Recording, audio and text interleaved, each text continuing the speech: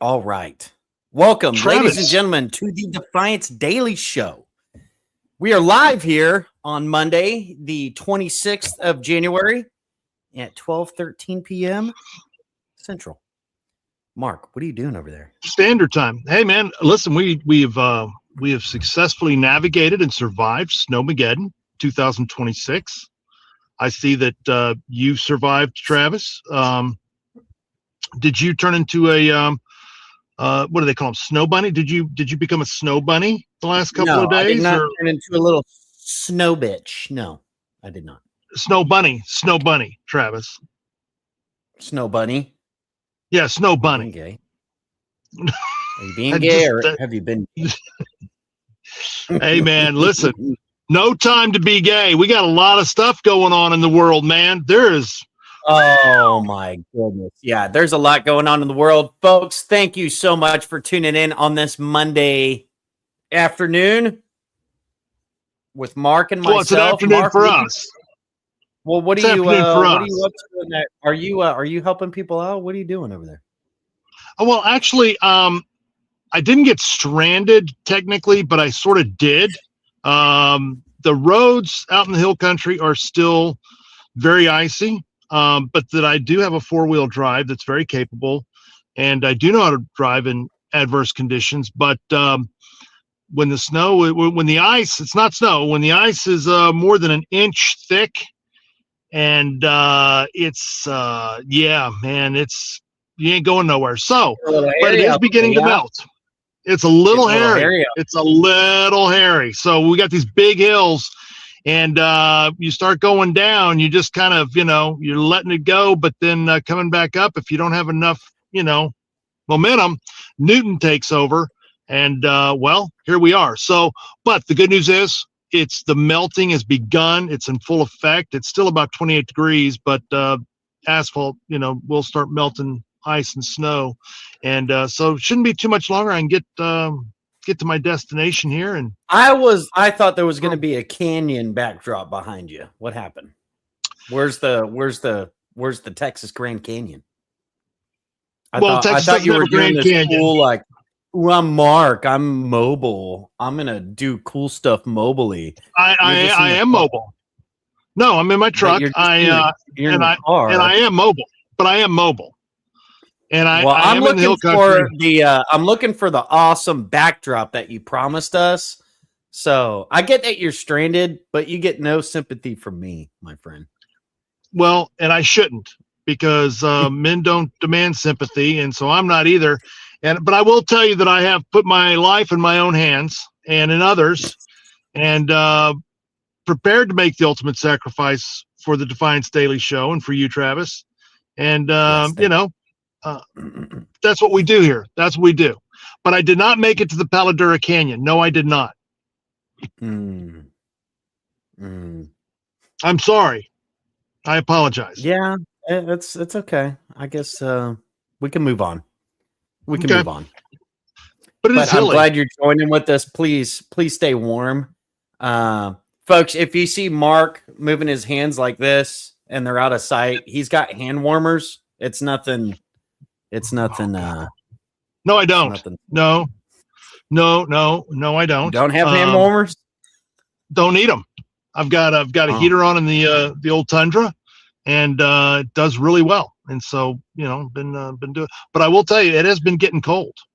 How cold did it get where you're at over there, Travis? We got down into about 16 degrees, so it's been chilly. Lowest it got here was 22. That was last night. Yeah. 33 degrees right now, partly sunny. I'm seeing there's definitely ice melting off the gutters, and still. Well, you know what they say. You know what the old farm saying is: when there's a little frost on the pumpkin, it's time for a little Dickie Duncan. What does that mean? You can take that for what? Hey. You can take that for whatever it means. But I will tell you this: the old farmers, they had lots of kids. They had lots of kids. It's back when the men were men, and the sheep were nervous. Yeah, when they weren't cross-dressing like a bunch of. When they weren't cross-dressing, they were having lots of kids, man. Lots of kids. Okay, sorry, folks. I'm adjusting here real time. Y'all know how I get. Y'all know how. Yeah, you get. Are you adjusting the lighting or? Oh, okay, that's much better. Okay, all right, let's get started, shall we? Let's do this, man. Here, can you see? You look good. You're looking good. Got to get the logo going here. There it is. I got the logo right here, brother. I'm always sporting the logo, bro. I'm always sporting the logo. Do I? Whiskey? You want some whiskey? No, I don't. No, I don't drink. Good for you. Yeah. I'm not weak. Oh, there we go. All right, guys. Well, we are back on this Monday edition of the Defiance Daily Show. Please do not forget to support us, folks. Visit us at defiancepress.com. That's defiancepress.com. If you're in the market for some books, go ahead and check out Defiance Press and Publishing, defiancepress.com. Go over to our books section. Supporting our authors here supports not only supports them, it supports the team here at Defiance Press and Publishing. And we really, really need your support. So go ahead and check out defiancepress.com. Go through the books area, scroll through, and see something that strikes your fancy and order it there. When you click the books on the website, it'll take you directly to a link for purchases. Please don't be shy about it. We've got a lot of new titles coming out that are in the works. There's just some really good material out here. So check out defiancepress.com. And if you are in the market for a publisher, if you're looking to get published and you're interested in partner publishing packages, go ahead and hit that Get Published link over at defiancepress.com. Follow the prompts, watch the video. It's very important to us that you definitely take your time to understand what's being asked here. Now, one slight bit of confirmation here. We are not a third world operation. We do not operate based on Somali standards, which is basically you submit a manuscript, we take it, we repurpose it, and then we put it out there because we're ghetto like that. That is not what we do. This is a Conroe, Texas-based organization. We don't outsource anything to the third world, and we also do not keep your manuscripts. So when you submit your manuscript, the only reason we would keep it is if we go to contract with you to publish your title. So keep that in mind.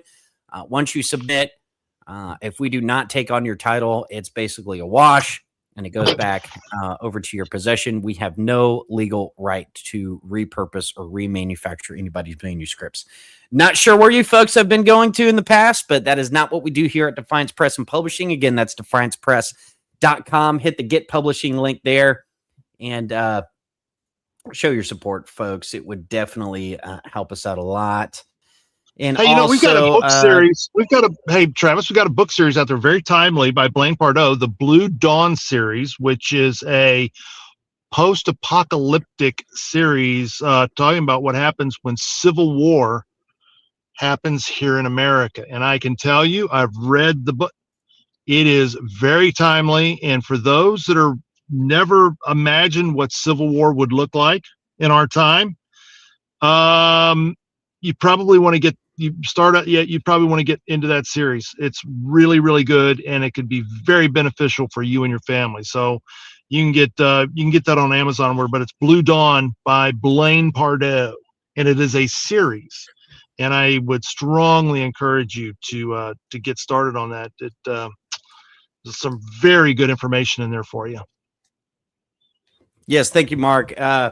The Blue Dawn series, yes, that's definitely one of our most popular titles and series going through Defiance Press and Publishing right now. That's the Blue Dawn series by Blaine Pardoe. Thank you for that plug, Marcus. Defiancepress.com. Again, that's defiancepress.com. Hit the books link, go through the titles there, and enjoy what you're reading. Also, let's see here. Don't forget to check out our sponsors, RFT Media being one. We use them for IT support, web design, and every little thing in between. They're gurus over there at RFT Media. That's rftmedia.com. If you are interested in some of their services, hit the contact link there. Fill out the details on what you're interested in. Everything from AI automation to web development to web design and digital marketing. These guys do great, great work. We use them here at Defiance Press and Publishing. I also use them for another of other business ventures that we have going on in the background here. You can see some of these client titles down here below for reference. That's rftmedia.com. Again, that's rftmedia.com. Please don't forget to let them know that Defiance sent you. If you go over there and you contract with services there, make sure you know you mentioned that Mark and the Defiance team sent you over there. Another one here is also jbradleypools.com. That's jbradleypools.com. These are for custom pools in the Dallas, Austin, Houston area, kind of the trifecta zone there. That's jbradleypools.com. We know it's freezing right now, but fear not, because at some point in the middle of next week, it'll go right back up to 80 degrees where you can go swimming.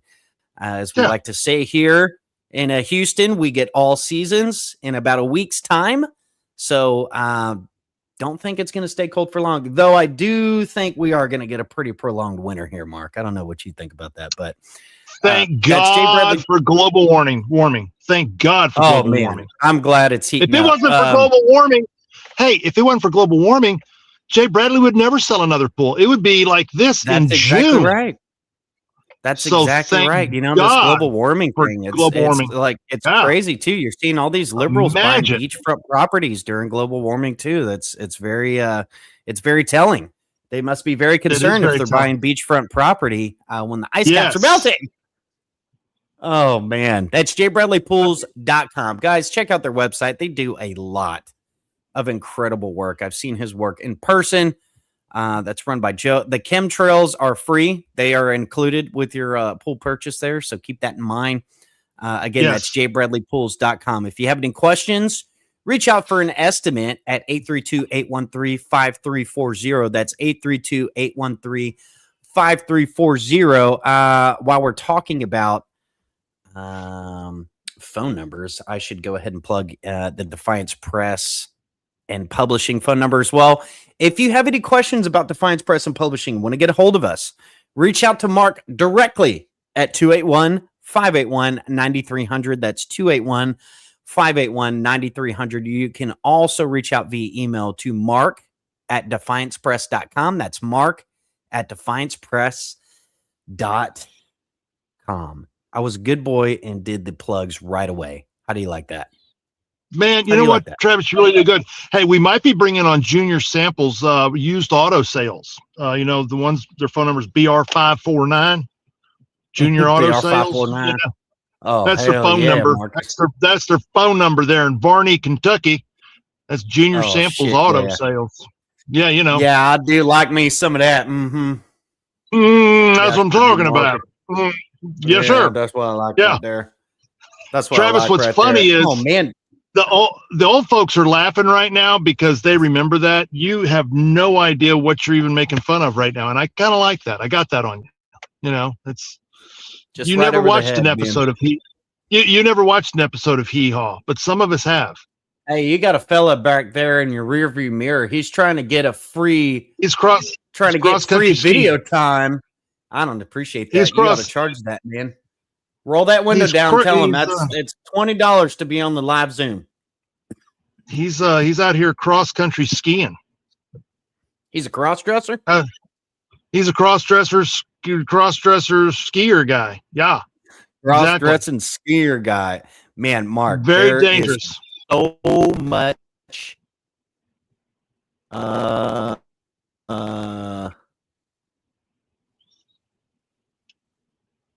Are we losing you? Yeah, I kind of dropped out. Are we still? Hang on, I'm gonna try to do 2 simultaneous feeds here just to make sure. There we go. I think we're okay here. You're back. You're back. Yeah, there's definitely a lot of stuff going on here. Mark, let's just pop right in here, and I'm going to give you something very delicious to snack on. Wait. Why are we starting out with a fat joke, dude?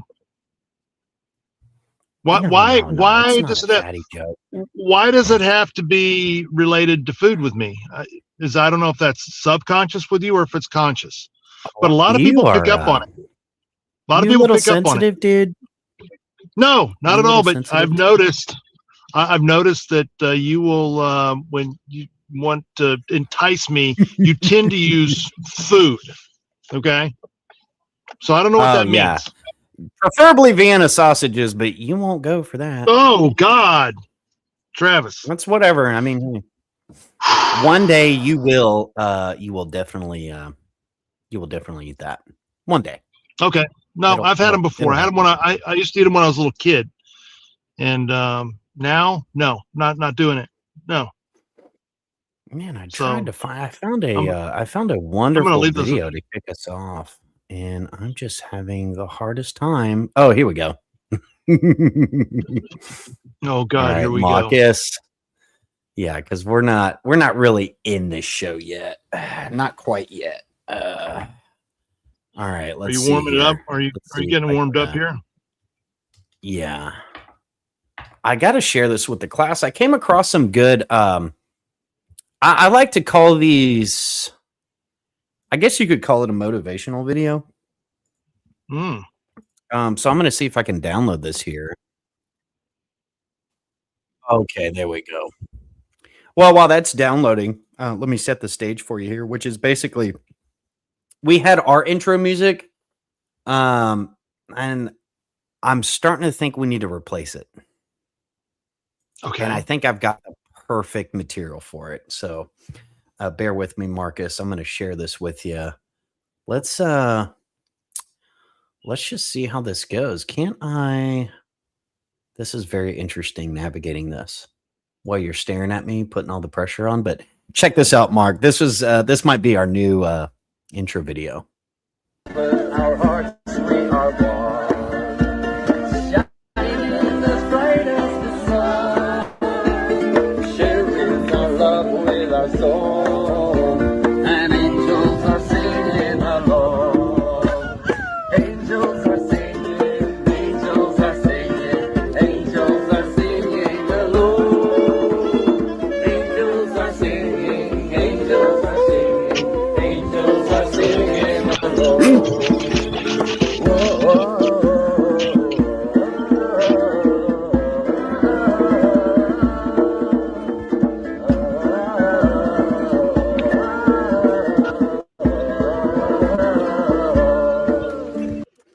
Mark, could you smell the patchouli on that one? Travis, did you know that you could? I'm terrified. I'm terrified to ask. Do you feel like you just took drugs? Well, I'm wondering, what is it that you scroll to even roll across stuff like that? That's what's frightening for me to even think about. It's just kind of at your fingertips. We just get. No, it's not at my fingertips. I don't find that. It's just really good. It's just it's good stuff for the show, man. I get John McPhee, clips that come across my, search bar and everything. Not that. You call that patchouli? Patchouli? What is that? I don't know. What's patchouli? It's like a it's like a hippie deodorant, I think. If I'm not mistaken. Really? I mean, or is it a drug? I think it's hippie cologne, I think. A hippie cologne. I think I'm gonna have to Google it right here. Let's see. Oh my God, Travis! I don't know what I'm gonna do with you, buddy. That looked like a hippie with the aroma of wood, which grows on a bush from Southeast Asia. You're breaking up. You're breaking up really bad. I said patchouli is the leaf with the aroma of wood, so it's like it's the hippie, basically perfume kind of deal. You know what I'm saying, buddy? I have no idea that. Barely. You're breaking up horribly bad. Let's see here. Oh man, I'm really breaking up there, pretty bad, buddy. Yeah, you're like. It's very, very difficult to put this live there. Okay. So let everybody know I'm operating off of. Nope, it's still horrible. Is it still bad? Yeah, you're breaking up really bad. Is it breaking? Yeah. Yeah. Okay. Here, folks, we're gonna do this live, and I just love when we have. What's funny is I'm operating from my phone. Of course, it's a Samsung, so it's much higher quality than an iPhone. But Travis is operating with all this high-end stuff in the studio, and I am stranded on the ice flows of Central Texas, no problems. Nobody likes a bragger, dude. Okay, you sound better there. Check. I don't know 1, what you 2, do. 3. Checking 1, 2, 3. Is that Got better? Got you 5x5. Got you 5x5 there, Ghost Rider. All right, you might. I guess the echo cancellation might have been causing some issues, but I don't know what it was, but man, okay. it was bad. It also did that too. I don't like that mirrored. I don't like that at all. There, that's better. Yeah, I don't like sorry about that, folks. Just bear with me here. You can't hear me at all? I can hear you now. Okay. All right, folks. You sound good, man. You sound good. You sound good. Nice. Yeah, you like that? You like that? I like that a lot. Cool. Yeah, they have these automatic adjusters on these, and I don't think they work as well as they say they do. You know what I'm saying? You don't think so? You don't think so? I just don't think I feel it. No, I just don't trust it. I really don't. Buddy. I don't trust it. I really don't trust it at all, brother. I don't trust it either. Okay, here, let's see. Yeah, some of these videos aren't labeled, so forgive me, folks, while I do this. But I think we got something that kind of captures the mood, because I was curious. My wife watches TikTok a lot. I know a lot of people that consume TikTok, and I always wonder, what are they saying on there? Is everybody paying attention to ICE? And apparently it's only a certain segment of the female population that seems to care about this more than anybody else. Because generally speaking, it looks like nobody really cares about this kind of stuff. Now I've seen Obama come out against this latest shooting, which shows to me there's a little bit of a desperation on the kind of the PR portion of this, because how is he categorized as far as what demographic does Obama fall under for these types of things? Is he male, female? He's a third worlder, right? He's a third worlder. But is it male, female, black, white, Indian? For Obama? Jakarta. Yeah, how does he fall? What category does he fall under as far as demographic? I don't know. What would he fall under? I don't know. I mean, boy, girl. Would he? I mean, is he a third? I mean, is he Muslim? Is he what exactly? I realize he was president of the United States. Transsexual. Twice elected. It's kind of hard to tell with this kind of thing. Yeah, I really don't know. I don't know, but do you think people are honest today as to whether they voted for Obama or not? I think some people are pretty honest about being about that, and also being liberal. I found an but no. I think I think there's people. I think there's people that are not. That I think there's people that consider themselves Republican that voted for Obama. Ooh, guarantee it. I guarantee it. Now it's hard to find today. But back when he first got elected, there was a lot of white female Republicans proudly saying that it was the big thing on Hope, right? It was absolutely. Well, yeah. Now, there's some in certain communities that are a little more open about it. So here's an example from the Asian community. Let's hear this one. Support because I'm a liberal. I'm a liberal. And you know what a liberal do? We destroy the economy. We make everybody impoverished. And then we make sure all the homeless people doing drug in front of the children, and make sure all the school teaching the children how to be a homosexual, and make sure they all teach about the transgender. So that is what important to me. And make sure we have enough subway car for all the poor people to travel around the city, going from homosexual to Palestinian protest and so on and so forth. Homosexual, dude, that was freaking. What did you find? Well, I don't know who puts those clips together, but they are so damn good. You gotta hand it to him, dude. He was right there with the homosexual. Oh, he was. However you pronounce that. However you pronounce that. That's good. I think that guy was the waiter the last time I went to an all-you-can-eat buffet. He was my waiter the last time I went to. Is that the one who said you eat like killer whale? Yeah, he said, you eat like killer whale. You go away. It says all you can eat, not you eat all. You go away. You cost too much. You eat like killer whale. He didn't accuse me of being a homosexual, though. Oh, he did not, did he? No, he did not. Man. But he was not impressed. He said at some point he came over and said, look, if you go away right now, I'm not charging you only for drink, and then you go away, but you have to go away now. You can't. You eat everything. No more Mugu goddamn for you. Well, she definitely was pretty honest about what the deets are there. So yeah, I think I'm not surprised that there's some Republican females out there that just couldn't get enough of Obama. And is this a video of Obama talking about his immigration policy back when he was president? This one looks kind of interesting. Let's see what do you mean? I'm the president of the United States. I'm not the emperor of the United States. My job is to execute laws that are passed. And Congress right now has not changed what I consider to be a broken immigration system.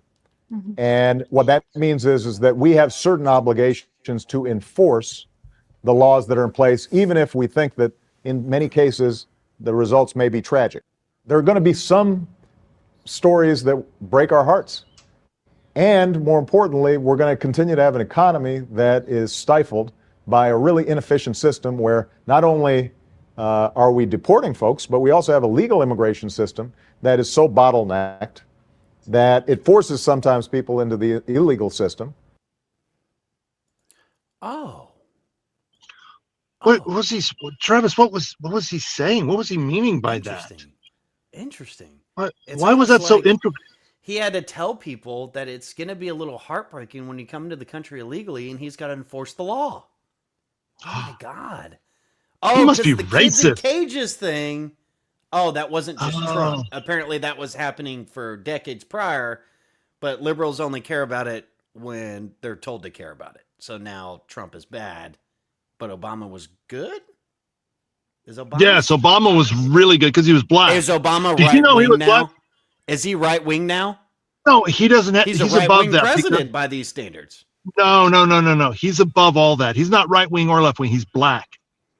So he's superior. He's above all that.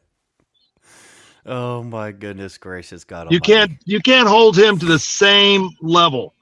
He's way higher. And besides that, he's married to a man. So that's another one that makes him even higher on the scale because he's black and he is married to a man. Is he really?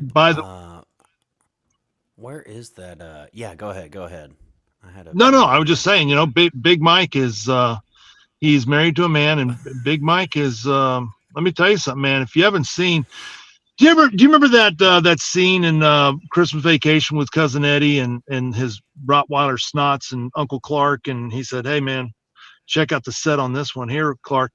It reminds me of the first time you realized that Big Mike Obama, she's got a big package down there, and you start looking close and you can see he's packing. Big Mike is packing, bro. You know what I'm saying? Big Mike's a big packer, huh, buddy?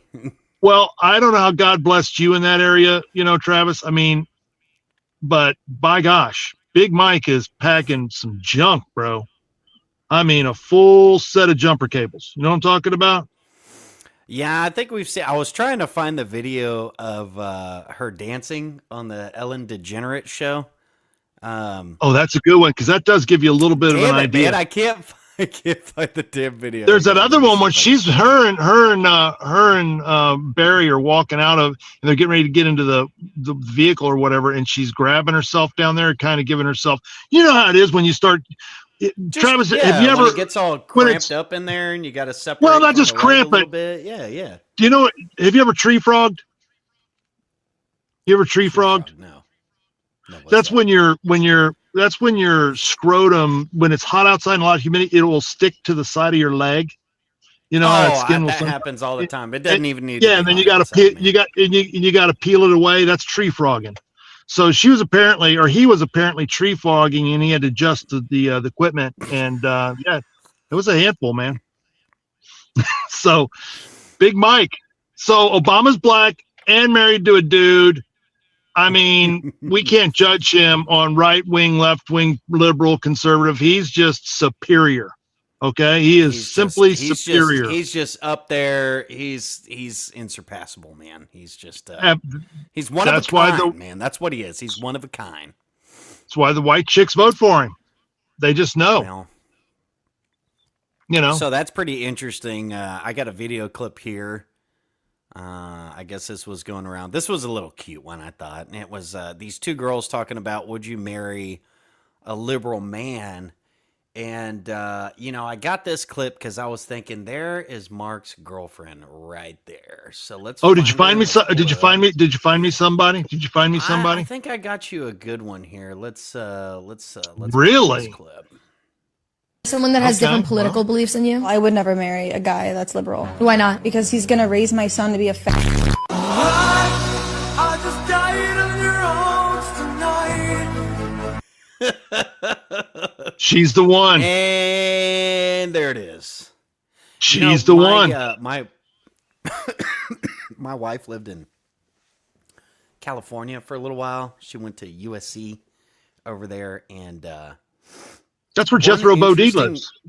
Well, that one interesting note when she came back and started dating. First of all, she said she wasn't ever going to date a man with hunting pictures anywhere on their Facebook or their social media profile.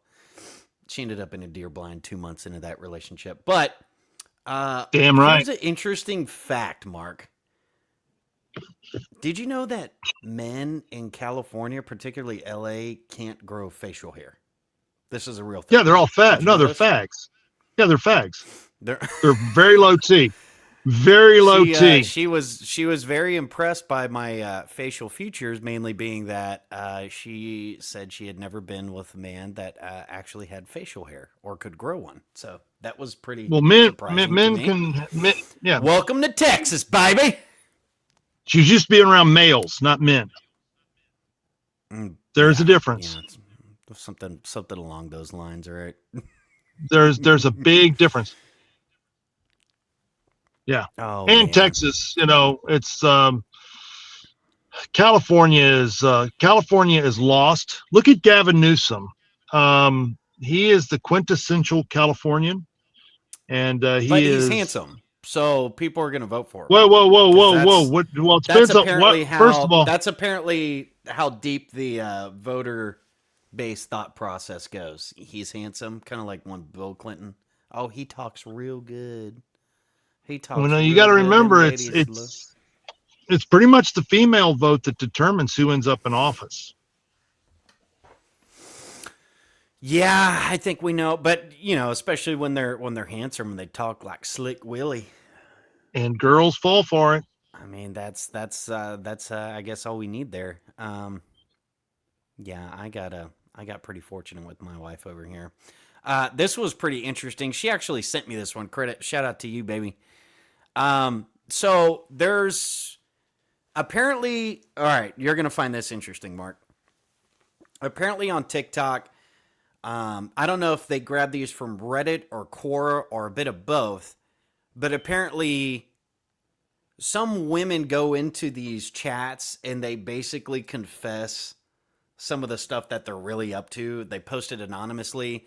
And what you're going to see is a video of somebody reading it, but they pretend like they're the person doing it. So when you see this lady's not actually saying this because she's effectuating this.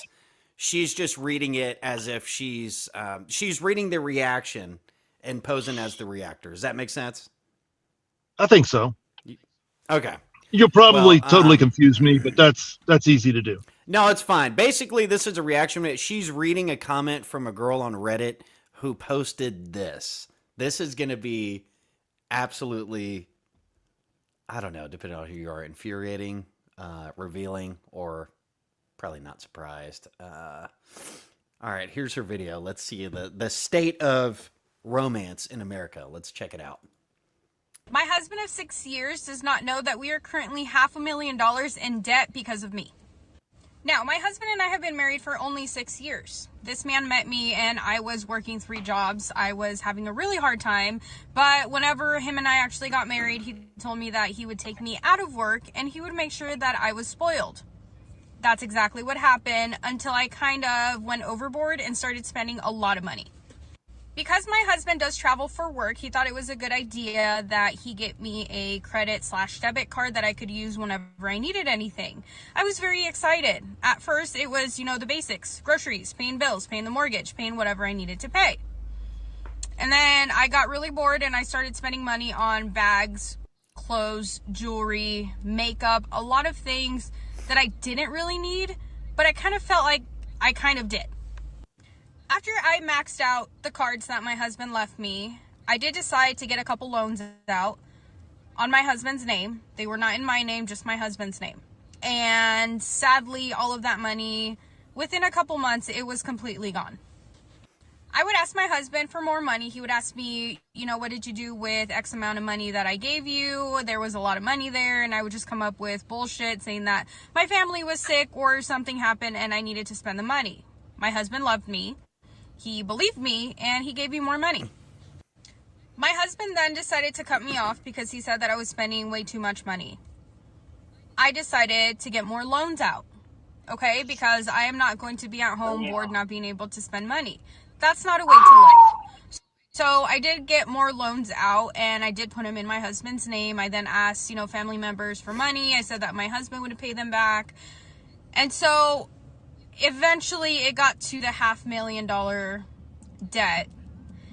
My husband doesn't know. He still doesn't know that everything's in his name and he has to repay it back, obviously, because I don't work. How am I supposed to repay everything back? What I can do is either confess to my husband, come clean, tell him everything that's been going on and apologize, or I can just walk away from the marriage because I really do not want to repay all of that back. I don't feel like I'm in a place where I can actually work and repay all of the debt that I put my husband in. Okay, a couple of things here. First of all, I'm assuming is that supposed to be a true story? That's a true story. True, honest to God story. That's pulled right from Reddit. People admitting this is the type of shit they're doing in their relationships, in their marriages. Well, this is another reason why, again, the founding fathers had it all right. Feminism has just put us in this position. I think it was the 70s where females were able to get their own credit cards and bank accounts and things like that. And the reason for that is exactly this right here. And but did you hear she said, I got 2 choices. I could tell him or I could just leave the marriage. And he's stuck with it. And what can he do? That's why it was the way it was. Because, we're all men and women are wired differently. And it makes me laugh when people will say, no, we're not. We're just the same. You sound just like those people that say boys can have vaginas and girls can have penises. No, men and women are different. Our brains are wired different. We're wired differently for totally different jobs. And so this is why, anyway, if we just went back to the way the founders had set it up, women would be 1,000 times happier. We wouldn't be having a crisis now where our population is, just falling out from underneath us, and we wouldn't have the issues. Anyway, the founders were smart, man. They were really smart. They knew this stuff. Then that's why they set it up the way they did. That's pretty amazing. I think the most glaring aspect, because as some of you who listen are aware, I'm a consultant for a living. I do contracts, and there is no way in hell you can look at that from a contractual perspective and think, man, it's a real good idea to sign a one-sided agreement. And then if somebody takes debt out in your name, they can just leave you holding the bag. And what are you going to do about it? Needless to say, in line with that, I think, when we say getting the government out of a multitude of things is only a helpful thing, marriage is no doubt one of them. Marriage, initially and originally, is supposed to be a sanctified process by a church. Now we've got government involved, and you've got people like this on this story that they just the entitlement for it. It's the money situation. You can just roll out some debt, and look, if things get too hot and heavy and you got to start paying it back, well, you just leave the marriage, and then he can fight for his life, building back up his torch credit score. I will say this balances and what else, but why? Hey, dude, he's got to be giving that much. Obviously, given that much access, you got a little simpy to you. You got a little simp to you. That's what I'm saying. Now, wait a second. How did she get away with all this without him knowing? He is at fault as well. And you can't tell me that pussy is that good. There's no way. Not for $500,000. You know what kind of... Anyway. $500,000. That is absolutely crazy. Dude, that's crazy. Right. Now, this is also interesting. On those lines where you were talking about how, men and women are fundamentally different in a lot of different aspects, right? We're in every way. And human. This is a great example of exactly what Mark's talking about right here. You want to see some of these differences. So this was a study. I need to look up this study, but I saw the clip this morning. I thought folks would find this interesting. Take a listen. Women were hooked up to brain scanners as they watched people play a game. They got to see whether the people playing the game were playing fairly or whether they were cheating at the game. And the people playing were connected to electric shock machines. So electric shocks would go into these people as they were playing, and they would measure the brains of the men and women watching. So every time a player that was playing fairly got an electric shock, both men and women's empathy centers lit up. Whenever an electric shock would go into a person that was cheating, women's empathy centers lit up just the same as with the fair playing person, but men's empathy centers did not light up at all. Actually, their pleasure center lit up. Super key psychological distinction between men and women. Did you catch that? Fascinating. Folks? Fascinating. Did you catch that? Fascinating. So the men's, so when they knew who the cheater was and they got shocked, the men's pleasure nodes would go because they knew the cheater was getting his shit wrong. You know what I'm saying? But girls still felt the empathy.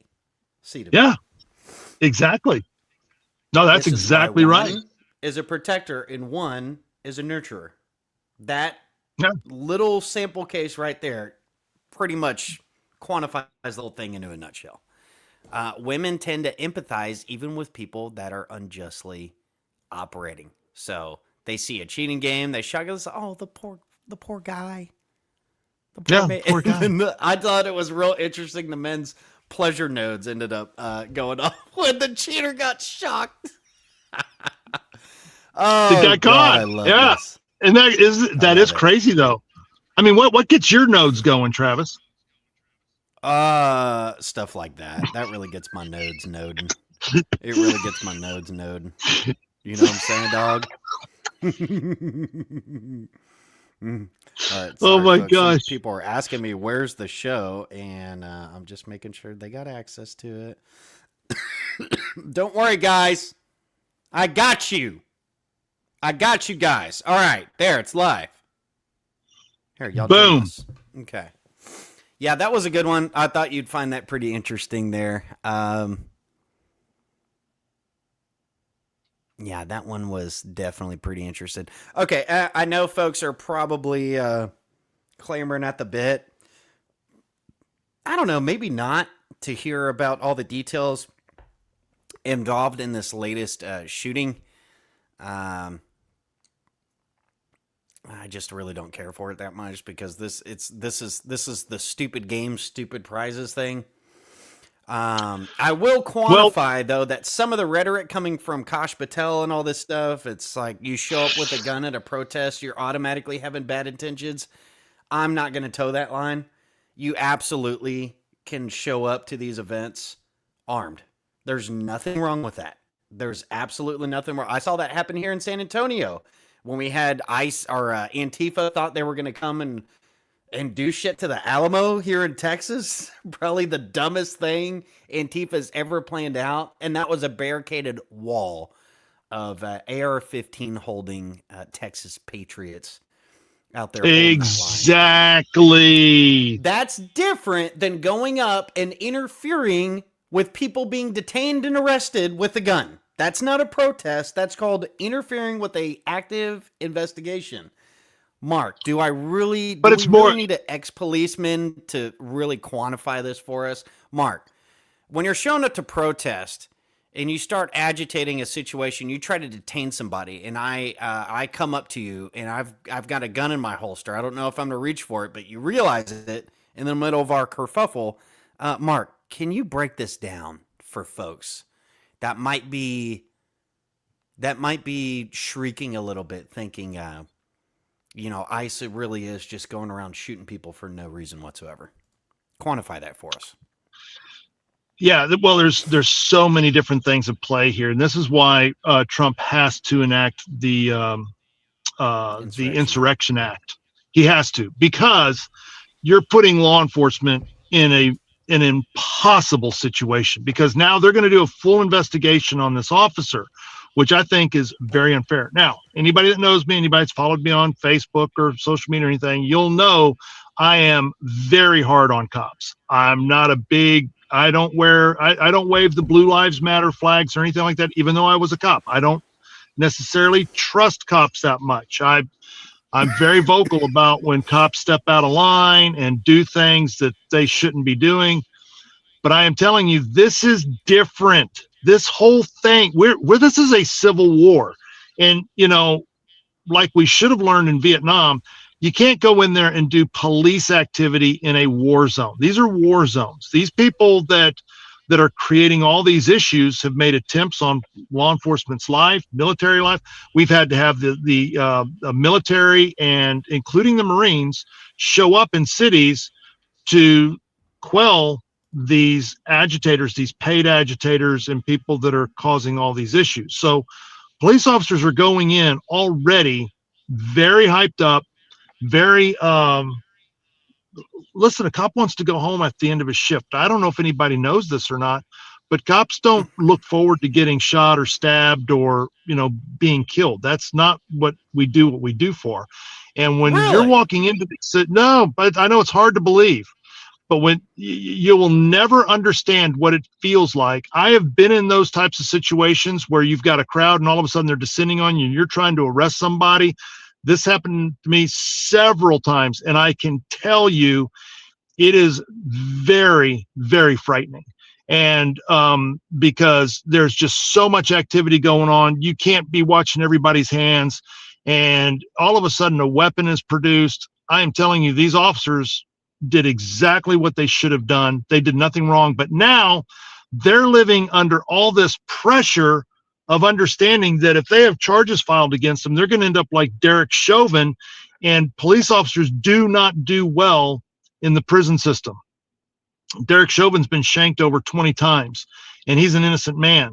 He's been convicted of murder, and there's not even a murder victim. So this is my point on this. You're going to have fewer and fewer people in law enforcement. Now, these ICE agents, they get paid a lot. Do you know what these ICE agents get paid, Travis? Where'd you go? Uh-oh. I do not know what they get paid. What do they get paid? It's around $200,000 a year. Damn. No, they get paid very well when they work a lot of overtime. They get paid. They get paid. Okay. They get compensated. I think they get very well compensated for law enforcement. But they are professional, and I can tell you, you're going to start having people are going to start looking at what happens whenever they have to defend themselves. And if they go through these investigations, which these investigations on officers are horrific, the stress you live under and everything else is unbelievable. You do that to enough officers, and pretty soon you're going to have a hard time finding officers that want to go into these situations. This is civil war. We've got to understand what this is. This is not police activity. These aren't just citizens breaking the law. These are insurrectionists. This is why Trump has to go with the Insurrection Act. He has no option here. And that way you just go in and you just clean the streets out of these people. We have to have mass arrests. And here's the other thing. If Walz and Fry and Ilhan and all these corrupt politicians, if they don't get arrested and locked up and the key thrown away, I think some of them need to be also, at the end of the day, if you find them, guilty of treason, they need to be executed. If we don't do that, we're lost. It's over with. It is done. The only way America survives this is to, we're going to have to build huge prisons to house all the people that need to be arrested, not just the street commies, not just the street terrorists, but all of the government officials, the politicians. I don't care who they are, all the way up to Barry and Big Mike and the Clintons, all the way down to the secretary that works for whoever, whatever government employee or bureaucrat, any of them that have any sort of dirty hands on any of this stuff, they have to be arrested. And my fear is that ain't going to happen. And that's why this is going to deteriorate, and it's going to be a full-blown civil war, because at the end of the day, that's the only thing that will fix what has to be fixed. And so people better get serious about this, because this is not going away. It's only escalating. Yeah, and people folks, are dying. People are dying. We're gonna dive into the details here around the shooting. Some more information that's coming out as far as these ticketing agencies, these coordinated group chats, these groups that apparently he belonged to as well, and how they're coordinating and showing up where these ICE officers are being housed. We saw that over the weekend and some last night. These protesters, quote unquote, are showing up to hotels and where they're staying and trying to break their way in. And what do you think they're into? What are they protesting people at the hotel, or do you think they plan to kill them? We'll get into that and more as long as you keep tuning into the Defiance Daily Show. We'll get to that towards the end of the broadcast here, but definitely some interesting things to go about. So we're going to dive into some more details here as we go along. But that is a developing story as well. Apparently there's some more activity going on as we're speaking now. And then of course, here's where this gets really interesting, because Antifa, well, I won't get too into it. But basically, we're getting a little bit of some, I think what folks are getting is some liberal fatigue is what it sounds like. General polling numbers are actually showing this really isn't having the effect the left thinks it's having. Of course, I don't think it's going to be enough because, well, and the GOP could take advantage of these situations, but they don't really know how to do that kind of thing.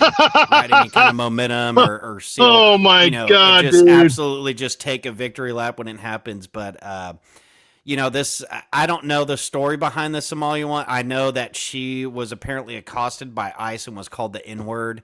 So I immediately went to hoax. What N-word? What N-word? Nagger? What?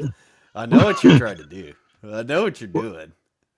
What N-word? I ain't gonna eat it.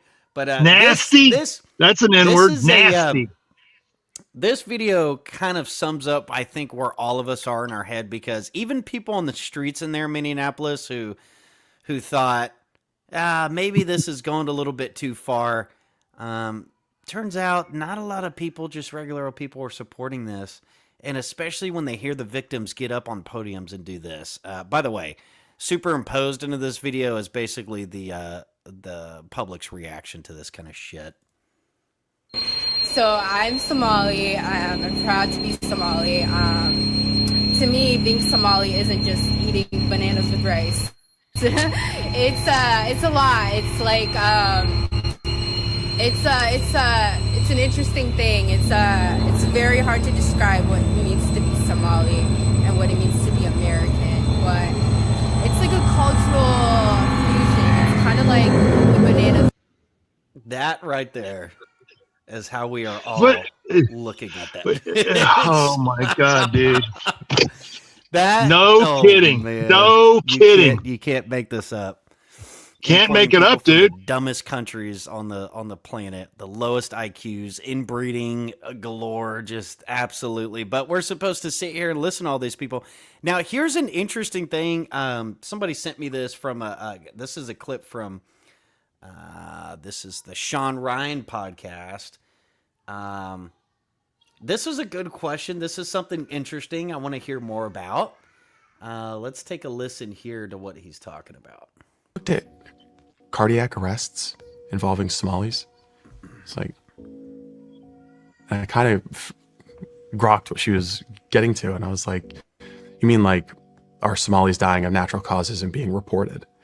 And she was like, yeah. She's like, I was talking with Minneapolis police officers, and none of them ever remember responding to a cardiac arrest, aneurysm, stroke of a older Somali person. And just looking at the actuarial tables, you would think 100,000 people out there, the odds say that some of them are going to have heart attacks, they're going to die, and then the police or the emergency services are going to be called to respond. None of the police officers ever remember going to a Somali DOA. And so I go to some of my sources in the Lewiston Police Department and ask, do you remember ever responding to Somali DOA's cardiac events? Like, they start laughing. Like, you know, we were just talking about this at the station, and no one really remembers responding to Somali DOAs. So what's happening? You know, based on that sample, you know, it's not totally scientific, but we know there's some natural deaths happening from medical events within the Somali community that are not being reported to the state, to the medical authorities, to EMS. Now, why is that? So what happens if grandma's got subsidized senior housing, an EBT card, and Medicaid benefits, and you report that she's passed away? Okay, so those benefits get shut off. Everybody can understand, yeah, you just keep the benefits going. This is how you end up with Social Security or more so the EBT cards, benefits going to dead people. But what are they doing with the bodies? That's what I was going to ask. What are they doing with the bodies?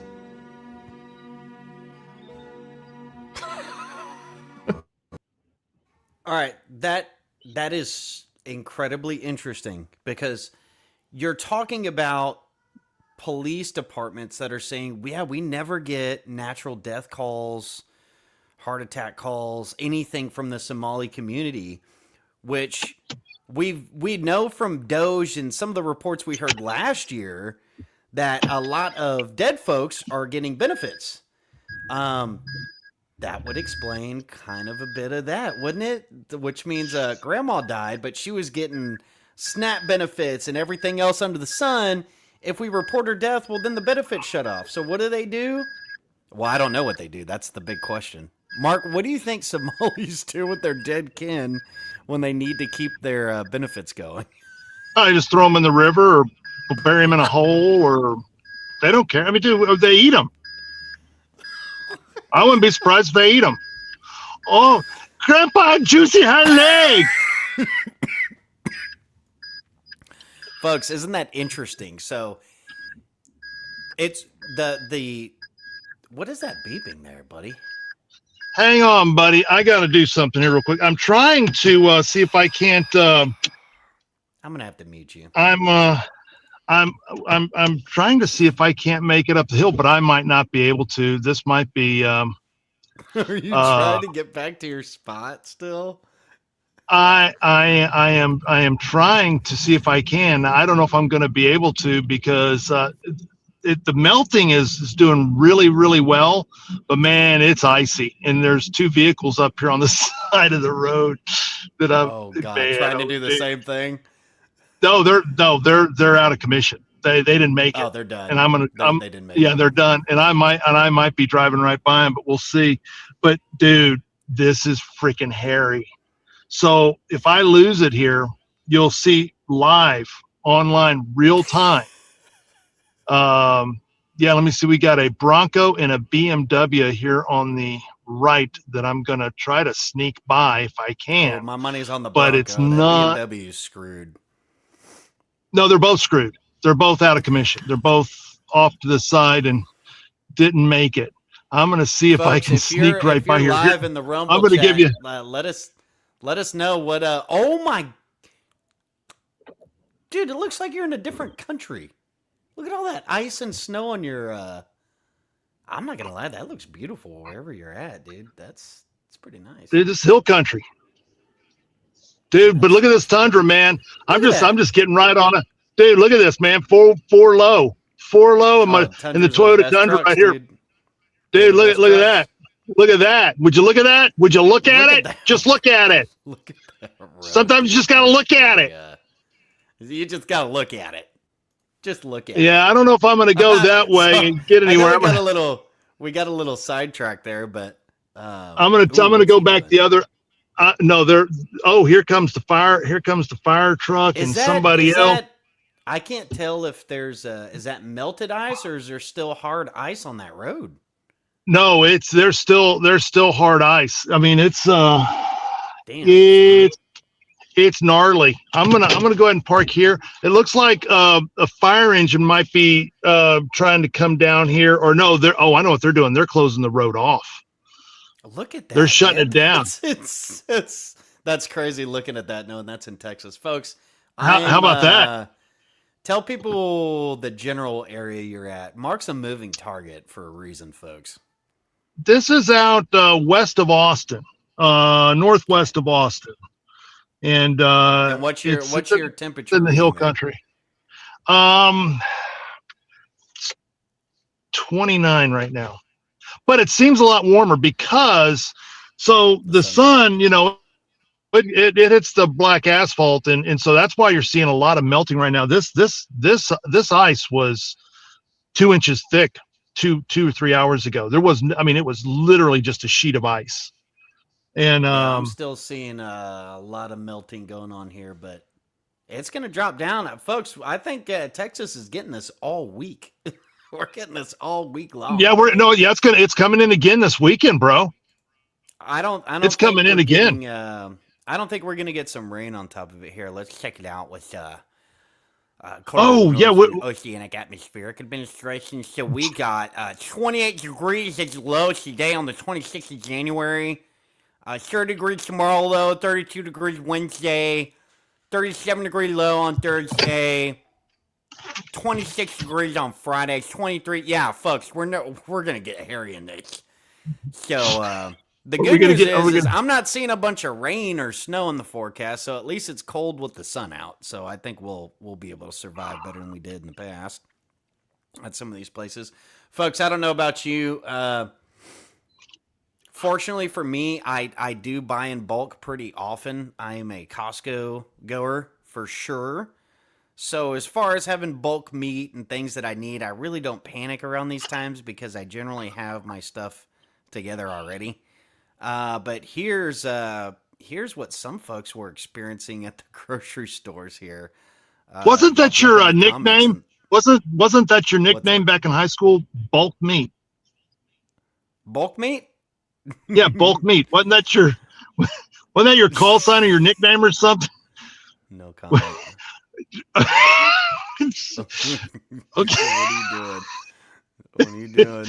Dude, I'm driving and it's hairy. I'm telling you, dude, this is it's I can crazy. tell, man. I'm feeling nervous for you, buddy. Dude, don't get nervous. We don't get nervous, man. We're just, hey, man, listen. You got to step out, man. You got to just. I said I was going to come early and just get a couple. This is what HEB was looking like, buddy. The parking lot all right, packed at HEB. Bro, y'all are some scavages. Look at that. White Took everything. Straight savages. Took everything. Oh, they left all them jalapenos. I would eat those. Oh, dude. No avocados. Let me tell you something. Look at this, guys. Nothing.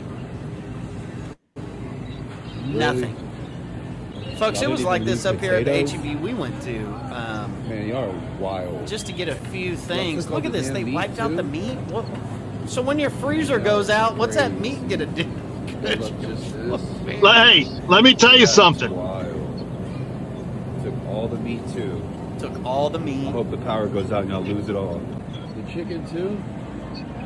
Oh, thanks. Y'all left 5. I will say, crazy. If you're gearing up for a winter storm and you have to go to HEB y'all legit don't and even take raid the smart the stuff. meat aisle, you're power failing goes at out. life. All that food y'all bought is gone somewhere.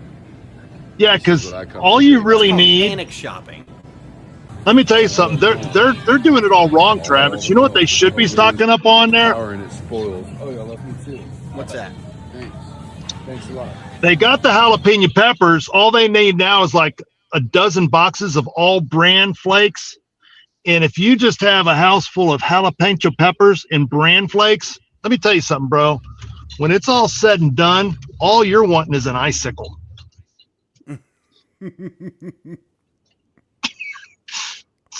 You're crazy. I don't know if or a popsicle. Yeah, we get. I mean, I'm just telling you, man. You get locked in a house with a family of 4 or 5, and all you got is jalapenos and 40% brand flakes. It's going to be a party. I like the way your brain think.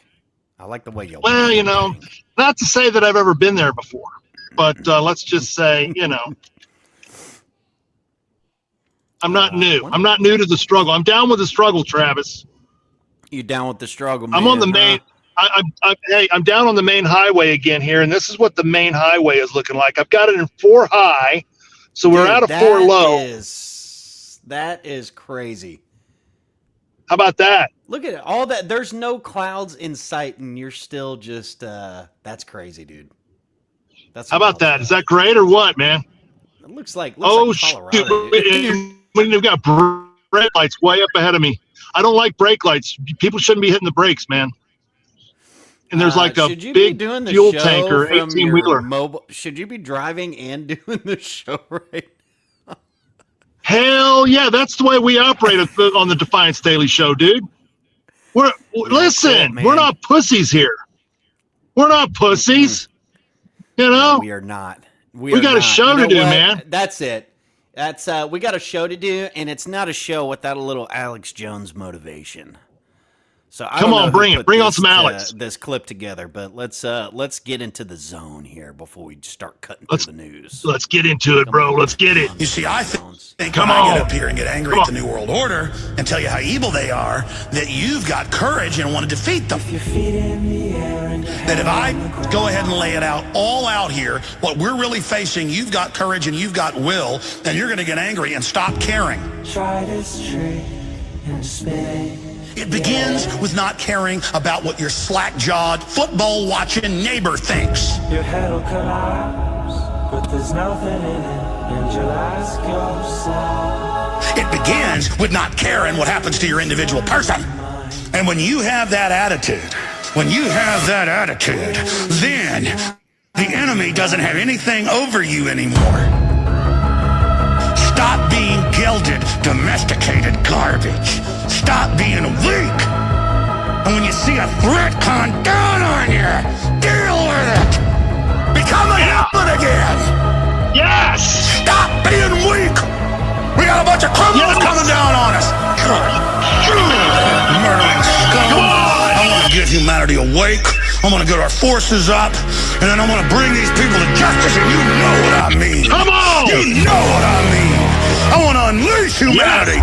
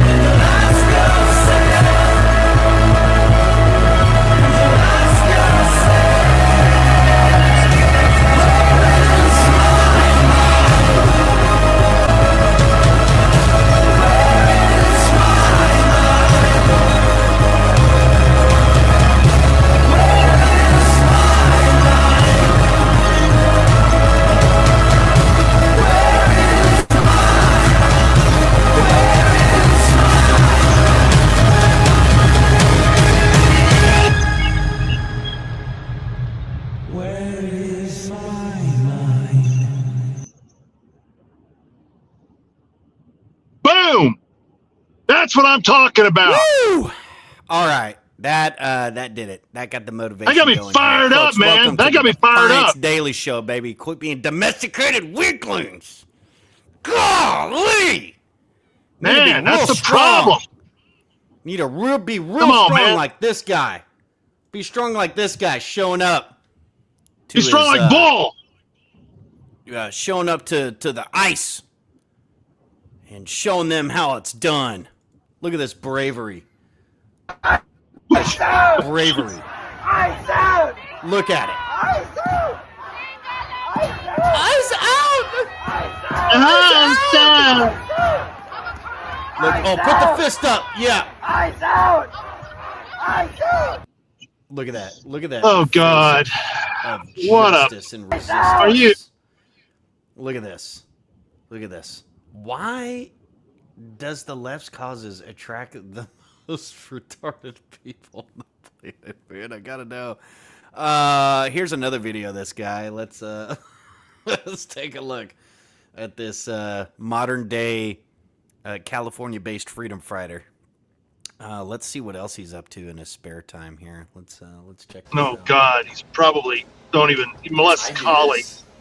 All year. All the time. I'm out and about like this because I do it for me all year. All the time. Yeah. Mm-hmm. Yep. I'm a fucking blue collar fuck of a dude all day long. And then at least a few times every week, I like to get real clean and pretty and go out, shoot pool or get dinner, maybe go dance. You never fucking know, right? But I don't need a fucking parade to celebrate. I don't need to be groped and harassed and catcalled and treated like a piece of meat by a bunch of fucking cis women who fucking give me side eyes in public when I do this the rest of the fucking. Oh, God. Who all of you fuck off. Oh, God. Dude. Okay. I know people struggle when I say the things that I do, but I'm just being honest. And until we come to the conclusion and understand, and I don't expect women to, that's why women don't even need to be a part of any of this conversation, because they do not get it. They just don't. Thank God they don't. We don't want women understanding what I'm about to say. But there is no coexistence with this, Travis. There is only one solution to this. It's not political. We're not going to win it at the ballot box. We're not going to convince these people. These people have to be dealt with on a permanent basis on an industrial scale. Period. There's no other way to do this. I disagree, because I saw some of these videos and I'm starting to get inspired. Okay, this one especially. Like, these guys really inspire me to do better. This one really caught my attention, Mark. You'll like this. Okay. People have been asking, when's the time?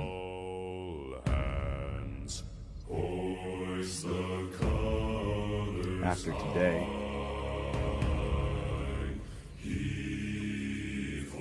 The song has been sung. It's time.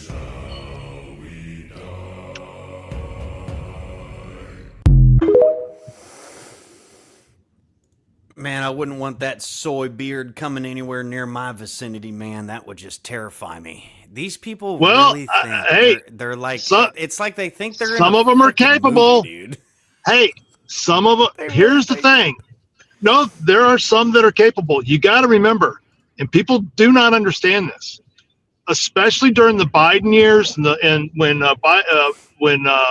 Obama was president, the military has trained hundreds of thousands of leftists, because there were hundreds of thousands, if not millions, of Democrats that went through the military during the 12 years of Biden and Obama. So they're not all a bunch of pansy, limp-wristed, weak, incapable, never shot a firearm.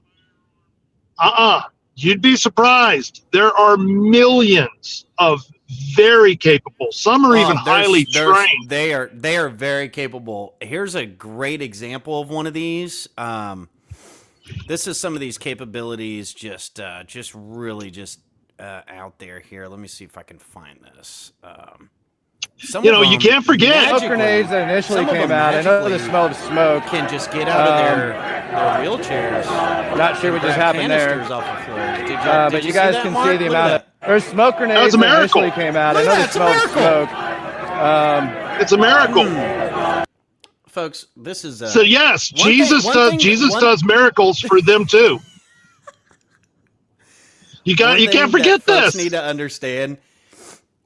So the optics of being in a wheelchair as you're throwing stuff at law enforcement and then getting tear gas. Well, what is the media going to see? They're going to see you tear gassing a wheelchair bound man. You see how these games work, folks? What else? How else do you see it? That's the only way you see it. They shot a tear gas canister at a paraplegic, Mark. Exactly. That's what ICE does. ICE goes around marauding, raping, just shooting, and especially people in wheelchairs. Look, just go back 6 months and look at all of the wheelchair-bound people who have been shot and killed and tortured by ICE. Just look at them all. It's all out there. Just go look at the numbers. These people are they're the awfuls. And honestly, the more videos I'm seeing of people resisting, the more that I'm getting. But at the end of the day, listen. At the end of the day, and that's why I say this is no conversation for women. I might join the resistance. You might join the. Okay, well, listen. God bless you. This would be a great place to announce that for sure. Here's another video. But this is one that really got me motivated. Do you want to see it? Yes, let's see it. I want to see your motivation. Gearing up to go do ICE patrol at my neighborhood school. Oh, look, an 18-month-year-old.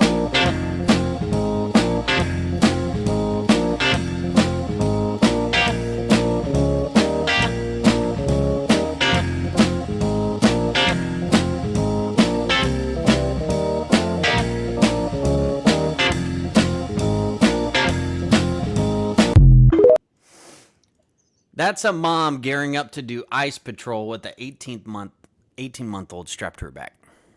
Does that surprise you? How many abortions is that? How many children? How many of her children murdered? How many of her? We don't know. Where's Dad? Well, where's Daddy? That's right. Where's Dad? She don't need no man. She don't need no man. She's out there. Here, I got a couple more clips here. She is strong. She is strong and independent, brother. I should call this segment Monday Motivation. Here's some more. You want some more Monday Motivations, buddy? Get you some. Get you some. I had to have a very hard conversation with my spouse this morning in light of another murder by ICE agents of an American citizen who was exercising his constitutional rights. Wait. Hold on, pause. Observe. The left now cares about the Second Amendment? Hello. Of course they do. What kind of question is that? Time. Travis, what kind of question is that? That's so silly. Let's hear what she says. Why would you even ask? Why? To legally carry defense on himself. And I was basically like, hey, I think we need to make sure we're on the same page for what we do if and when this comes to our community.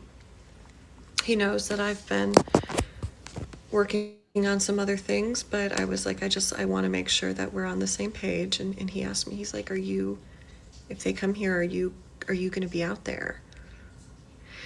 And I said, you know me. You know who you married, and you know I do not stay quiet when people in power abuse their power to harm others.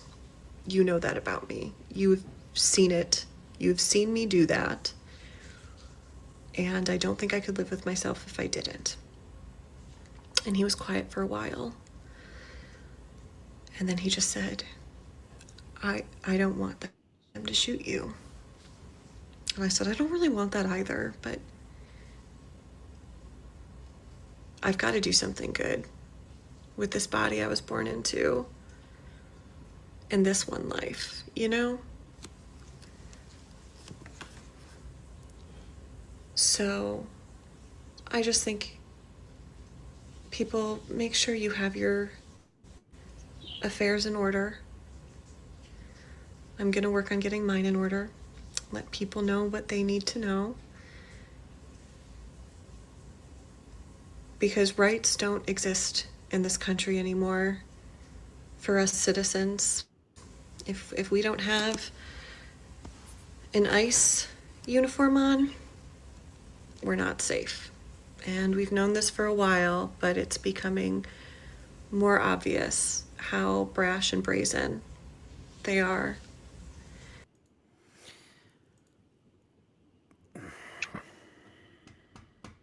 So she talked to her husband, Mark. She's going to be out there, okay? You think she's got a husband?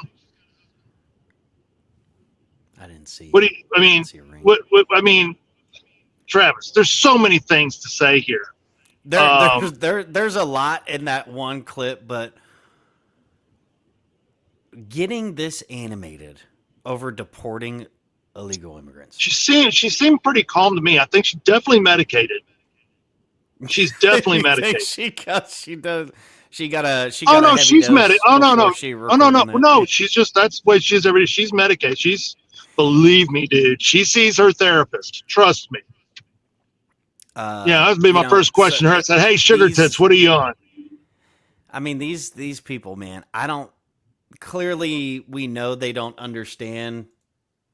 You know, these are. It's always baffling to me how you could get this animated on shit and you don't even know what's really going on. Here's a perfect clip, kind of embodying exactly what I'm talking about. Take a look for yourself. This is pretty interesting. I'm getting so angry because the country being run by fucking criminals and nobody's doing anything, and people like you are defending actions of fucking terrorists. And people like you are defending these pedophiles being in Minnesota by wanting to abolish ICE and get them out of here. here. I'm not defending those fucking pedophiles. If you're trying to argue that we need to get rid of these people, that these are fucking pedophiles, then get the fucking pedophiles in the White House out now. Those are pedophiles. Okay. And so when you want ICE out of Minnesota or Minneapolis, this is who you're protecting. No, I am not trying to protect those people. I'm protecting the actual people who had not had any previous criminal charges against them being deported. Sure, maybe those people have been convicted. Maybe they should get out. But how do they get out, though? I mean, get out. But how does that happen without ICE? Find some other organization, not hiring criminals. There isn't. There is no lawful organization that can remove somebody that's here illegally and committed crimes. They can't do it. You know what that's called? That's called the fucking police.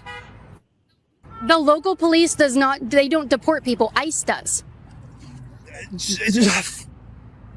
Okay, well, here's the thing, though. Say that, they want to get these criminals, or they want to, convict these criminals, get them out, all right? You want to know an easy way to know if someone been convicted, an easy way to get criminals? Go to the fucking jail cells, get the people that have already been convicted, get them out, not random people on the fucking streets. Okay, so again, we're just going to talk calmly here.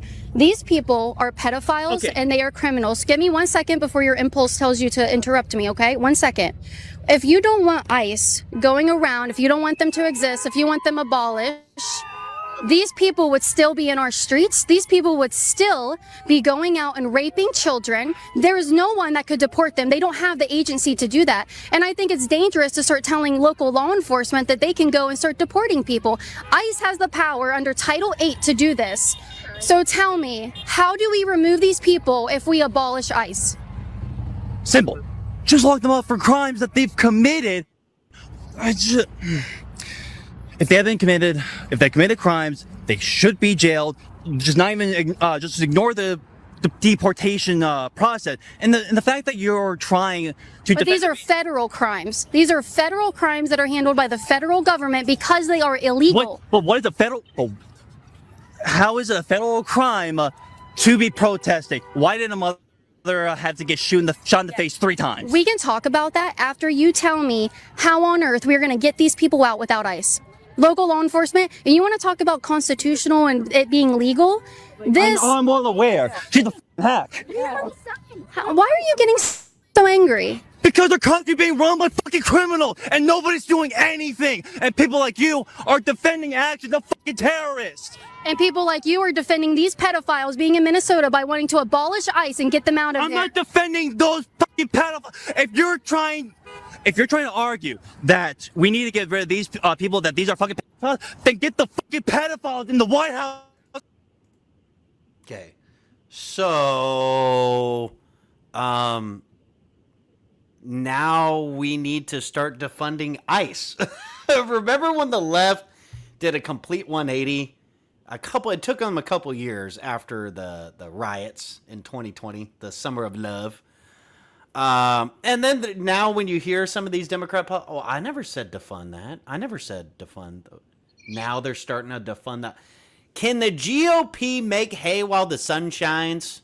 Can they do it? No, see that's the no. See, here's the thing. No, I'll answer your question.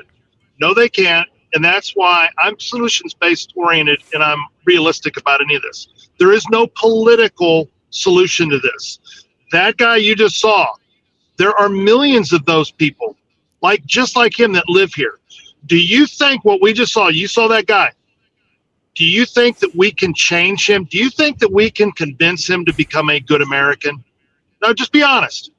This is logical. Ain't gonna happen. Do you think we could change that guy's mind and turn him into an upstanding American, freedom-loving American? I'm just not seeing it, dog. No, it ain't happening. So there is only one solution, and it's not going to be up to the GOP. The GOP is not going to fix this. Trump can't fix this. Bondi's not going to fix it. There is only one solution. The founders put it in our founding documents, gave we the people the power to fix this. And that is, here is the solution. We have to go out and take care of the enemy permanently. That's what we have to do. That is the only solution. That is the only fix to this. It will be nasty. It will be gory. It will be the bloodiest. It will be the bloodiest war in human history.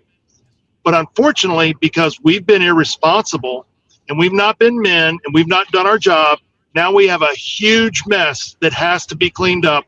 We're the only ones capable of cleaning it up, and it has to be done. And the longer it goes, the worse it's going to be. That's it. There is no other way. People can talk all they want. You can put all the talking heads on Fox News and say GOP's got to do this. I think Mark's a little scared from this motivational talk. I think these videos are starting to get to him. He's getting a little intimidated. Wait till he sees this one. Hey man, I'm pulling into bunker 2 right now. We need to go to DC. Shit needs to get done. Here's the thing that I need for protesters and everyone to start realizing, okay? We're at war. The protests are over. There's no more protesting. This is combat now. So when I come onto the field, I'm not screaming at people that are going to assault me or pepper spray me. No, this is combat. I'm going to engage them in combat because we have shit that needs to be done. This is how we get shit done. Okay? We're not protesting anymore. We're fighting. You understand? I need for you to stop with the signs. And I need for you to get shields and swords of the pew-pew kind. I need for you to wake the fuck up. We're at war. It's wartime. It's time to go to war. You know how your military father or your military friends were always telling you freedom isn't free? You're about to find out. You're about to get it. So figure it fucking out. Stop protesting. It's fight time. Mark, trembling. I'm 100%. Are you shaking? Yes, I am. I'm getting a little aroused. I'm starting to get. I'm getting a little. I'll be real honest with you, bro.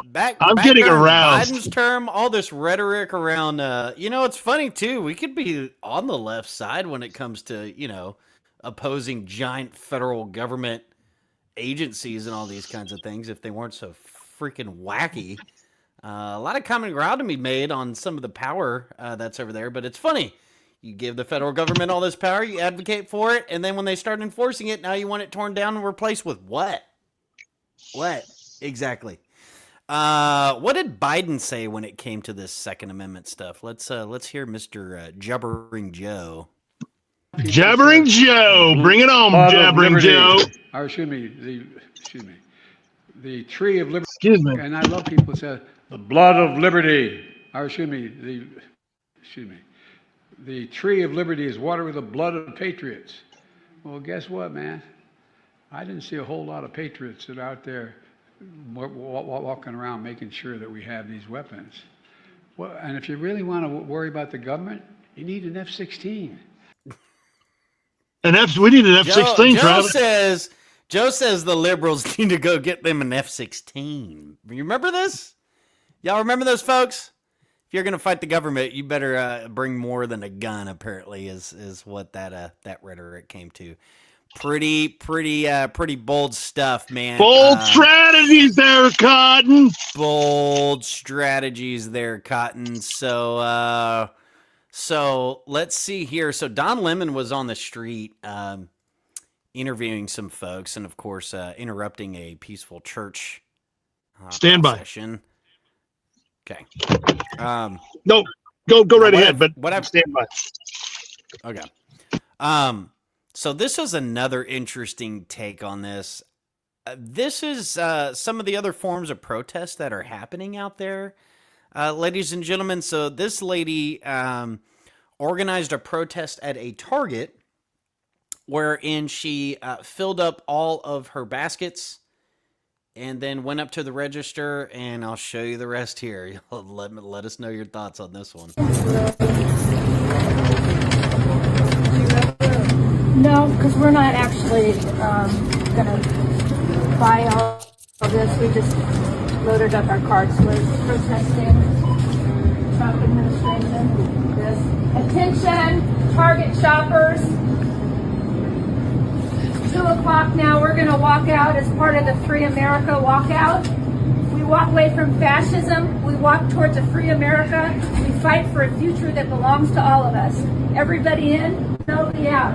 Everybody should walk out, including the workers. Bye. Okay, so now we are at the point where we're just loading up baskets and going to the Target checkout line and telling everybody to walk out. So somebody's got to put all that stuff back. This is one of those protests that I never really understood why you do it, like blocking traffic. Nothing gets you on your side. Nothing gets other people on your side more than blocking traffic and harassing general people working at places like Target. Because that'll get everybody crying against fascism. You interrupting their job flow for things they don't even care about on a daily basis. And it's a bold strategy, Cotton. We'll see if it pays off for them. I'm not sure why you would go about doing that one, but here we are talking about it. Some interesting tidbits here from old Mr. Don Lemon. Wanted to share this with the class. This is what's getting really interesting. You're basically, the fact that I'm sitting here covering a federal agency doing its duty, basically enforcing the law and exactly what we all voted for.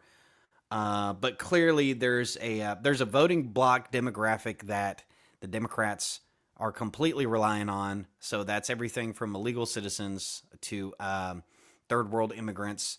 So even though they're fleecing the public dry all over the United States, not just in Minneapolis,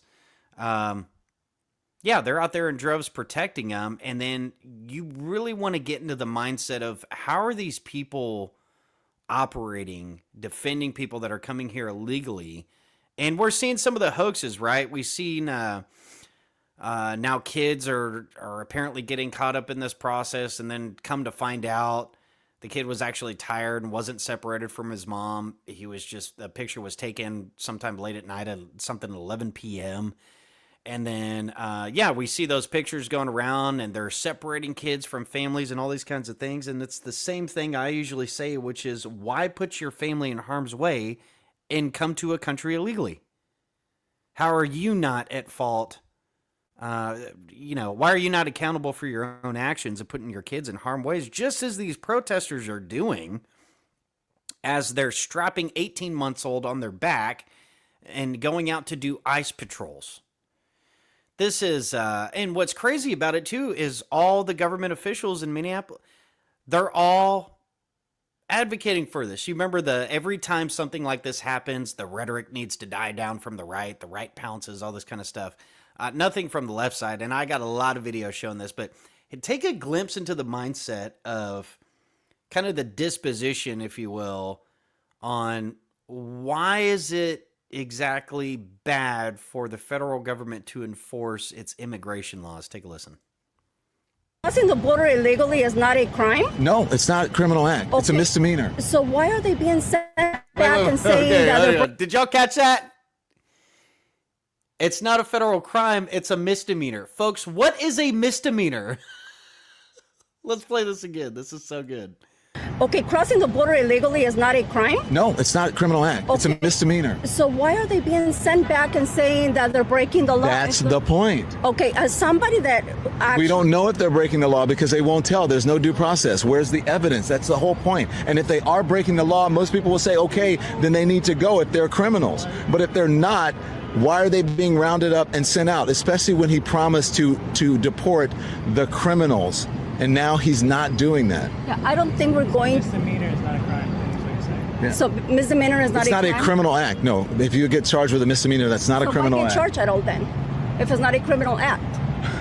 Because we have different levels of crime. Everything is not the same. So it is crime. No, it's just we have different we have different levels of. I shouldn't say crime, but it's not. It's not. You're not. It's not a crime. You're not breaking the law. I mean, you are breaking the law, but it's not a criminal act. So it's breaking the law. No. The law, but it's you're not breaking the law. The misdemeanor is not breaking the law. No. If you're speeding, drinking, misdemeanor's not. Look, he knows. DUI, that's not a criminal act. Well, no. If you're speeding, is a misdemeanor. It's a misdemeanor. Right. So it's still breaking the law. Okay. Well, if you want to qualify that, we're doing semantics. But what I'm saying. But what I'm trying to tell you is everything is not the same. It's all not one thing. But is it the law? There's different levels of crime. But it's not criminal. It's not breaking the law. It's just a different level of crime, folks. A crime is a crime. All right. You're speeding. There's a speed limit sign. You're breaking the law. You want to get into the whole, what's it called? The sovereign citizen arguments about all this stuff. Knock yourself out. But yeah, doing mental gymnastics around the fact that the law's the law, and because it's a misdemeanor, somehow it's not a crime. And of course, I think I can speak for other people who voted for Trump in some degree for this reason. Yeah, we want the violent criminals out, but we want this whole thing revamped.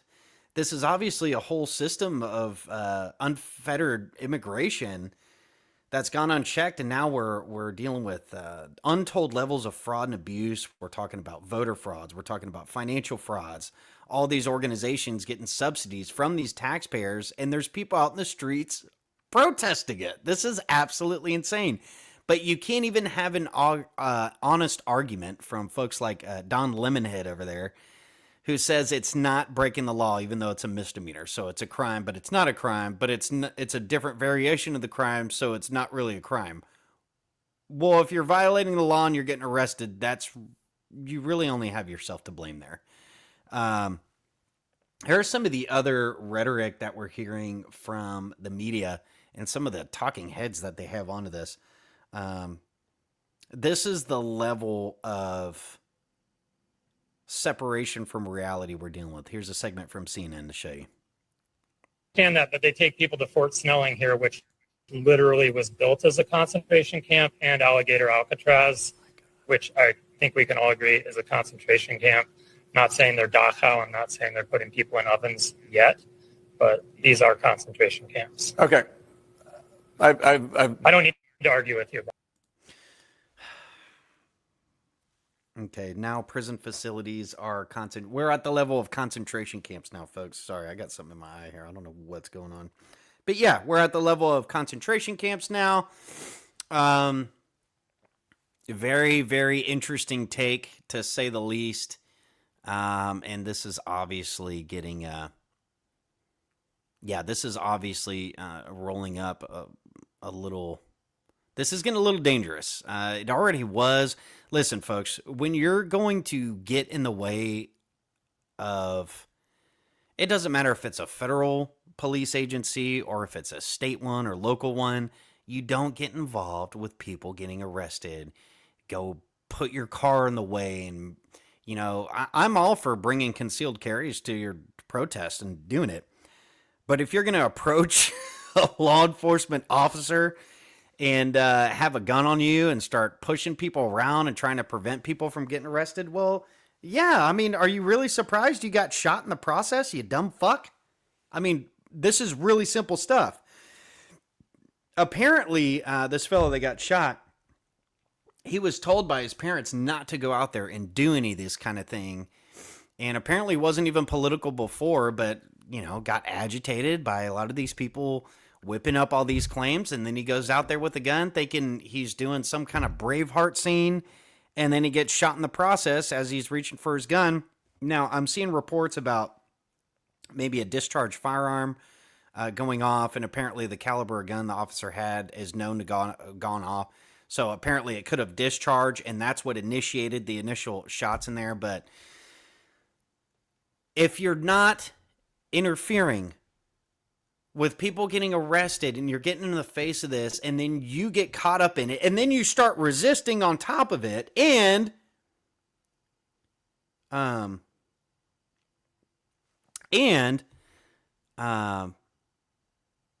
sorry, I got a comment there. No, he was not told that by his parents. Read the quote. He also never reached for his... Okay, dumbass. Go for it. Knock yourself out. Here, I have a clip here where Myron Gaines was basically breaking this out, but showing up to a protest and then getting your hands on officers and interfering with it, and you got a gun on you, I got no sympathy for you, just like you had not... did you show any sympathy for Ashley Babbitt when she was arrested? Because I didn't. You don't break down windows in a Capitol building. You got shot in that process. It's the same thing here. Just don't be stupid. Let's see here if we can play this clip here. Oh, Marcus! Welcome back, Marcus. Man, we're here. We're here. Man, that looks awesome wherever you're at, dude. That looks absolutely incredible. Hey, bunker number 2. Bunker number 2. Yeah, we were just getting into the shooting that happened to the dumbass that went in there with an armed weapon and then decided to interfere with law enforcement, got shot in the process. Hey, man, apparently this is something we're brother. supposed to be outraged about, but I'm just not. Darwin Awards. Darwin Award. That's what they call it, right? That's all it is, man. We just have to do it on a bigger scale. Now, I hadn't seen this one. This is a clip. This looks like Myron Gaines kind of broke this down, so I'm going to watch this for the first time. So let's take a listen. Gutsy move. What Myron broke down there. Just curious here. Okay. Boom, you push the lady. Get the fuck out of here. And then this one comes near him. Pushes her back too. And then this guy puts his hand on the fucking idiot, bro. Looks a little interfered. Why would you do that? Mind your business. You're armed. This is so stupid. And you're touching a fucking ICE agent in Minneapolis where these niggas are on high alert, bro. Like, come on, man. Common sense. And then you get pepper sprayed. And then you're resisting? I know they're telling him get on the ground, and he's not listening. And you got a gun on your hip.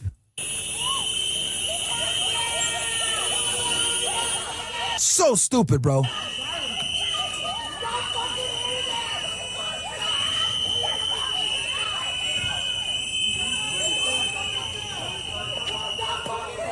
I can hear, like, you can hear gun.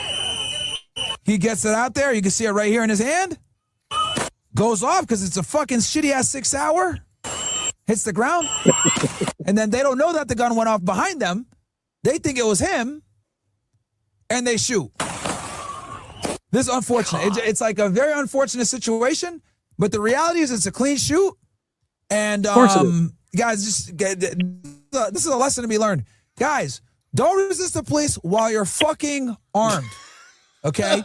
Do not resist the police when you're armed. I feel like we need to Do play not the touch a police Chris officer Rock if you're armed. segment again. Ever. You know, this is back to the exactly, bad Travis. judgment. it's back That's to what I doing was- stupid shit with cops, man. You just don't do this kind of thing. You don't do Exactly, this. Travis. You That's what I don't was do just this thinking. Kind of thing. I keep thinking of that Chris Rock video. What was it titled? It was like how not to get your ass How kicked not to get your ass by kicked. police. Yeah, by the police. But I mean, real simple. we did a segment on this show, you know, this was months back. We talked about, you know, even if a cop might be in the wrong, just get arrested, fight it in court. Like, Travis, what are you going to do arm wrestling, going toe to toe with a cop, whether it's an ICE agent, it's a policeman? I mean, what are you play stupid games? Hey, Travis, when I was a cop, this was back in the 80s in Houston, 3rd Ward. Most of the cops that worked 3rd Ward were white, rednecks. I mean, whatever. And I worked in different parts of the city, different times, evening shift, night shift, you name it. I never, not one time, and I was in a lot of really, I mean, some hairy scenes. I never, ever, ever, ever saw anyone, ever, a civilian, citizen, whatever, ever get touched for no reason. In other words, I never saw anybody that wasn't compliant, that wasn't, hey, you know, they had their hands or whatever, they were being compliant. Yes, sir, no, sir, what do you need me to do? What? I never saw ever. And I don't know of a cop that ever has seen anybody that got their ass kicked by just being there. It doesn't happen.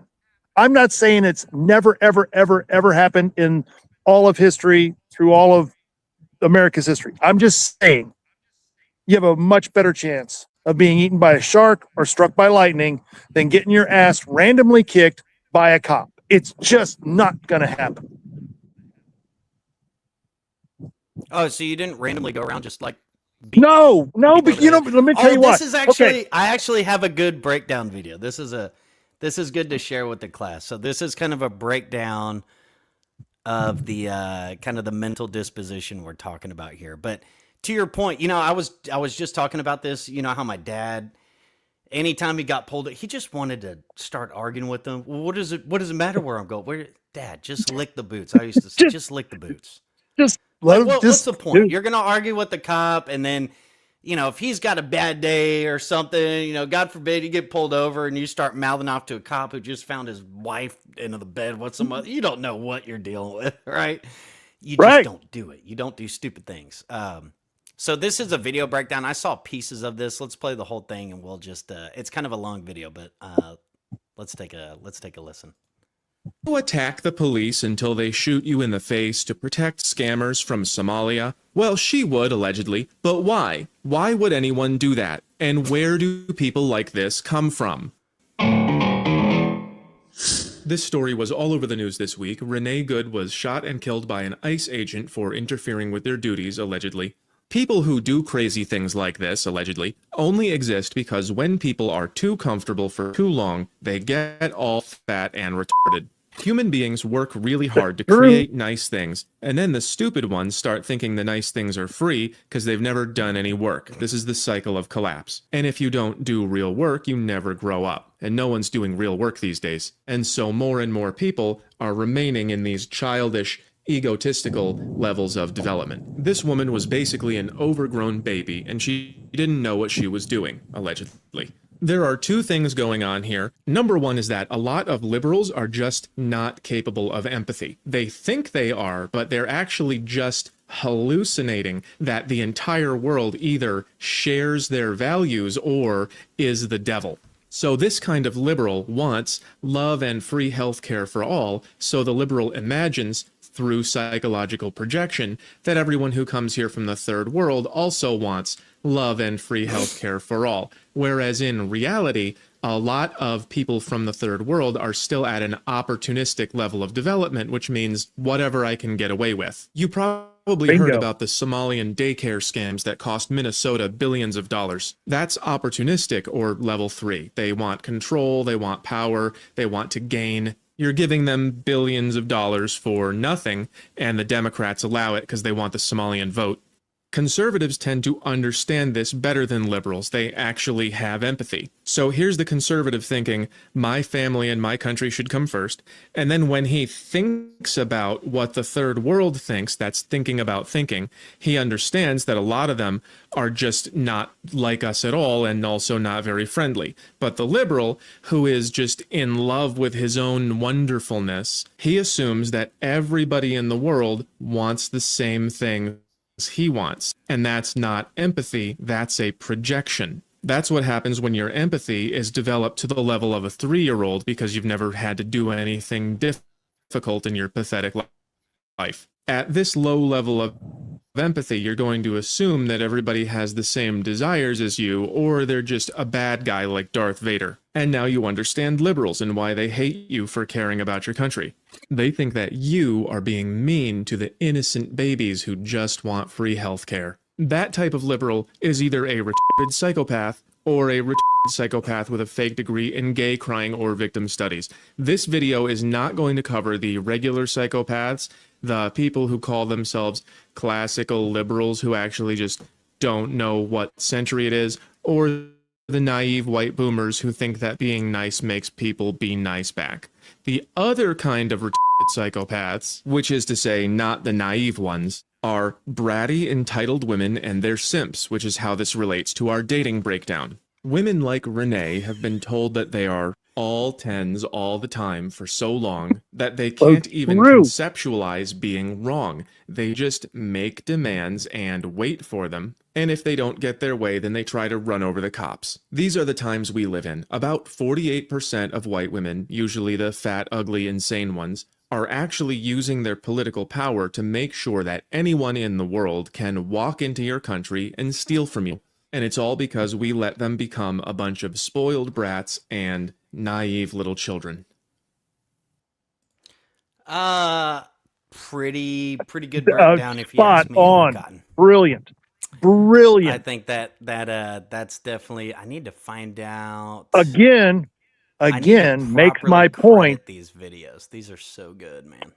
Yeah, and that again makes my point that there's not a political solution to this. You can't fix these people politically. The GOP, Trump, Pam, but nobody can fix these people. These people have to be gone. Now, however you want to figure that out and make them go away. Whoa, Mark. No, they have to be gone. It's good. We're gonna have to put our big point. We're gonna have to put our big boy pants on. I think we need to follow their lead. Here, I got a video for you. We need to lick the boots. Okay, lick the. Oh wait, never mind. This is something differently entirely. What do we have? What do we have going on here? Oh, that's white guilt. There's white guilt. There we go. Okay. There's some white guilt. Yeah, it's a chick. Not a surprise. There's a blue stripe there. Is that a blue? Yeah. Okay. I don't know. Is that something? I don't know what I just did there. Maybe we can't coexist with these kind of people. No, there's no coexistence. You can't. I like how there is Nazi patrols on this stuff. Let's see one of these Nazi patrols. So these are ICE patrols. Really, it's Nazi patrols.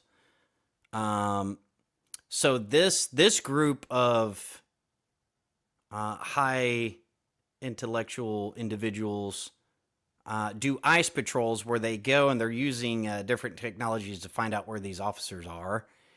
And here's one. Here's one in real time Well, this isn't live right now, but they got one of these bastards. Let's watch it. Let's see it.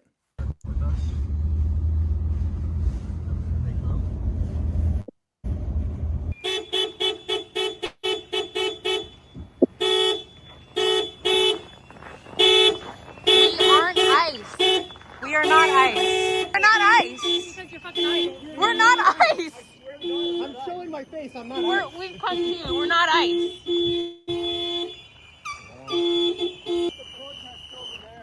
Yeah, they've been following us for over an hour. We're not ICE.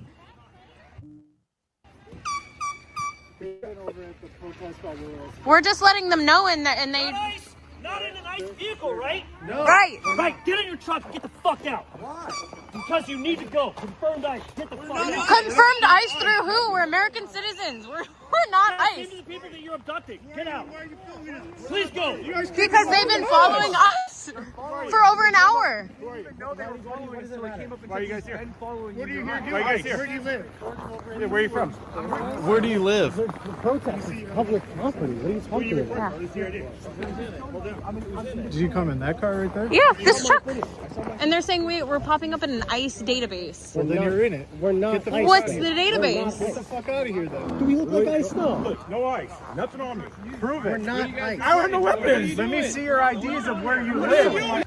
No, they've been following us. Let me see. Hold on. Did you catch that, Mark?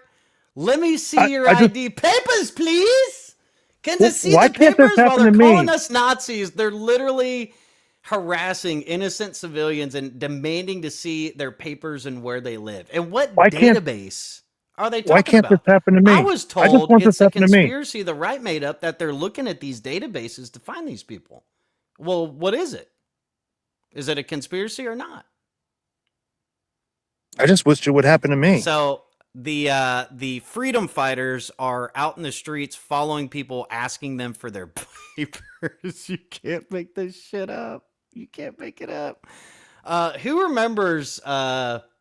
This is always interesting to me because while people are screaming about ICE, Mark, do you remember people defending this little bit here?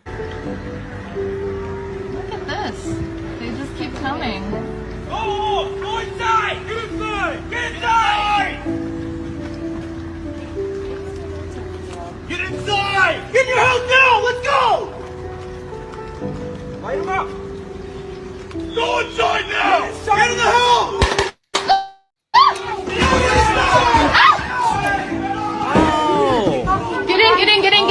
Get in. Interesting. So Get in. You've got people following innocent civilians around demanding the papers while screaming that ICE is Nazi while you do Nazi practices. They're booked for that, dude. And a lot of y'all were cheering this on during COVID. That's a little odd, don't you think, Mark? That's why I'm not a big fan of cops. I mean, that's a funny thing, too, is we could actually... I remember when the police state rhetoric, all that, the left made fun of it, said it was a right-wing thing, but here they are, screaming about the very thing the right was worried about. Over-militarized police, lowered standards, robust agencies without being checked and everything. And then you got this one simply enforcing the laws on the books. And it's like the worst thing in the world, even though Tim Walz had the National Guard patrolling the streets and shooting you if you weren't past your curfew to go inside your home for the whooping cough. Pretty interesting to say the least. Now, I wonder what Tim Walz's response on this is going to be. Let's check in with the left politicians, see what they're probably telling people to kind of hold back a little bit. Let's see. Mission in Congress. Ironically enough, as co-chair with Marco Rubio, we used to bring in Chinese political prisoners, and we would ask them, when we speak up and call out your government, is it bad? And they said, well, in the short run it's bad because they torture us. But if you don't speak up, they will torture us and forget about us. And the idea is right now is we have to be speaking up. We have to call it out. You are doing everything, and our neighbors are doing everything. And I can't stress enough on this. We're winning it because decency. Oftentimes talk about this, and I know people are discussing this a lot. I spent a lot of time with John Lewis on nonviolent resistance. The resistance matters. We're not telling people to be silent, but we're not telling people to go out and cause trouble. Okay. So let's advocate for people. First of all, let's not use our local police forces to help keep things from getting a little crazy. Let's work with federal. No. Just go out in the streets and pull back the law enforcement capability in Minnesota while the town falls, and then Democrats can get their money shot, which is really all they're looking for here. These shootings, these agitations that are rising, they're by design to not get or to get a reaction out of the left, because the left will react to anything stupid that they're told to.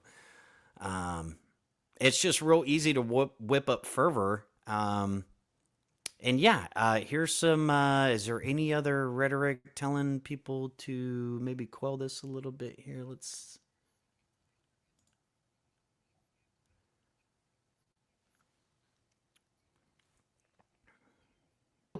Stealing food off of the table from seniors and children, and I thought she was talking about being uncool with the fact that our neighbors are being That's the lieutenant governor. PS without due process. That's right. It is just called kidnapping. Then show up and use your voice, put your body on the line, and use non-violent direct action, which is one of the most important tools in our toolbox to say, I am not okay. I will not go silently into the night. I will join arms with my friends, with my neighbors, and with people who generally believe that folks should be able to afford their lives, should be treated with dignity and as Oh, so keep going, but don't expect their rhetoric to slow down. Keep pushing it. Keep going out there. Keep getting shot while you're doing stupid shit.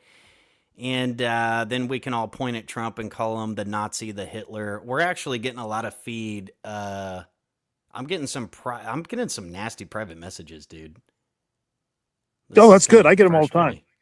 Some really? Nazi rhetoric here. Yeah. Good. Hey, man, that's we need to know who they are. Makes it easier for us when time is right. Well, they're these are peaceful people. Don't believe me? Here's an example. Like, in the future, they're going to need people to take care of them. Nursing homes are going to be pretty bleak for you guys. And it's going to be mostly women taking care of you. Oh, never mind. She wasn't medicated at all, was she? No, she was completely off her meds. Yeah, no, she was on her meds. Yeah, you could tell by the eyes. Let's talk about hurting people in the nursing home once they get there because of who they voted for. Let's see. Let's see here. I think we got some more videos like that. Let's give some more examples of what we're doing. It's gonna really suck for the red hats when the shoe is on the other foot and people start going door to door asking if they voted for Trump in the last round or if they still support MAGA. Oh, I'm sorry. Did that make you feel threatened? You think social punishment ain't a thing? You think everybody's ready to do all this again another 40, 50 years or however long it takes them? If you guys were to use any critical thinking skills and take a look around for 2 seconds, you would realize that numbers-wise, y'all are screwed. It wouldn't matter how much firepower y'all had. It would not matter how much you guys tried to run. I mean, January 6th was a prime example of how crappy everything is and falling apart. Oh, that was just a test run. Yeah, the test run looked like shit. Your leaders couldn't even cover for their own ass correctly. The way they redacted those files makes sense, though. Y'all just love the patriarchy, and we all know how common weaponized incompetence is within patriarchy. How does it feel to know that the head orange toad basically has to be cleaned up after every about 10 minutes from just shitting himself constantly? That's not true. Look it up. I dare ya. But we all know you're not going to do that because you're too scared. You guys are. I'm so confused who the Nazis are now. I don't know where to go with this stuff. I don't know who's the Nazi. The people that are going door to door asking who you voted for before they shoot you? Mark, am I getting this right? Mark, you still there, buddy? I think we might have lost Mark. Mark, I'm going to remove you from stage for just a minute there. But yeah, this is what we're dealing with. This is the level of insanity we're at. And yes, Mark's right. It's not really coexisting with people that want you dead and that are so eager to call you a Nazi because you disagree with them. A little bit terrifying, but also very revealing at the same time. All right, we got Mark. Oops. I almost banned Mark. I didn't mean to do that. Here, let's Sorry about that. Kick that one. Okay, I think we got you back. Yeah, yeah, we're just basically highlighting the Nazis screaming about Nazis and their violent rhetoric. And I literally think someone is literally trying to look up our address right now. This is getting interesting. I kind of got somebody else on the line looking at this stuff. This is people of all things to be animated about is us and our little podcast talking about these. Dude, I've been telling you, it's coming. Interesting. Pretty interesting. It's coming. But you know, and I just highlighted, you know, what are these people out there saying? And some of the responses from the locals here. So what is this driving now? Well, let's see some more protesting and what this looks like here. Take a look. Yo, what the Yo, run over. Y'all finna get a whole lawsuit. What? Whole lawsuit.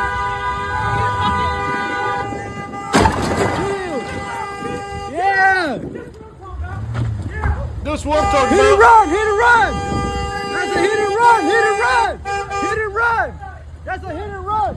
Hit and run. Hit and run. Look, hey, watch out with that weapon. That weapon. Yo, watch out. What's wrong with you?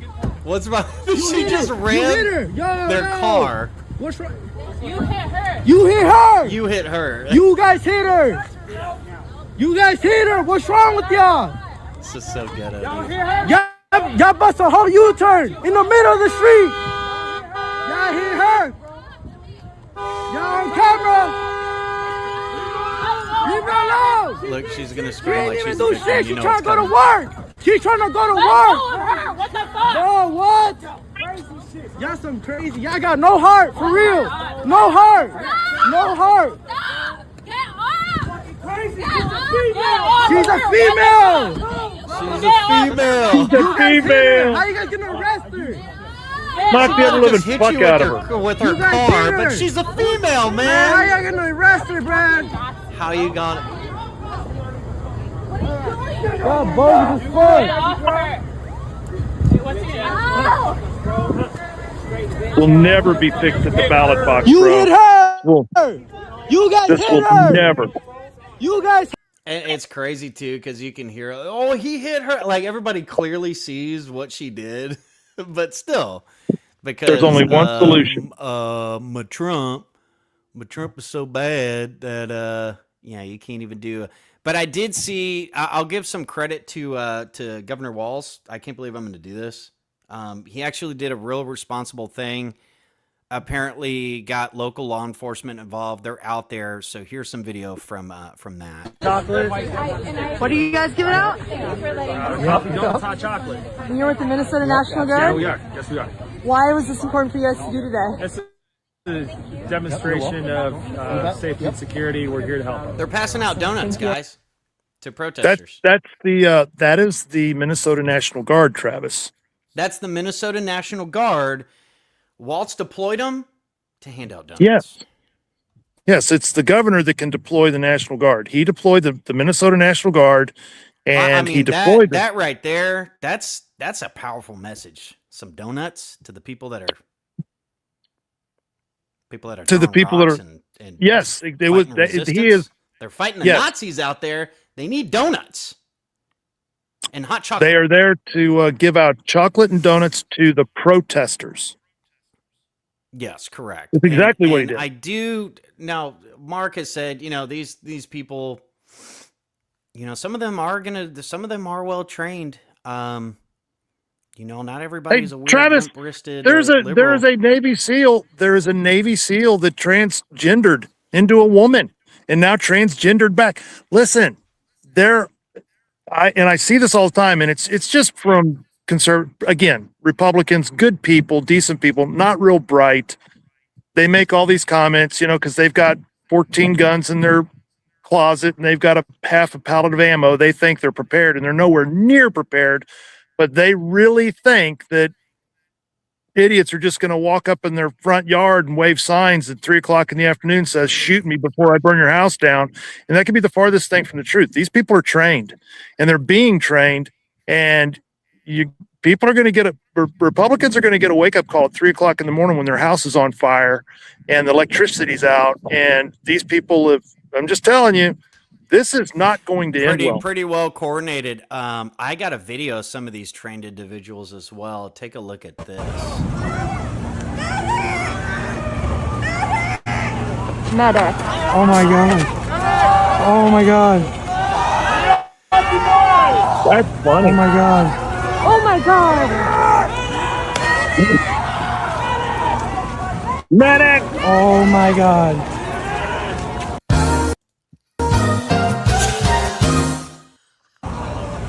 That's funny. For those that didn't hear, you're supposed to pick up you're not supposed to pick up a flashbang grenade before it goes off.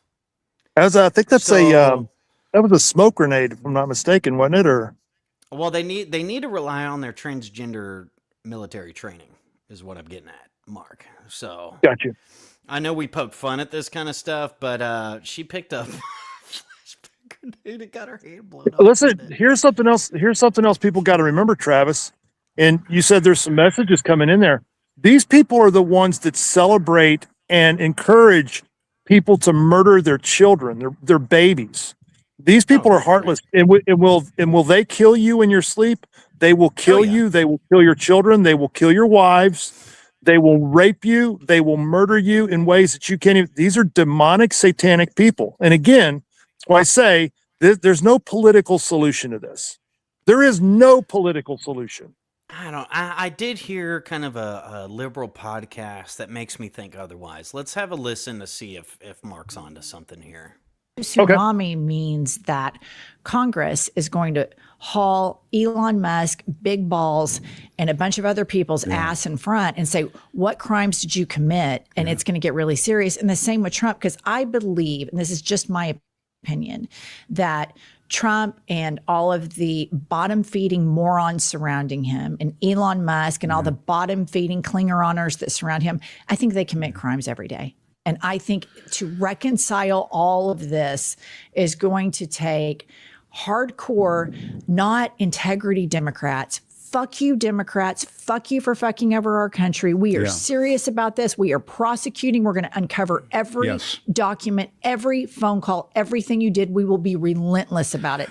And that's the mindset they've got to have, because I think the electorate is going from, we've got to get him out, but also we want accountability. There has to be accountability. You have to have a situation where there's accountability. And I talked about this the other day with Fanone, the former MPD police officer who almost got killed on January 6th. You know, he said, and I think it's true, that it's more than just the Dems win back the Congress and the White House. We have to change this John Roberts Supreme Court decision that gave the President of the United States a blank check. No man or woman should be above the law in this country. And Donald Trump sure as shit should not be above the law in this country. And I think the Democrats have to talk about it in these terms, that, listen, if we get back in there, and I'm not saying I'm part of the Democratic Party, but I'm saying this is the way the Democrats should communicate.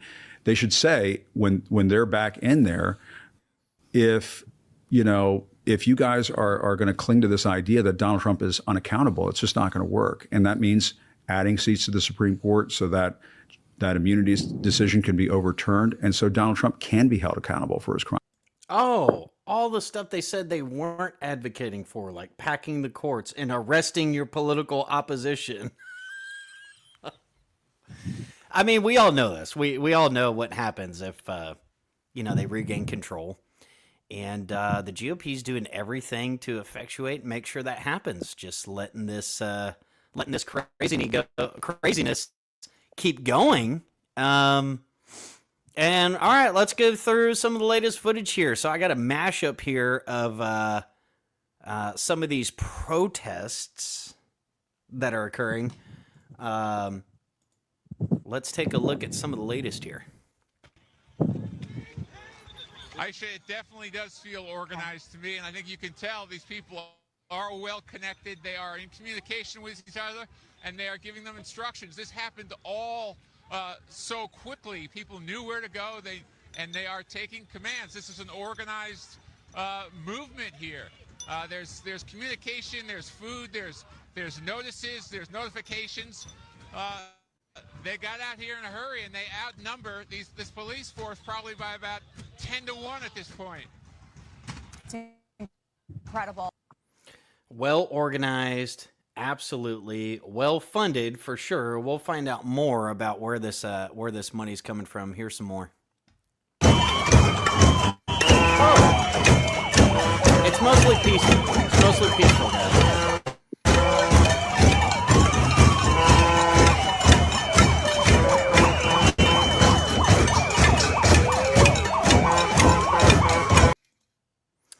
So there they are at the hotel, being peaceful. Here's some more peaceful things. You have to worry about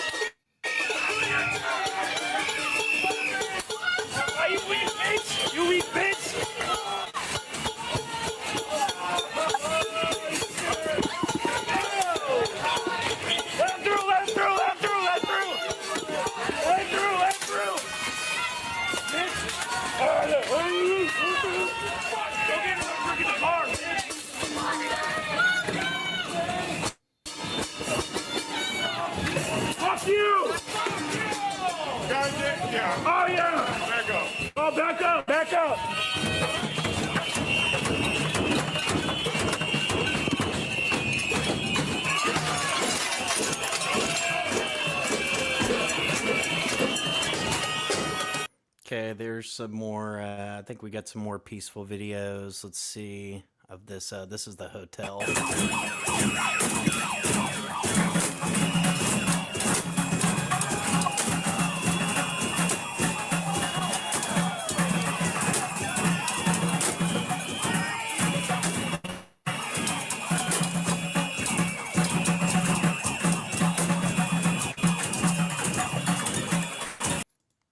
Apparently, due to some of the lack of resources, some of these policemen in here and I think are having to fend for themselves in some areas. Here's one. He's pretty damaged up there on his hands. It's a federal officer, so what is he with? He's the one that they bit his finger off? I think so. No, that was a different one. Yeah, for those that missed it, one of these agents got his finger actually bitten off by one of these weirdos. No, it's not the time. Honest to God, no, it's not the time. You understand? Are you press? Are you press? Is only press allowed to be on the street? Are you press? I'm documenting. Like, then back up. Back up now. Back up. They should just start kicking these people. That's why the Insurrection Act has to be in place. They should just start racking ass, man. Mow them down if they have to.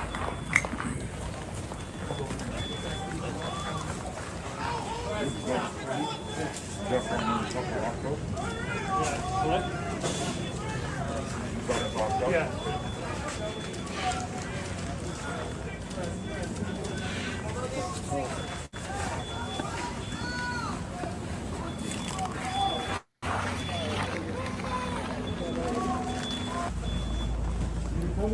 Footage goes on. Here's some more. This is a peaceful assembly, as we all saw in the church. Let's take a listen. That is correct.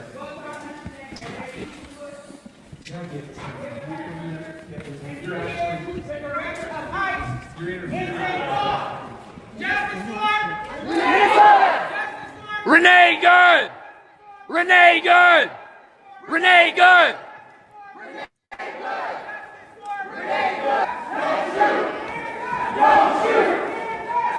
That's crazy. They still use the hands up, don't shoot, even though everything we know about that case now, by the way.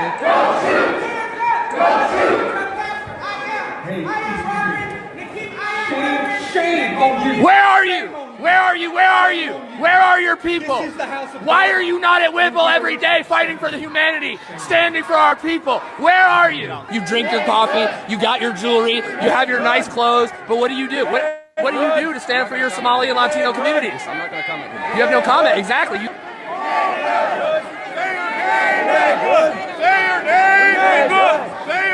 Renee Good!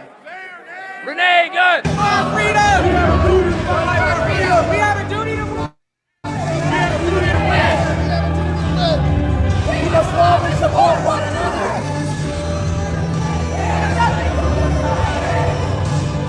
All these comfortable white people who are living lavish, comfortable lives while children are dragged into concentration camps. You're living real life, nice lives with your lattes, doing absolutely nothing for your Latino and Somali brothers and sisters. You come here to a man wearing a suit as a preacher. Did Jesus wear a suit? Did Jesus profit off the words? No. Jesus would dine with immigrants. Do not touch me. Touch me again and see what happens. Hey, you can't. You are a fake Christian. Why are you not standing with your Somali and Latino communities? Why do I not see you out at Whipple every day protesting this attack on humanity? Where are you?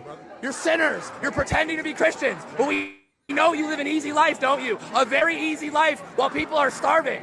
Shame. Out now. Out now.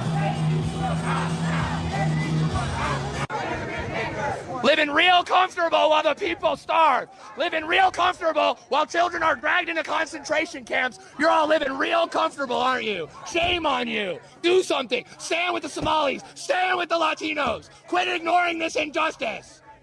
He wears a suit and tie and he hangs out with Kristi Noem. How is that a Christian? You're supposed to accept all immigrants, are you not? Why are you not going down to Whipple and joining us in protest against this inhumanity? You claim to be a Christian. Act like one. Okay. Bold strategies, Cotton. That was the city's church invasion. By the way, there's some new details that emerged from this case. Apparently, and this is from the affidavit, I believe. Let me see here. This is the... Oh, that's a part of the case filing here. Agitators blocked stairs so parents weren't able to get their children at Sunday school. One told a kid, "Do you know your parents are Nazis? They're going to burn in hell." William Kelly, DeWoke farmer, shouted, "This ain't God's house. This is the house of the devil."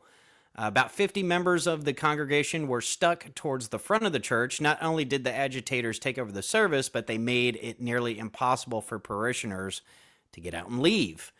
One woman broke her arm. Congregants were terrorized. Our children were weeping. College students and young women were sobbing. It was impactfully, and it will take time to work through. And if you just saw on the video there, you did see, some people were holding their child and some of them were crying. They didn't realize what was going on. An agitator continued to scream in the faces of young children while they were crying. Nikema Armstrong, a main ringleader, said that city's church cannot pretend to be a house of God while harboring someone who is directing ICE agents to wreak havoc upon our community and who killed Renee Good. I know nothing about the pastor or whoever they said was coordinating with ICE or whatever the case may be, like SS collaborators they are. Let's see here. Oh, yeah. Judging from the left's insatiable appetite for Nazis and randomly following citizens, even after they prove that they are not ICE, I'd probably venture to say their vetting capabilities are probably lacking a little bit. Wouldn't you say, Mark? Wouldn't you say? Yeah, I wouldn't argue that. Harassing a bunch of normal people. again, this is the blocking traffic theory I go back to. I don't understand maybe this isn't meant to bring people on their side. Maybe this is meant to kind of rah, let's go get the Christian people because they're the devil, as they demand to show your papers and prove you're not ICE. And also talk about showing up to your house to figure out who you voted for so they can shoot you, like a Bolshevik revolution type of activity. Anyway, yeah, so while we still have people that have been arrested for protesting Planned Parenthood, we also have this now happening, and basically nothing is really happening. Although, hang on, Mark, before we say nothing's happening, I do have a good clip. This should inspire a lot of confidence into folks. Pam Bondi is all over this. She is all over it. Don't believe me? Watch for yourself. Let's hear it. Yeah. Rape, homicide, manslaughter. That's who they're trying to protect in Minnesota. I do not understand these people. We sent Governor Walz a very strong letter today. We had been working on this letter. We got it out saying that he better support President Trump. He better support the men and women in law enforcement, because if he doesn't, we are. And that's what we're doing right now. Were there any consequences in this letter? Well, we'll see. This is fluid. Let's see how Governor Walz responds. Let's see what he does based on this, based on what's happening right. That's a stupid bitch. She is worthless. Hey, listen, it's very telling. Mark, it's a strong letter. It's literally, I can't believe she would use the word strongly written letter. There may not be consequences. This is a fluid situation. Let's see how it goes. The most powerful thing that she said, the most telling thing that she said, here's the most telling thing she said, and this is what everybody's missing. She says, I don't understand these people. That's the problem with the Republican Party. Everybody looks at what's going on and they're like, I don't get it. These people are so stupid. They're retarded. They're missing it. That's why we're going to lose. That's why we're going to lose, because the Republican Party in general does not understand what's going on here. These people are evil, and they're going to kill us if they give us the opportunity, and they're going to do it.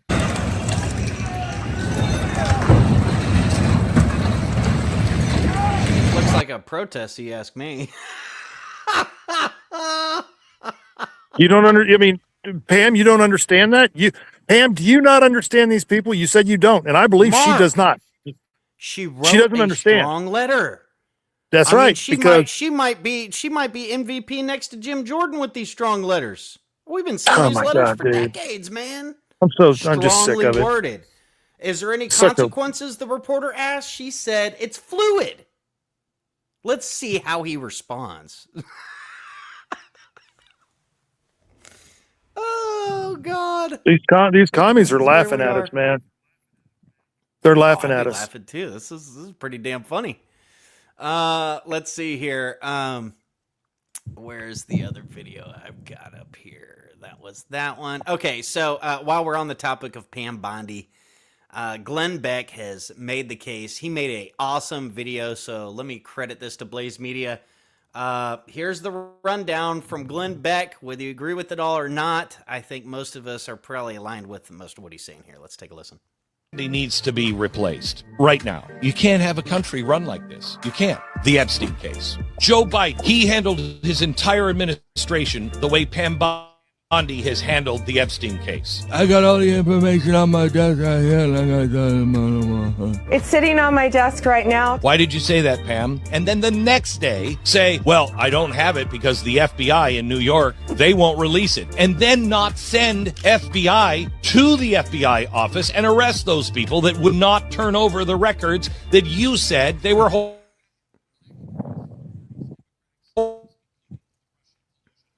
Including the Russia collusion hoax. Where's that? The and nothing happens. How about the 2020 election fraud? A year in, you got nothing. Doge's fraud findings. Do you know how much money does involve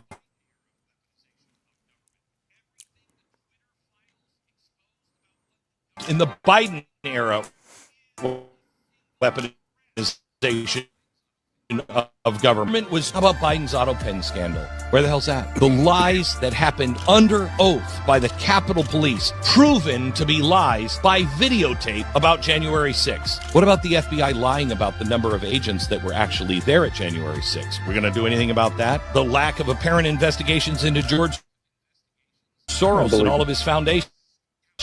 The lack, how many people died? Because you all colluded. You knew this was untested. You knew it had dangers. You didn't tell us about it. Instead, you said you have to take it. Nobody goes to jail for that. Where and when will someone pay for any of this? Justice doesn't just have to be done. It has to be seen. No serious citizen is looking for show trials.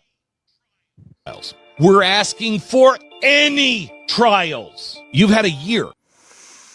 I don't think it could be said any more clear than that. I mean, and people are going to call it a failure, is she incompetent and all this stuff. I just don't, you know how I am about that stuff, about incompetence or greed or.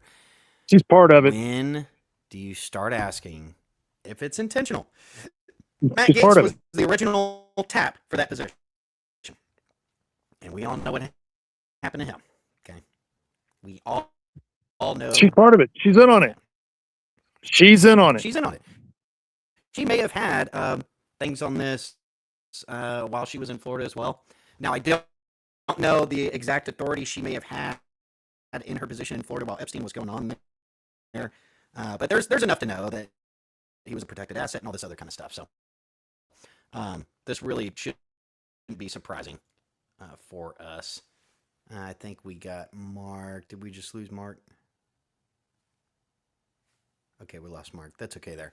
But anyway, it keeps going on this way. And needless to say, yeah, we absolutely need and I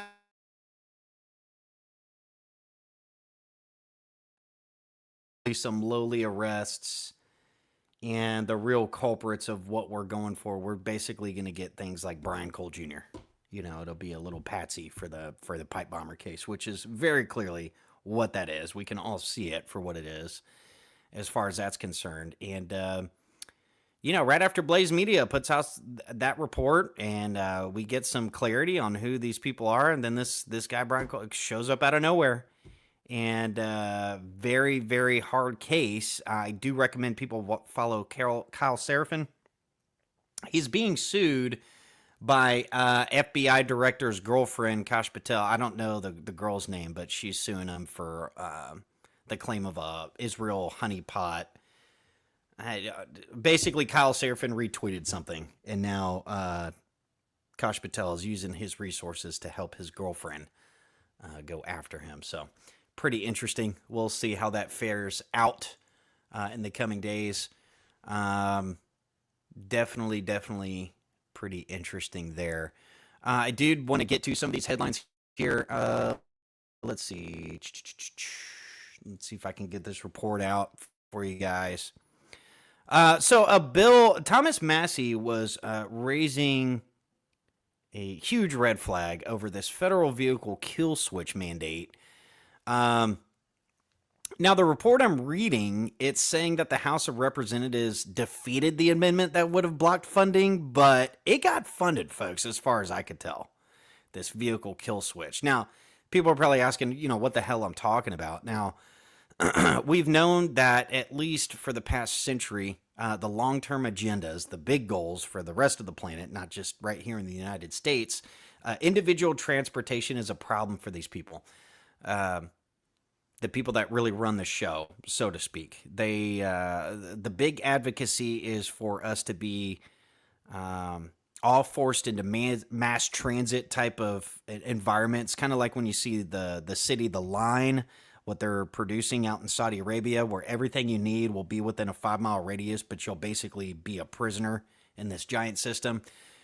Mass transit is the way it's supposed to go. This individual transportation is not supposed to happen. Now, one of the ways to get us off of this individualistic idea of our own freedom to move about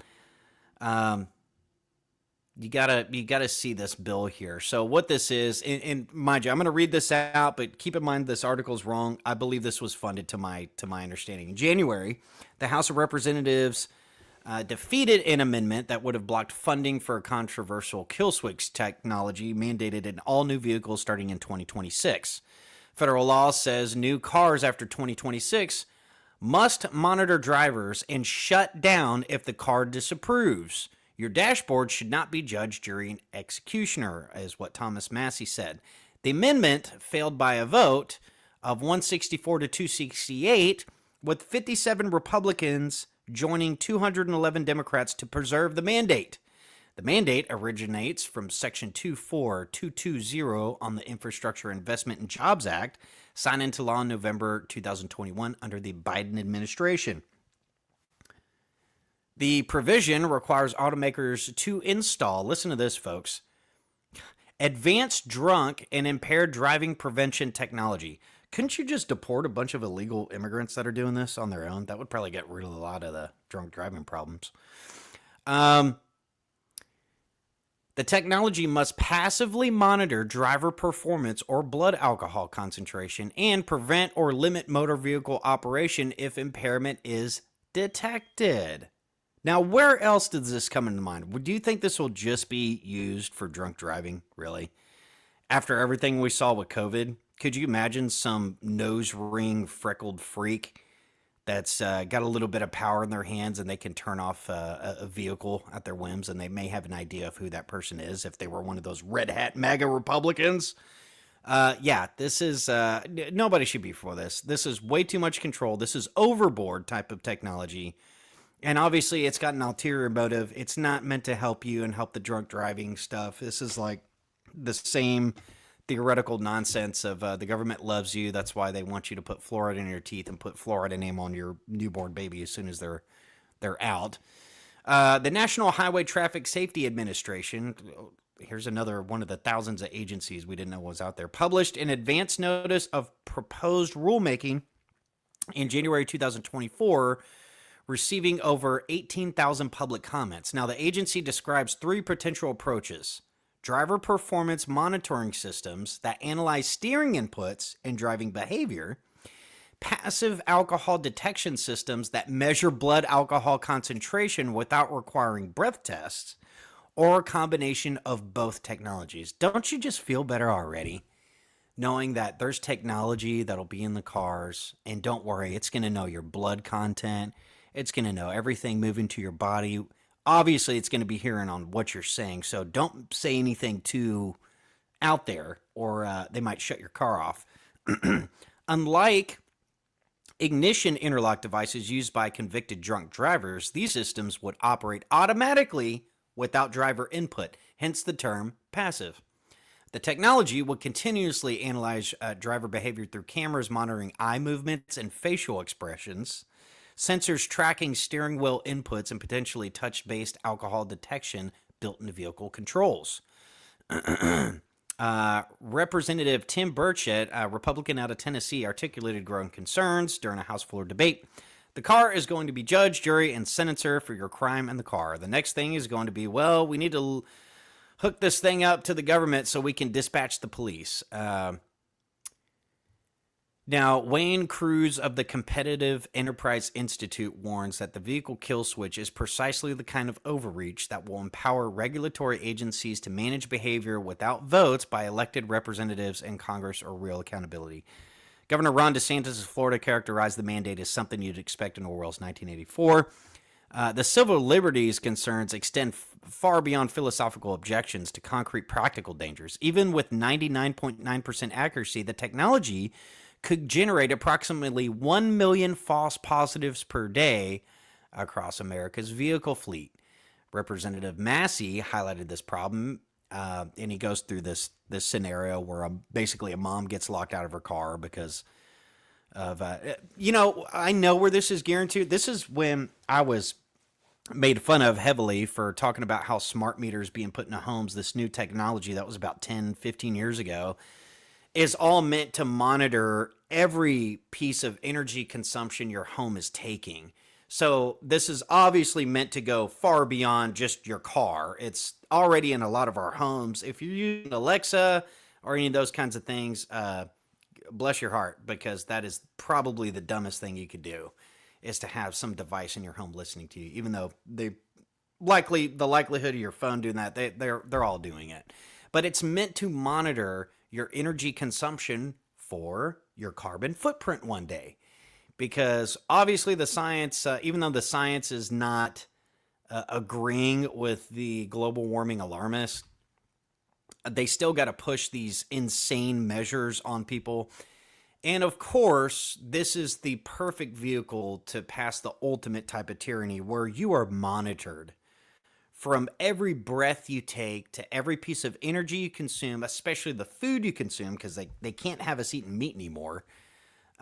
They got to get us on the bugs. But now you're talking about total control. So, yeah, in your vehicle, this is part of it. And yeah, Republicans, a lot of them signed on board. So what are we doing here exactly? You know, we're supposed to have, our team is supposed to be in there and sticking up for the things that we want to, and then, you know, Massey puts forward an amendment, and this is the fella that Trump's supposed to primary. Good luck with Trump on that one. I'm not rooting him on for that one. I think it's a very stupid position for him to put himself in. But stuff like this, well, we probably wouldn't have heard about it if it wasn't for Massey. So I'll just say that. But what I will say, this is all about total control, all the way to the point where even one day you'll need a license to have children. That's how far this kind of thing goes. And this is according to their own wish list. If you read the Club of Rome documents, if you go through back when it was called Agenda 2021, of course, it's got a new name now. But you can see a lot of this in China and different aspects to this. But this is a pretty wild piece of technology to talk about, and this is very important to discuss here on the show. The mandate, of course, raises profound Fourth Amendment questions. Modern vehicles already function as a rolling surveillance platform. In 2021, y'all didn't know this, plaintiffs sued Honda, Toyota, Volkswagen, and General Motors after discovering that infotainment systems had been downloading and storing copies of all text messages from connected smartphones since at least 2014. Folks, you can't be surprised by this. Everything you've ever done in front of a computer, everything you've ever looked at or watched, there's a record of it somewhere. And I'm convinced maybe, you know, let's say you get pretty popular, get into positions of government, they might roll out some of this digital dossier they got on you and say, hey, is this you watching this unscrupulous activity right here? Is this something you really want out there? Do you want to toe the line now? Which would explain a whole lot of it, because I think our whole political system is completely run through blackmail. I think a huge portion of it is absolutely. I don't think you can get into some of these positions without being blackmailable. And listen to this, of course, because a federal appellate judge ruled in 2023 that this practice does not meet Washington's state threshold for illegal privacy violation. You heard that right, folks. Honda, Toyota, Volkswagen, and GM were sued because the entertainment systems, when you're doing your CarPlay, it downloaded all text messages from every connected smartphone since at least 2014. So that's pretty shocking. And then a federal appellate judge says, no, it's fine. The Burla Corporation provides technology that allows law enforcement to extract this data from vehicle computers, but not vehicle owners themselves. Okay. Legal scholars warn that Fourth Amendment's automobile exception, which permits police to conduct invasive physical searches of vehicles, likely extends to warrantless extraction of digital data from vehicle computer systems. And of course, the infrastructure already exists for this. It just coincidentally, it's just there, built up, ready to go. Somehow there's a contract already in place for it.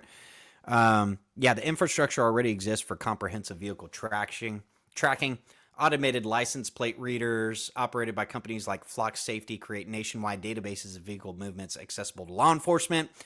An investigation by the Associated Press in 2025 revealed that U.S. Border Patrol built a secretive domestic surveillance network using license plate readers across the nation, employing artificial intelligence to flag suspicious travel patterns and coordinate traffic stops with local police. Of course, Catherine Krupp of the ACLU says automatic license plate readers make it possible for the police to track our location whenever we drive our cars and to store that information forever. And of course, the ACLU doesn't like it because they're not really interested in civil liberties. They're interested in protecting illegal immigrants. So that would probably be a little too effective at deporting people. So can't have that. Let's see here. Yeah, and of course, this all goes in line with all the rhetoric we hear. You know, everybody was at the WEF, the World Economic Forum. And honestly, I used to really pay attention to these folks, but you just have to pop in and you'll see kind of the world agenda just laid out you. So all these people get together, some of these meetings in secret, and they talk about your future, and you've got no input into it whatsoever. Yeah, and of course the famous WEF, which was founded by Klaus Schwab, who sounds like a James Bond villain straight out of the movies, has promoted the elimination of private car ownership as part of the vision for 2030. In 2016, Danish politician Ida Auken published an essay on that WEF website called "Welcome to 2030. I own nothing, have no privacy, and life has never been better." The essay described a future where individuals own no cars, houses, or appliances, instead relying entirely on shared services. You remember the big, the big tagline there from the 2018 video? We played it here on air. Shows the now infamous phrase, "You'll own nothing and you'll be happy." Yeah, and of course, guys, this is a good little teaching moment here. When you see material like this come from the WEF, they always guise it in the public messaging as if these are predictions. You know, these are like wish lists, wonderful thing. Guys, whenever the WEF or heads from there are talking about this and publishing articles, they're setting up the funding, the infrastructure, and everything is usually in place for their prediction to come true magically. So no, these are anything but predictions. This is long-term planning is what this is. The WEF's May 2023 Urban Mobility Scorecard tool, produced in collaboration with Visa, sets explicit targets to reduce vehicles. Okay, this is key, guys. This is why I'm talking about this. Reduce vehicles from a potential 2.1 billion to 0.5 billion by 2050. 2050, for whatever reason, is the magic year. That's when the whole system's supposed to be put in place. And apparently from 2030 onward, we're supposed to be getting more plagues and nuclear fallout potentially and all these other kinds of scary things. And we're supposed to be just bumbling down through history, and it just happens naturally. Nobody saw it, even though it was predicted. Maybe it was planned for, and then there just happens to be a whole system and enslave us right after. But it's all just predictions. And these people that get together at these huge forums, they really care about you. They love you. And they don't want you to own anything, and they think you will be much happier for it if you don't have your own means of transportation, your own means of feeding yourself. That's another scary part, too. You know, if you look at the video we played earlier, you know, going over to HEB, and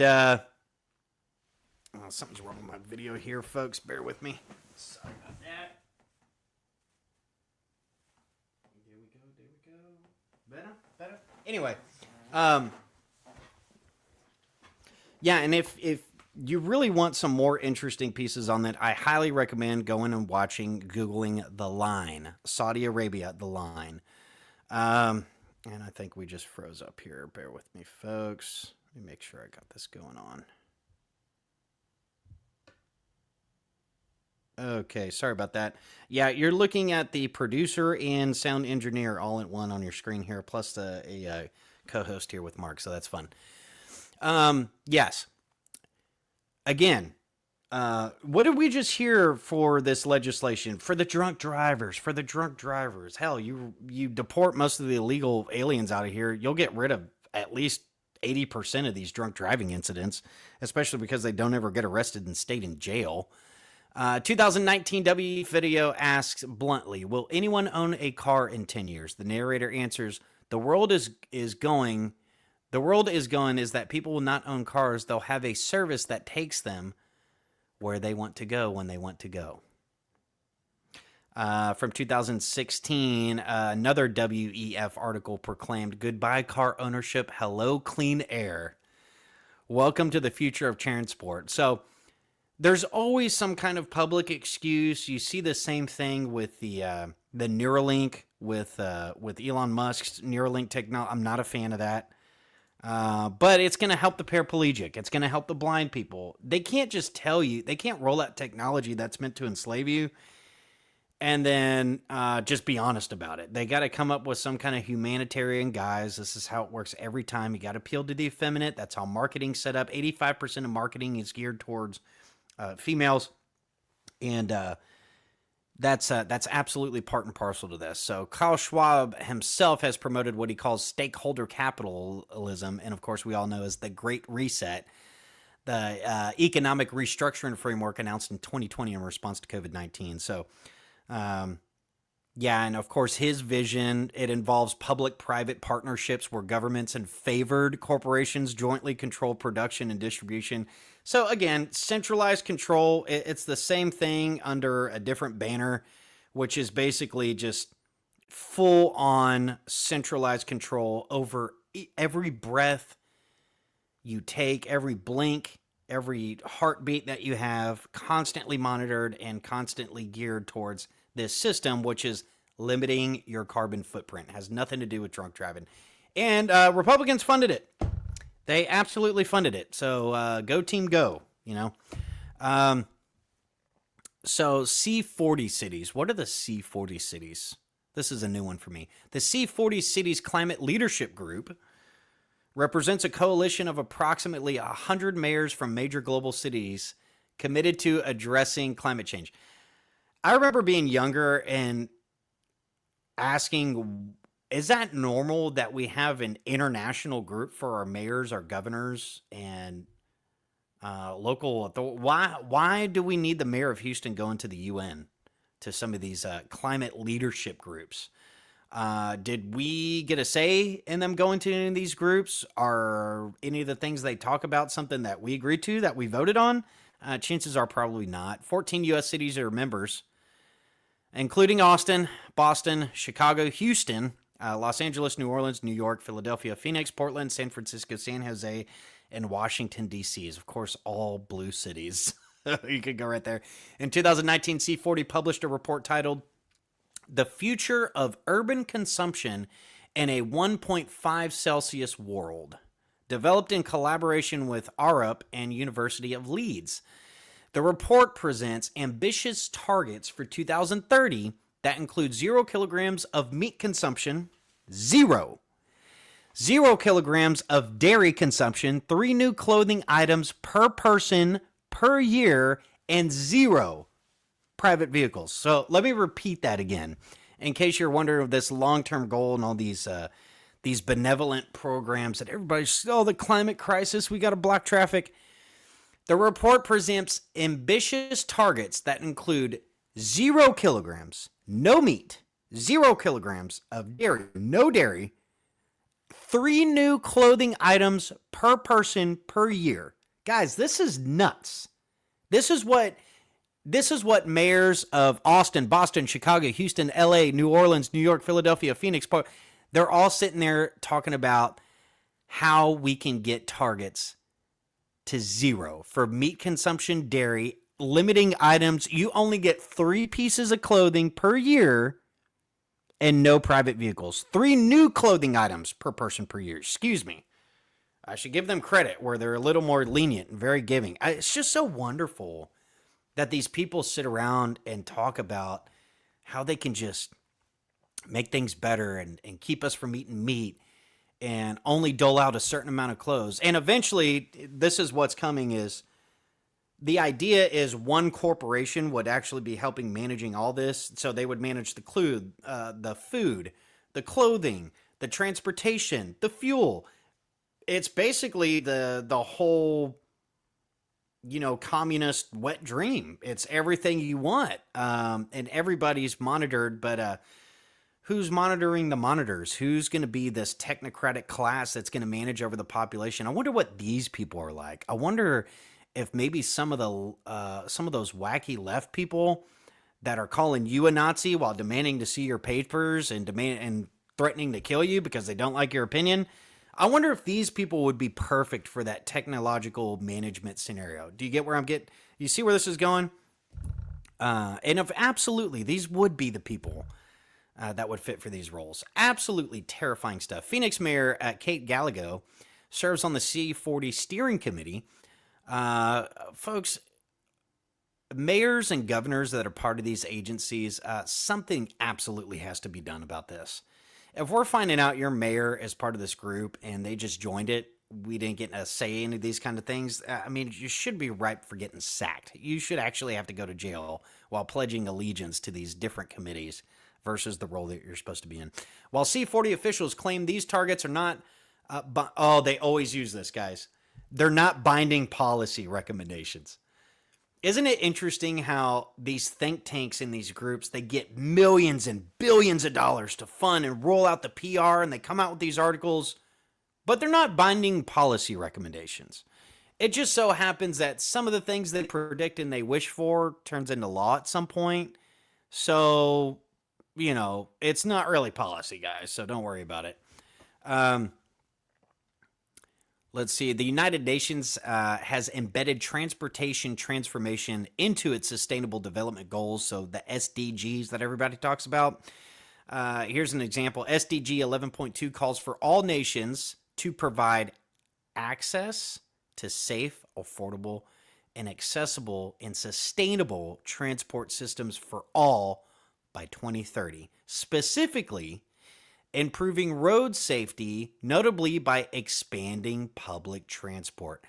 These people are obsessed with mass transit. They just the idea of them getting rid of your individual transportation, it's just what they live and die for. Man, all the money being spent, they just like to sit around and talk about, how can we get rid of all these meat eaters on the planet?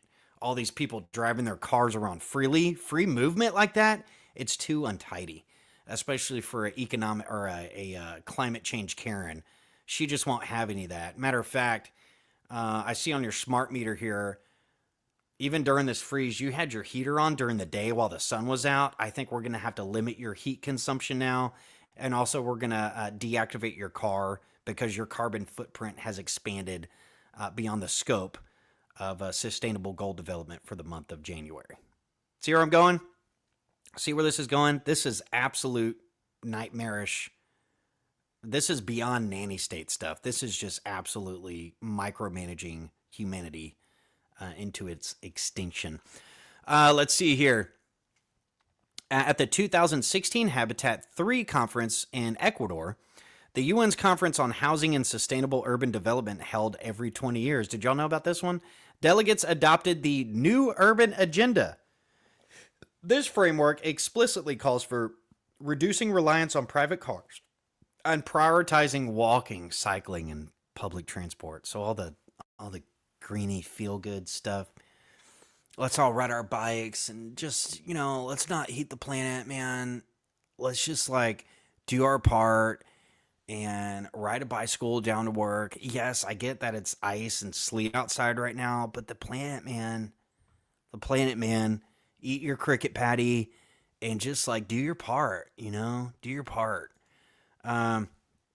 I'm joking, of course, guys. Conference documentation reveals that participants encourage the use of public transport and non-motorized modes of transport with the specific goal of achieving reduction in travel demand and measures to reduce the need for individual car ownership.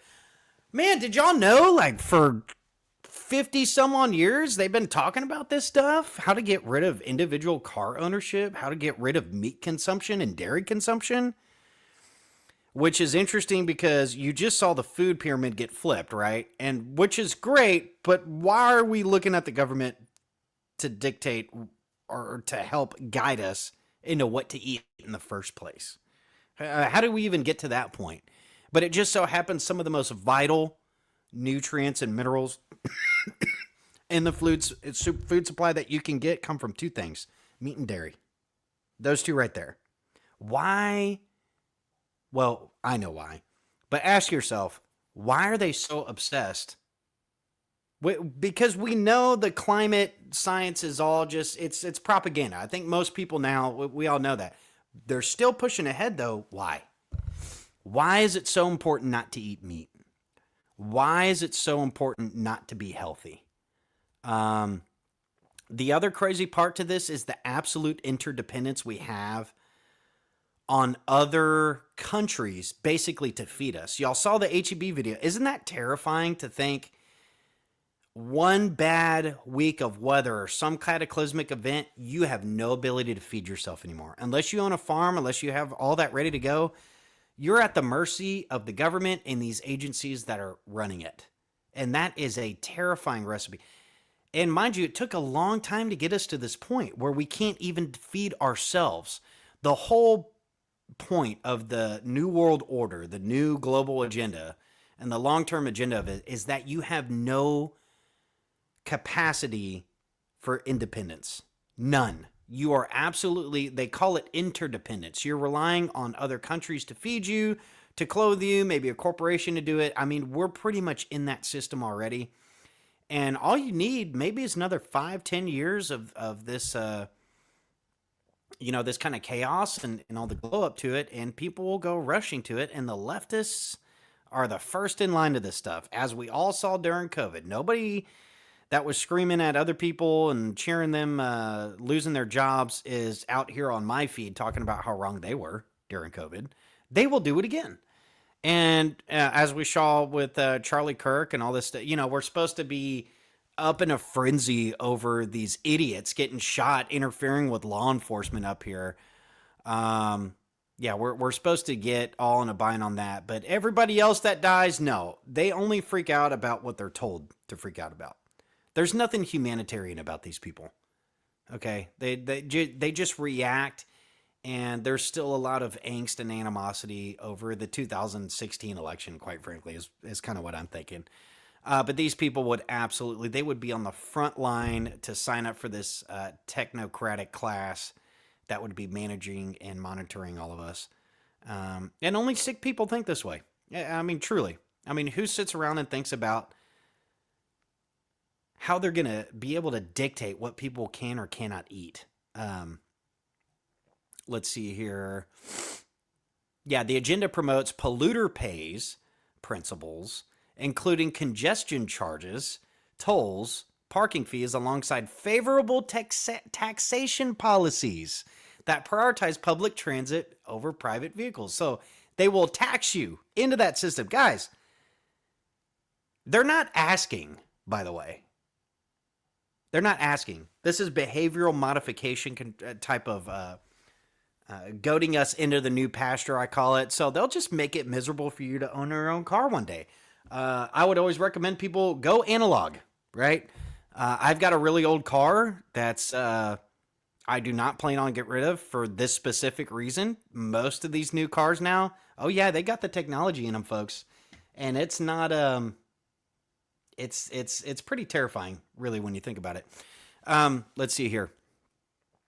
Following Habitat 3, international organizations launched the Transformative Urban Mobility Initiative, or TUMI for short, explicitly designed to reduce GHG emissions generated by traffic through policies that decrease, wait for it, private vehicle use.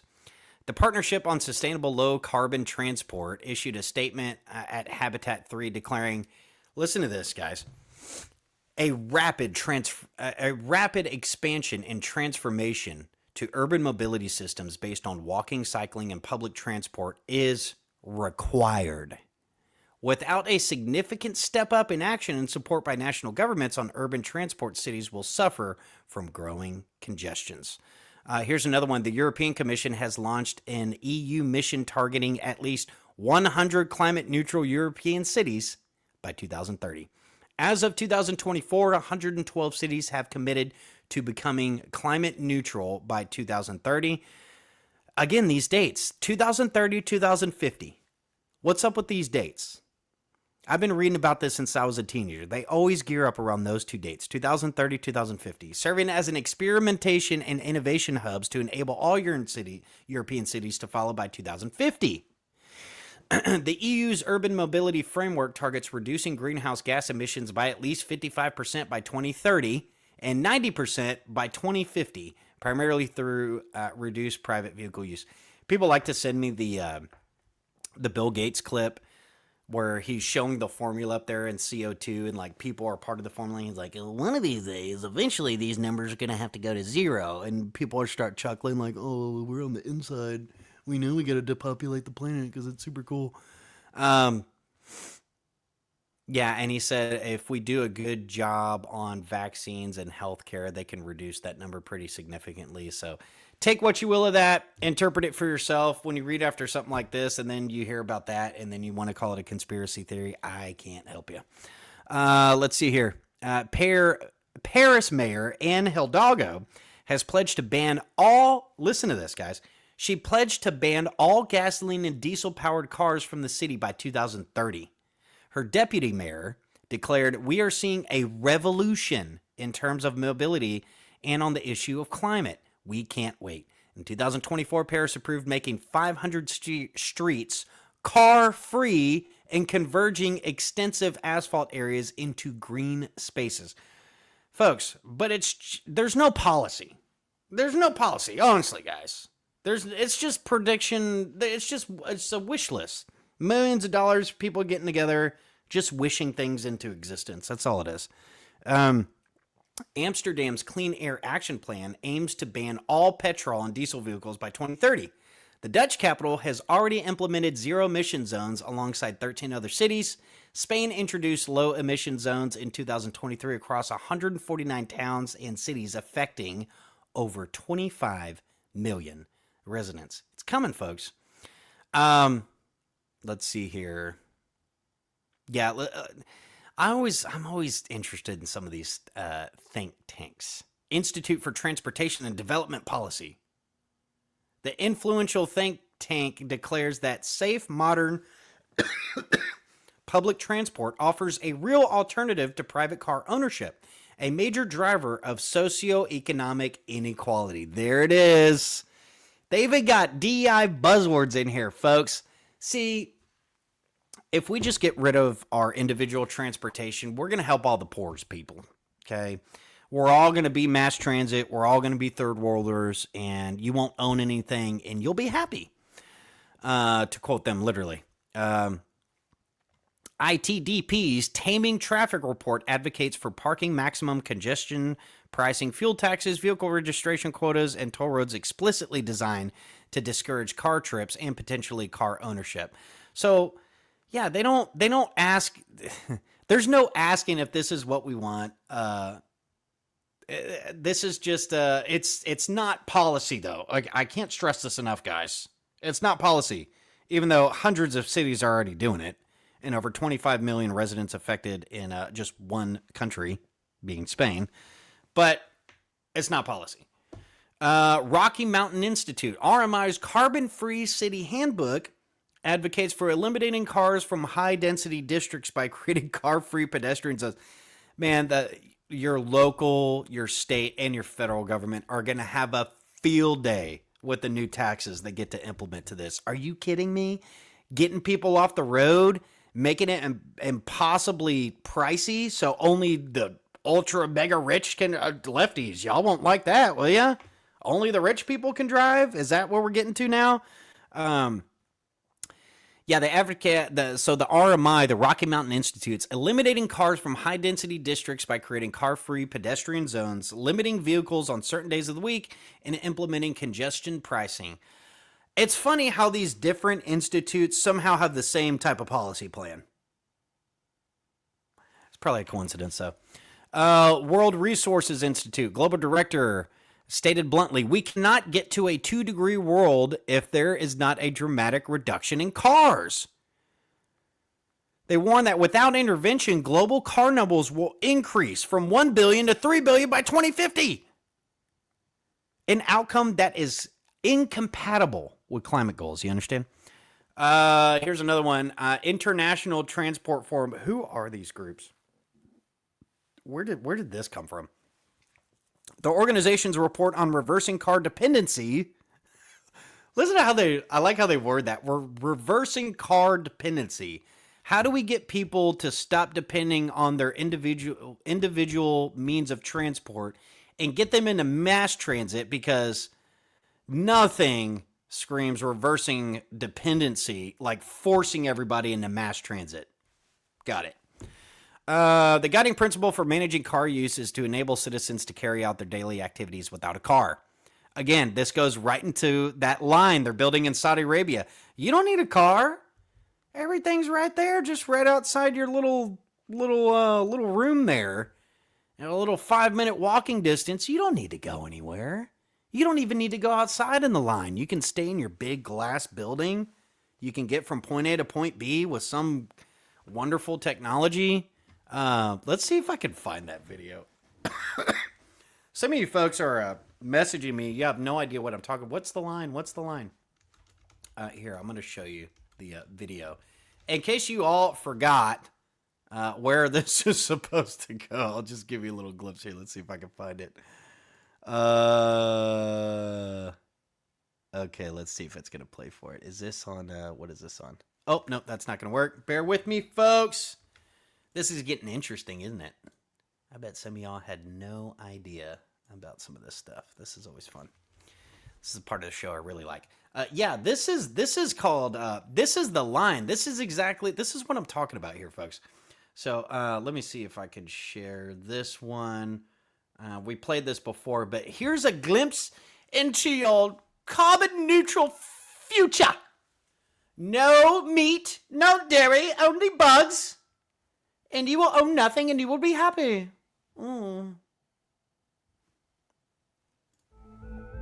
For too long, humanity has existed within dysfunctional and polluted cities that ignore nature.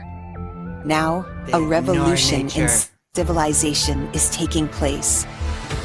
Imagine a traditional city and consolidating its footprint, designing to protect and enhance nature.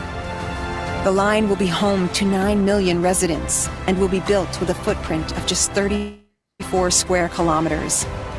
And we are designing it to provide a healthier, more sustainable quality Guys, isn't that exciting? Look at that. You can live inside a stapler loader across the desert in Saudi Arabia. Is that? Oh, we got Mark! We got Mark back! Hey, I'm teaching the class how to own nothing.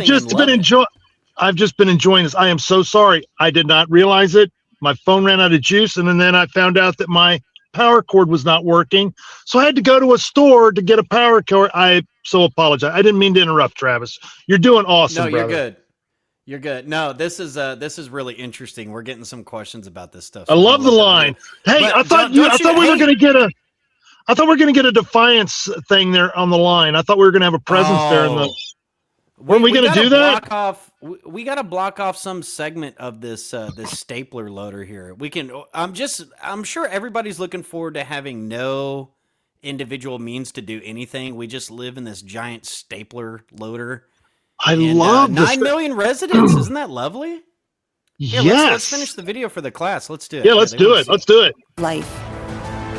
The line's communities are organized in 3 dimensions. Residents have access to all their daily needs within 5-minute walk neighborhoods. All you need right there, guys. And the line's infrastructure makes it possible to travel end to end in 20 minutes with no need for cars, resulting in 0 carbon emissions. There it is. By leveraging AI technology, services are autonomous, saving you time and effort.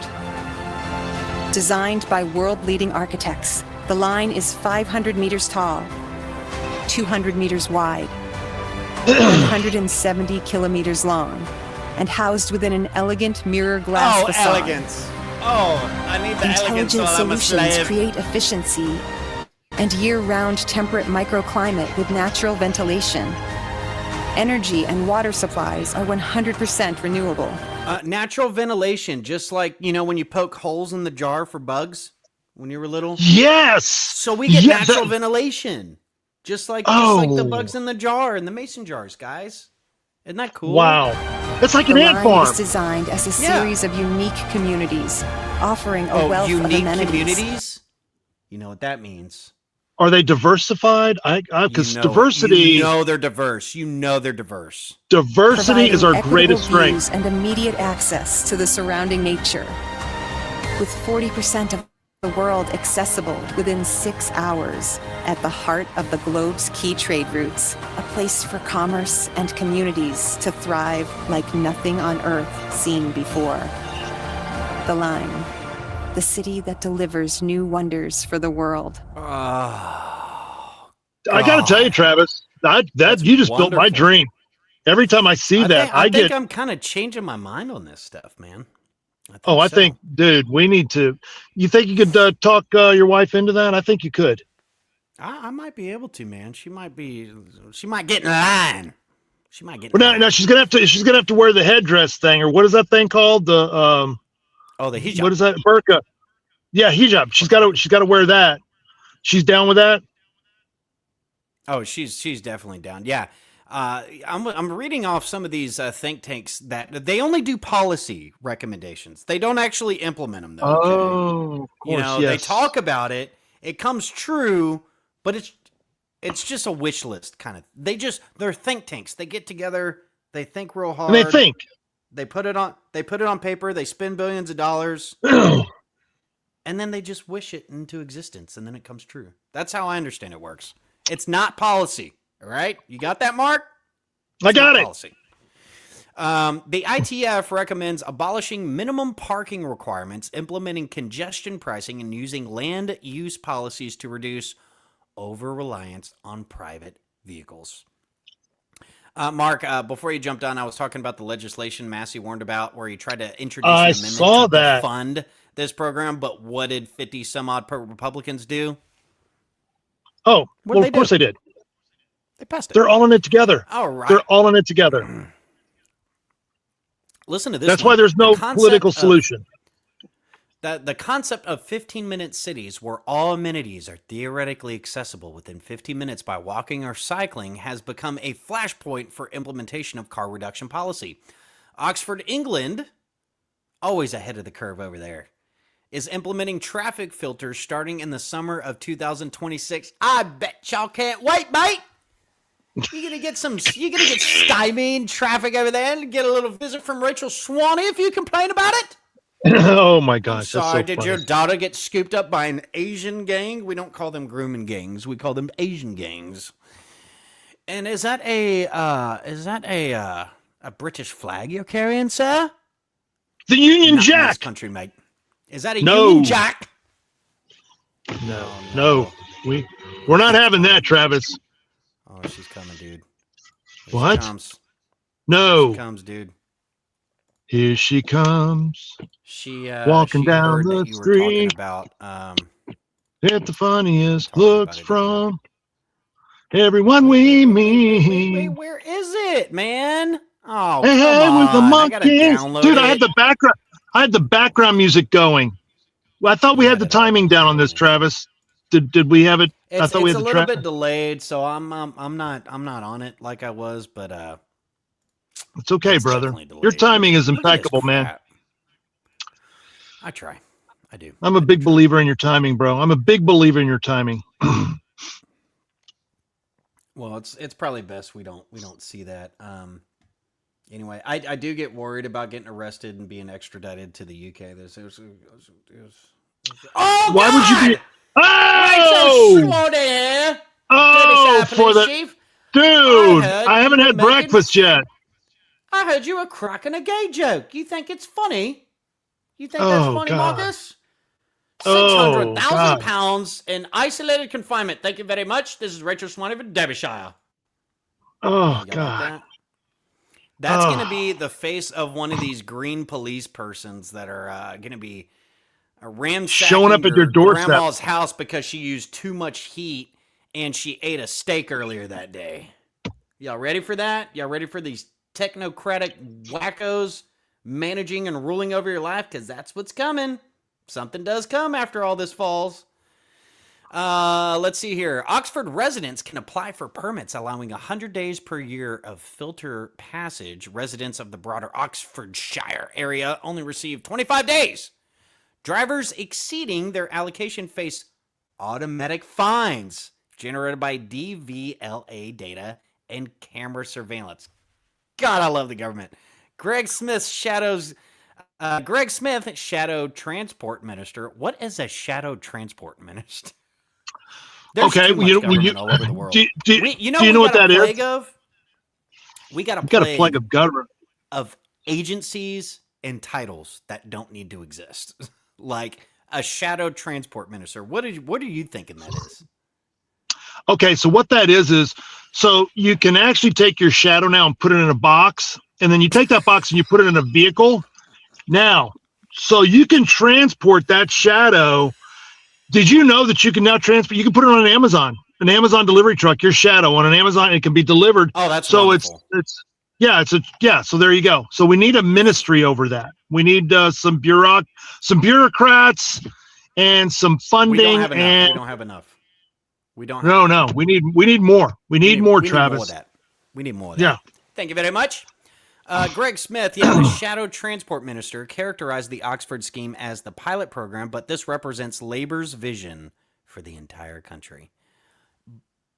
It's not policy.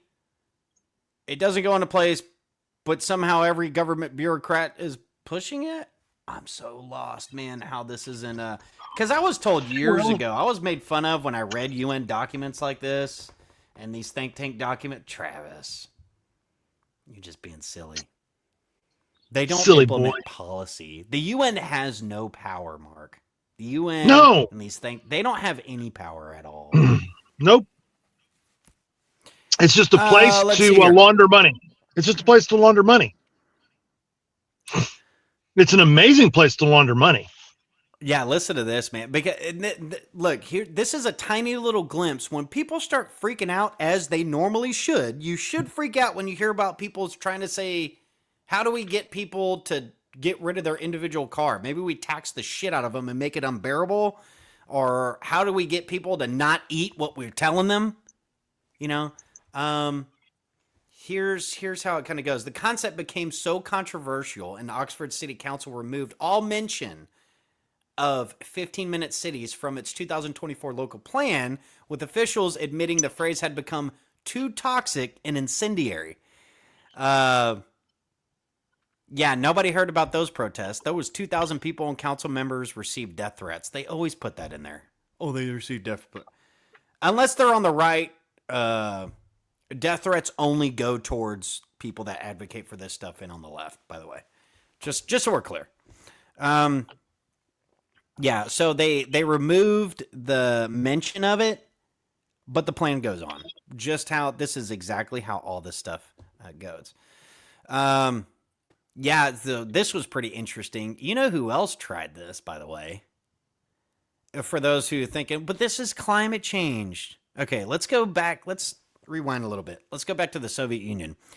The Soviet Union maintained extraordinarily low rates of car ownership throughout its existence, not due to environmental concerns, but as a deliberate policy choice rooted in communist ideology. By 1985, the USSR had only 45 cars per 1,000 people. Wow. Waiting lists for vehicles extended 7 to 10 years, and cars were allocated through government quotas administered by trade unions. Guys, this isn't anything new. The big thing with not only collecting data is so that you are predictable when stuff goes down, like predicting that some of you dumbasses will go out there and interfere with ICE detaining somebody, getting shot in the process, and react to it. This is the predictable modeling. That's why they collect data on all these people, because they know how stupid we are. Cutting off your means of transport, it's the ultimate tool of control. So, of course, the Soviet Union did this. Are we surprised? But is this like, if you tell this to a left person, you go, look, the Russia did it. The Putin did it. Right. So why would you support it here? Unless, I don't know, the media says that Russia's good now because now Russia hates Trump. Or maybe, I don't know. You can't keep up with this shit. The Competitive Enterprise Institute notes that the growth of car ownership undermined one of the key elements of communist regime's ideology and practice, namely the abolition of private property. Soviet authorities understood that private car ownership represented a form of sovereign dominion over a certain sphere of one's life that denied their monopolistic rule. God. Even more threatening, sovereign a private dominion. car and its owner could become one-man private company. Private taxi drivers operated outside state control, making car ownership almost as unbearable as land ownership to central planners. Albania went furthest, becoming the only country where private car ownership was completely prohibited. Did you guys know that? So this whole it wouldn't happen here. You ever heard that, Mark? Won't happen here, man. Won't happen here, man. We got too much freedom and stuff. We got freedom, man. We got because we've got Second Amendment. We got Second Amendment in office, man. We got Lindsey Graham. Come and take it. Come and take it. We got Lindsey Graham up there. Try my cold dead fingers. I'm a member of the NRA. We got John Wayne Fortin. Them things there. God. Yeah, that's a crazy statistic. And of course, if you go look at modern China, demonstrates how governments can weaponize transportation access for social control. Of course, this is only what it's about. China's social credit system, implemented nationally in 2020, uses travel restrictions as a primary enforcement mechanism. In 2018 alone, Chinese authorities banned people from purchasing flight tickets 17.5 million times, train tickets 5.5 million times based on your social credit score. The infractions triggering these bans include not only criminal conduct, but also spreading false information, financial misconduct or unpaid fines, or simply being deemed untrustworthy by government algorithms. We're literally talking about hell on earth, Mark. Oh no, we're complete micro-controlled hell on earth. Imagine, the system in China. You know what they could really do to you? You know what they would really do to you? You go over there to China, you get it to an all-you-can-eat buffet, Chinese buffet over there, and you start going to town. And let's say you don't really clean a plate up before you go for another one, dude. That's 4 demerits in China. 4 demerits. You gotta eat that plate. You can't waste anything off the all-you-can-eat buffet, buddy.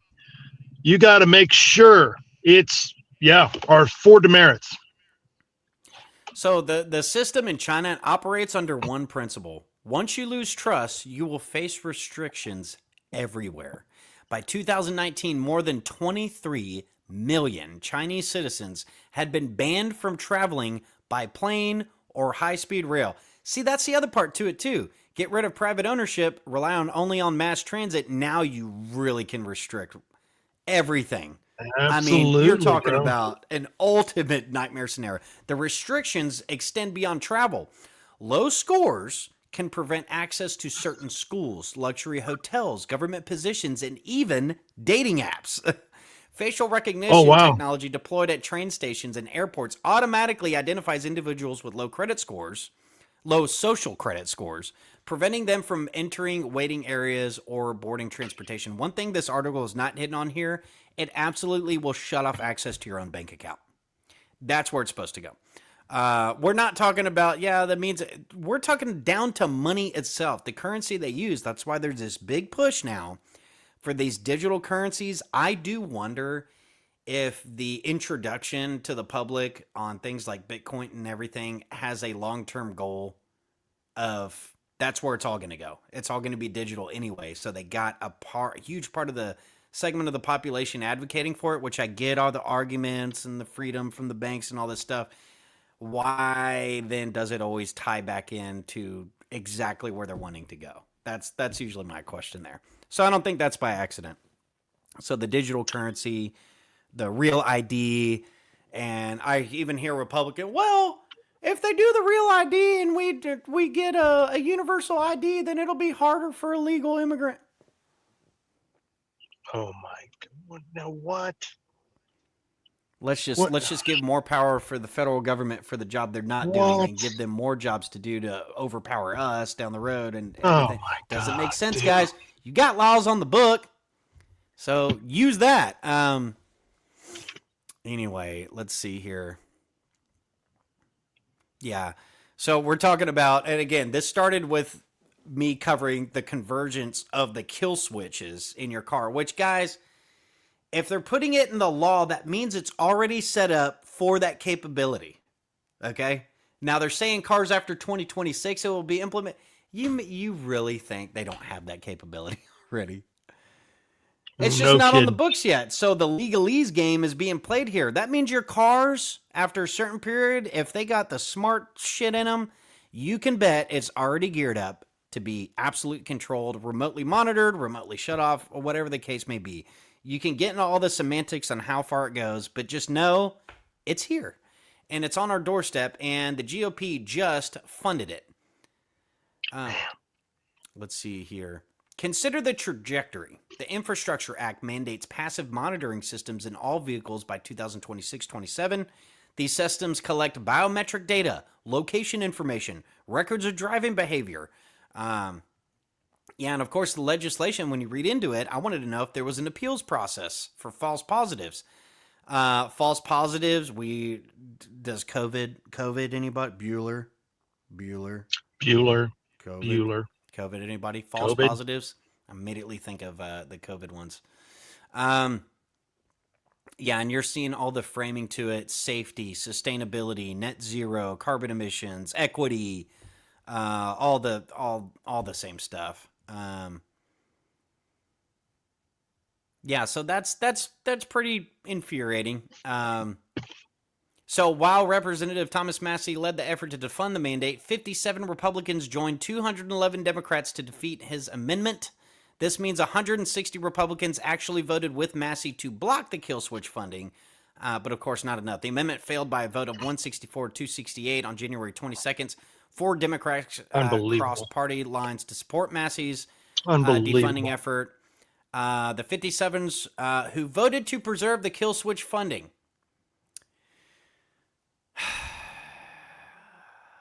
Mike Johnson's on it. I told all y'all about Mike Johnson a long time ago. Mike Johnson gives me the same vibes I kind of get from J.D. Vance a little bit, but I'll hold my breath, and y'all can wait to see I told you so down the road.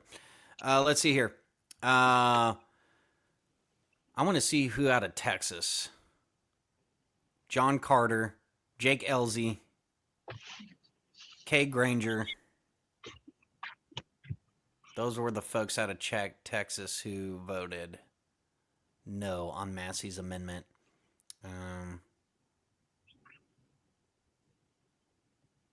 Yeah. And again, Massie's kind of standing alone on this because the House also voted on H.R. 7147, the Department of Homeland Security Appropriations Act for 2026, which funds CISA. Thomas Massie was the only CISA. And I'll go through that. Thomas Massie was the only Republican to vote against the DHS funding bill that includes CISA appropriations. Now, CISA, here's what he said. Is that like a CISA salad? The Daily Caller is correct. Every House Republican but one just voted to fund the liberals' favorite censorship agency, the CISA, in the DHS spending bill. The Cybersecurity and Infrastructure Security Agency, created in 2018 with bipartisan support and signed into law by President Trump, was originally designed to protect federal networks and critical infrastructure from cyber attacks. I don't think we can believe anything the government tells us on why they need a bill to protect something. Because, of course, Trump, he gets wind of it from his advice. Oh, this is a good thing. And then after it's implemented, it's turned around and it's used on him and his base. Oh, why are we such suckers, man? Yeah, so in June 2023, the House Judiciary Committee, chaired by Jim Jordan, issued a report labeling CISA the nerve center of federal government's censorship apparatus. The report found that CISA engaged in switchboarding quote unquote, flagging alleged misinformation and disinformation to social media platforms for content moderation. In August 2023, Judiciary Committee Republicans, including Chairman Jim Jordan, then Rep. Mike Johnson, Thomas Massey, and Dan Bishop, sent a letter to DHS Secretary Mayorkas documenting what they characterize as inconsistencies in his testimony about CISA's activities. Anyway, it goes on, the federal court findings, all this kind of stuff. So not only did the kill switch get in there, but they also expanded funding to the very apparatus that's used against the GOP.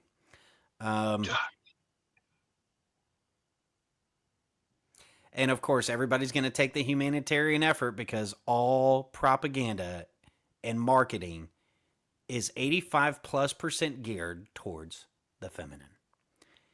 You have to get the feminine arguments to it, and the feminine arguments are going to be just like the women against drunk driving. Y'all remember this? It's the same thing. But this is going to help drunk drivers. I was telling the audience, Mark, if they would deport all the illegals, probably half the drunk driving episodes would go away. It really would. More than half would. They're the worst. They're the worst offenders by far. Yeah, so this is pretty discouraging, pretty wild, to say the least. But yeah, you got Massey out there who's Trump's wanting to go in primary. Meanwhile, he's the only one raising these issues up here, and I just think it's just throwing the baby out with the bathwater, man. I get it. You didn't like what he did on the Epstein stuff. Well, that's your own fault, brother. That's your own fault. Okay, let's see here. Covering this next one here.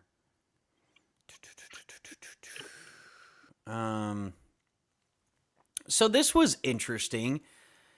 At the WEF, Jared Kushner, who, again, I've never been a fan of since I knew about him back in, the 2006-7 days? Okay, this is so incredibly interesting to me.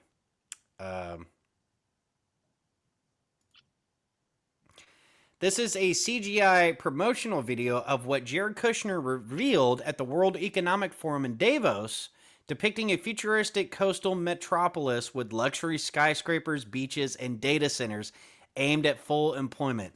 Mark, you ready for this one? Sure. I am ready. Okay. Where is this going to be, you said? This is the new Gaza, folks. Oh, my. This is what Jared Kushner unveiled at the WEF. Watch. I'm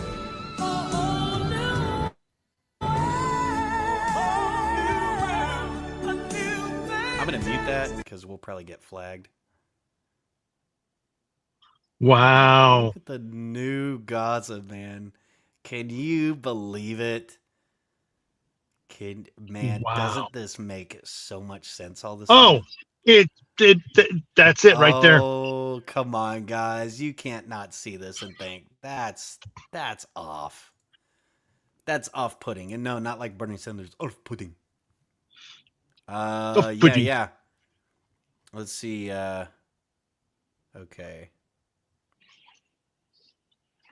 That is pretty. There we go. Oh, God, this is so crazy. All right, I'll play just a clip from him talking about it here. Super interesting, guys. Super interesting. This is 5 minutes. I'm not going to play the whole thing, but let's hear what he has to say on some of this. So we did a master plan. We brought in, I think, Yakir Gabay, who's one of the most successful real estate developers and brilliant people I know. He's volunteered to do this, not for profit, really because of his heart. He wants to do this. And we've developed ways to redevelop Gaza. Gaza is President Trump's been saying has amazing potential, and this is for the people of Gaza. We've developed it into zones. In the beginning, we were toying with the idea of saying, let's build a free zone, and then we have a Hamas zone. And then we said, you know what, let's just plan for catastrophic success. Hamas signed a deal to demilitarize. That is what we're going to enforce. People ask us what our plan B is. We do not have a plan B. We have a plan. We signed an agreement. We are all committed to making that agreement work. There's a master plan. We'll be doing it in phasing. In the Middle East, they build cities like this in 2-3 million people. Guys, that is extremely interesting. Now, something like that, you don't just plan that right after Gaza or Hamas signs that deal. Come on. Development, now that I'm dipping into this realm a little bit, takes a long time to plan out, especially huge developments like this. You mean to tell me this is something that just popped out in the last 2-3 years? Come on. You buying it, Mark? You buying it? I mean, here's my thing. We're just being opportunistic. That's all. That's fine. And look, these people that are supporting Palestine and all this, and then people are saying the Jews are committing genocide or whatever. And I'm like, so what if they are? I'm telling you, these Hamas, whatever, they need to be genocided. Just let them all go. But I just take them off the map, because even the Muslims don't want them. That's how bad all those Palestinians are. So no. I'm not kidding you. The Syrians don't want them. The Egyptians don't want them. Nobody. So I don't care. And let the Jews do it. Let the Jews genocide them. Keeps our hands clean. But I don't think we need to pretend that it's not happening. Of course it's happening. So what? Definitely raises Get rid of them. questions with October 7th and the obvious stand down orders and all the stuff that happened. That seems to be a little. It is interesting, isn't it? It's pretty advantageous, I would say. Yeah. The timing is impeccable. Here's another interesting interview on TV with Kushner, and I forgot who this guy is, but just listen to this one, folks. This is pretty good. Now, this is Jared Kushner being interviewed on 60 Minutes alongside Steve Witkoff, Trump's Middle East envoy and longtime friend of Netanyahu. Well, part of the plan is the reconstruction, the rebuilding of Gaza. And your builders, tell us more about the plan and how much it's going to cost, where's the money going to come from, and who's going to award the contracts? And Kushner lets Witkoff answer. I think it's going to cost a lot of money. What's a lot of money? The estimates are in the $50 billion range. It might be a little bit less. It might be a little bit more. Money raising, we think, is the easy part. We think that happens relatively quickly. But it's the master plan, and we're working with a group of people who have been working on master plans for the last 2 years. So there are. He didn't sound super. I gotta keep it going. Let me finish. I gotta keep it going. A plan in place for 2 years. Watch Kushner's face. We have plans already. We have a master plan already. And by the way, Jared's been pushing this, and we're working together on it. And I think if the world saw the progress so far, they'd be pretty impressed. The second Witkoff says there's been a plan in place for 2 years, you can see Kushner's expression change. We have plans already. We have a master plan already. And he immediately looks uncomfortable, like Witkoff just said something he shouldn't have. So let that sink in.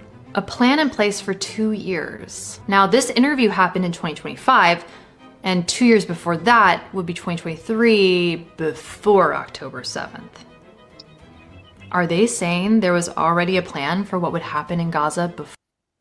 Yes, honey. Of course. That's exactly what they were saying out there. It's a little tongue-in-cheek there, but that is clearly what happened, dude. And I'm perfectly okay with it.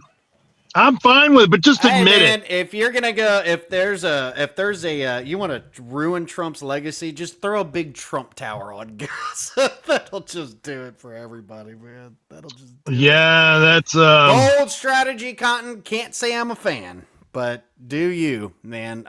Kill whoever and build luxury hotels. Sure.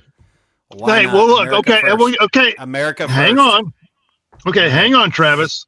Are you saying that's not a major improvement? I mean, huge improvement.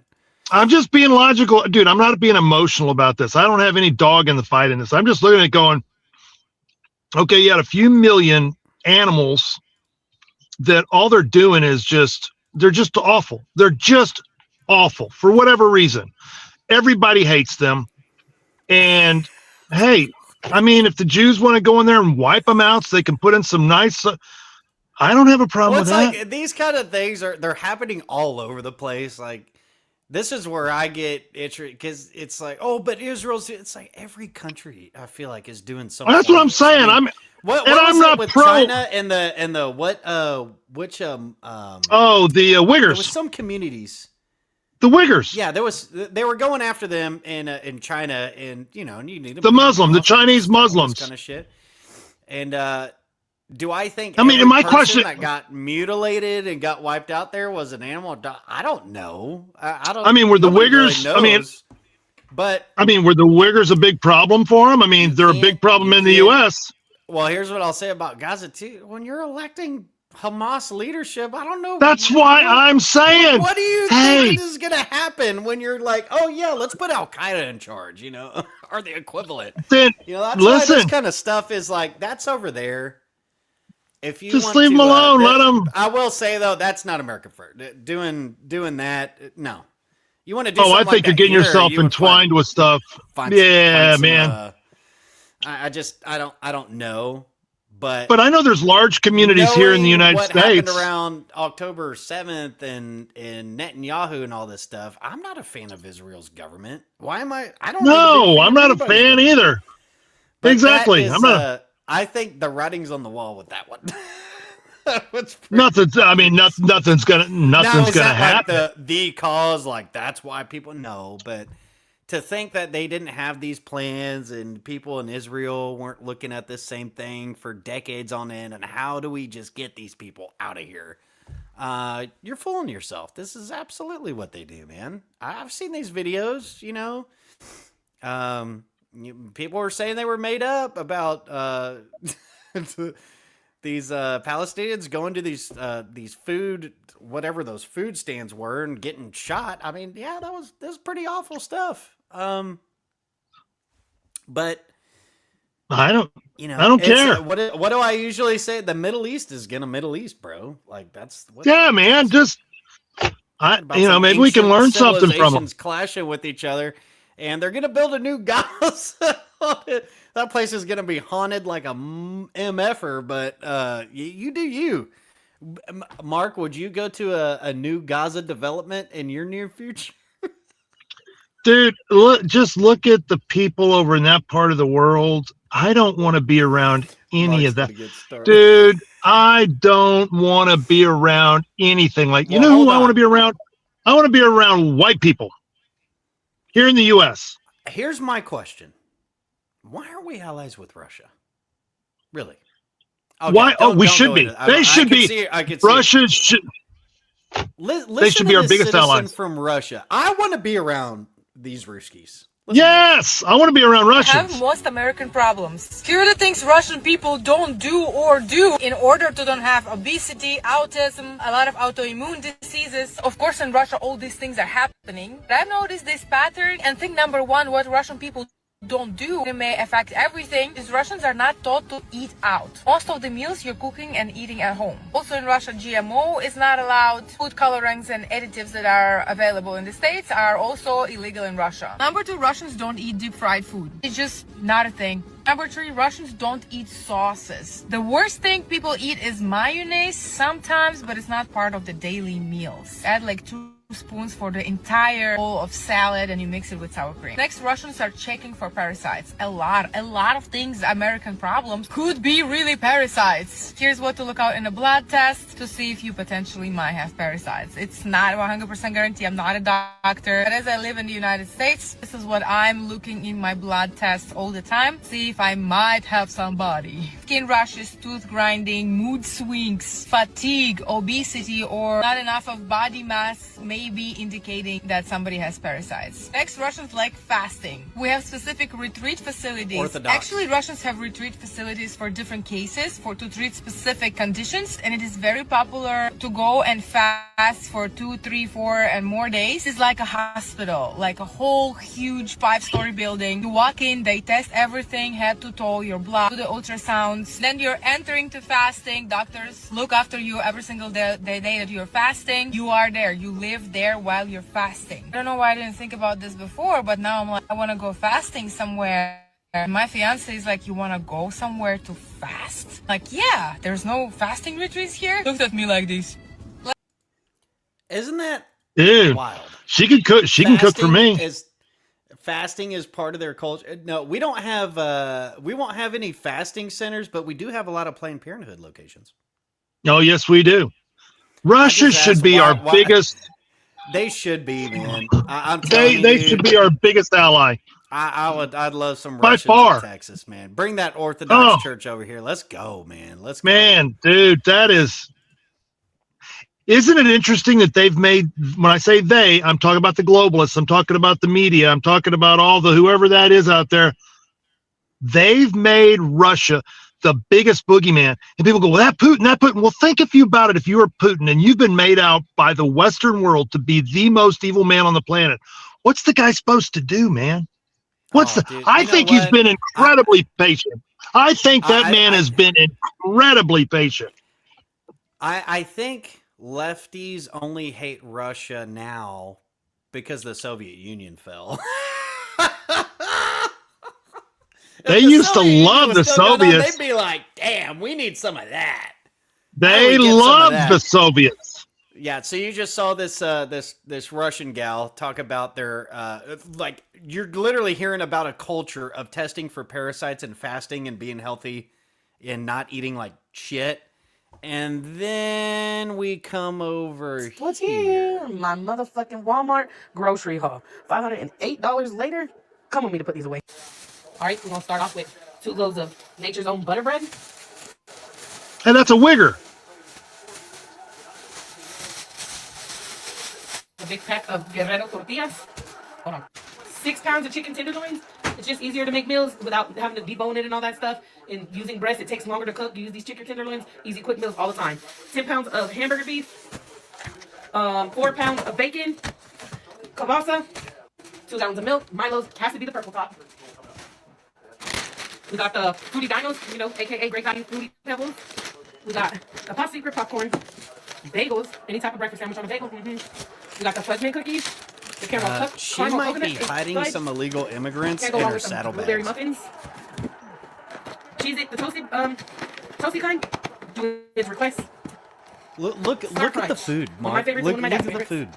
Dude, it's just unbelievable. She's a fat hog. They're better in the freezer. She's just a fat hog. Got 4 of those. Frosted flakes for the wing. The family fun, a 18-pack.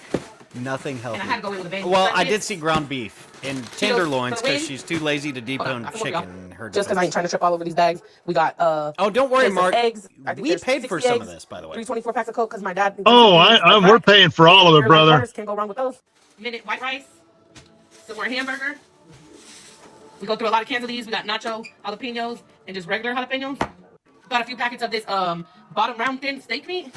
Some mayonnaise. Some olives. Me and my dad are olive eaters. Julian likes olives too, so we use them for different things. And we got some chopped olives. Oh, you get the picture, right? That's why we're not allies with Russia right there. I don't think we could handle being influenced by a culture that is heavily Orthodox Christian, that fasts and tests for parasites constantly. I don't think we're ready for that, Martin. Dude, we're so lost. So lost, man. In honor of Trump chicking out over Greenland, I thought that was actually getting pretty interesting. And then I saw a couple clips of him at the World Economic Forum, and just groveling now, I guess, is what we're doing. So I don't know how much of any of this shit was real, but Greenland made there's some funny TikToks. Greenland was really excited about the culture we were going to import from America over to Greenland. So they started making videos like, anticipating the culture we're about to bring over. Here we go. Oh, God. Only imagine. Hey, where'd you go? Oh, where'd it go? Come on, you gotta admit that was good. Oh, my God, dude. American culture to Greenland. For those that are listening, it's people hunched over, walking around the streets like they do in San Francisco. Just absolutely in Philadelphia. Fentanyl in Philadelphia and all these major cities. Oh my goodness. Oh my goodness. Oh my goodness. Oh my goodness. Yeah. Pretty interesting to say the least. I think this should be pretty funny. So I'll try to end it on this one. I never got to finish this, so we're gonna finish this together, okay, class? This is supposed to be a revealing moment for a liberal. Want to see liberal logic in real time? I am leaving this country, the United States, in 213 days. And I am spending day after day researching schools, where to live, how to afford this, visas, taxes, everything. So you understand that there is a process to go into another country then, right? With what they're doing to immigrants, with what we are doing to other countries. Okay, so it's okay for other countries to do it and you're going to go to them, but when we do it, it's wrong? I can't be here anymore. I can't breathe here. So you're okay with doing all the steps necessary to move to another country because it's okay for them to do it, but you're fleeing from this country because we're enforcing those same laws that we've always had? I also empathize with the countries that are being inundated with immigrants. I am sorry.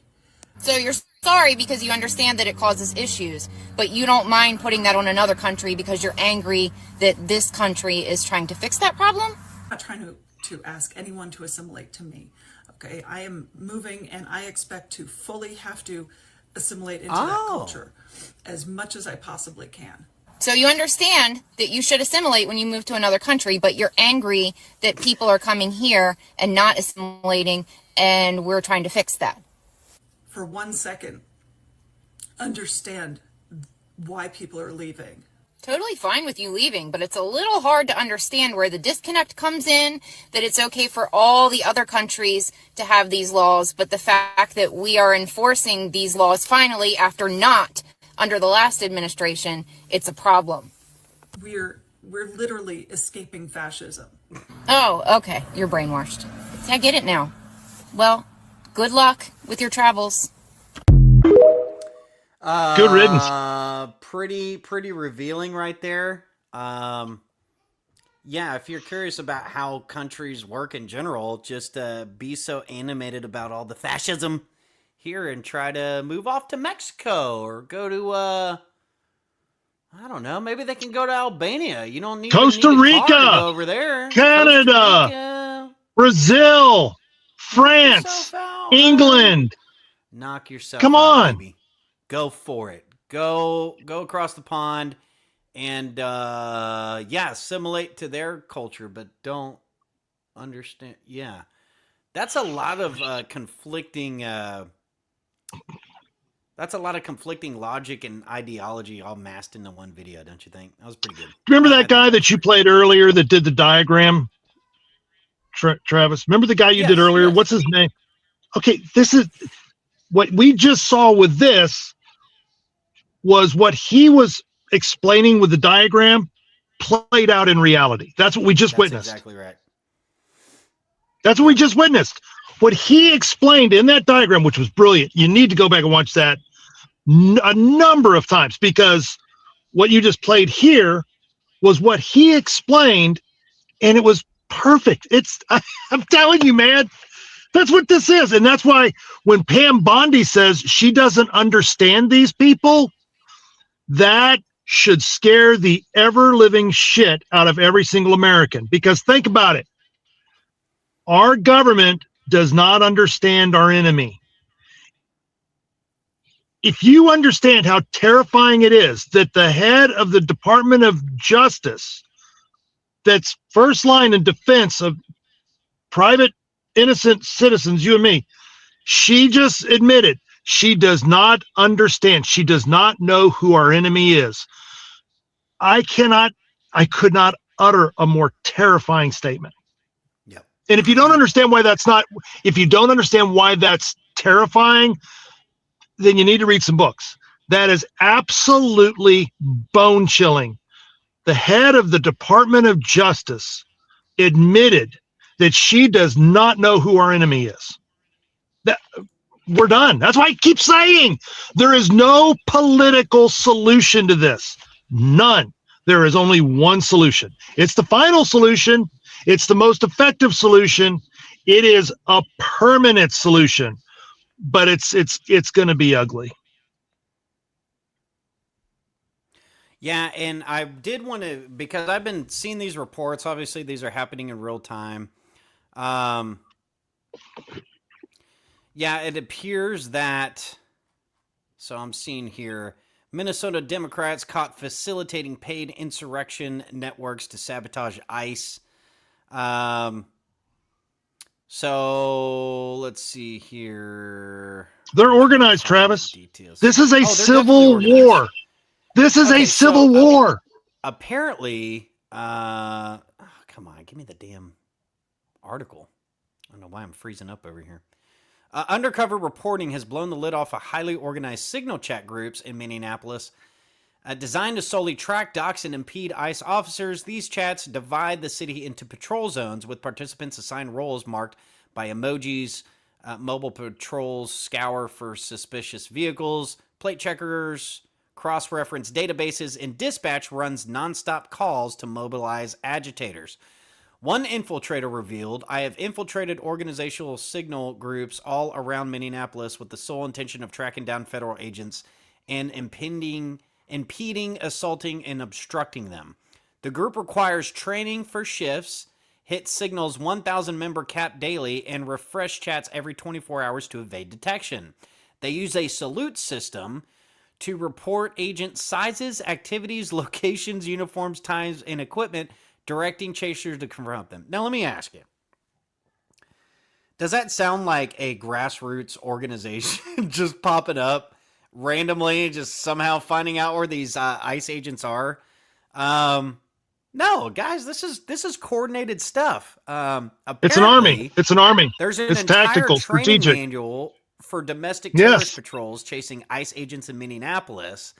Now, the man who was killed by ICE this weekend was apparently in anti-ICE resistant signal chat groups. Do you know who runs the chats?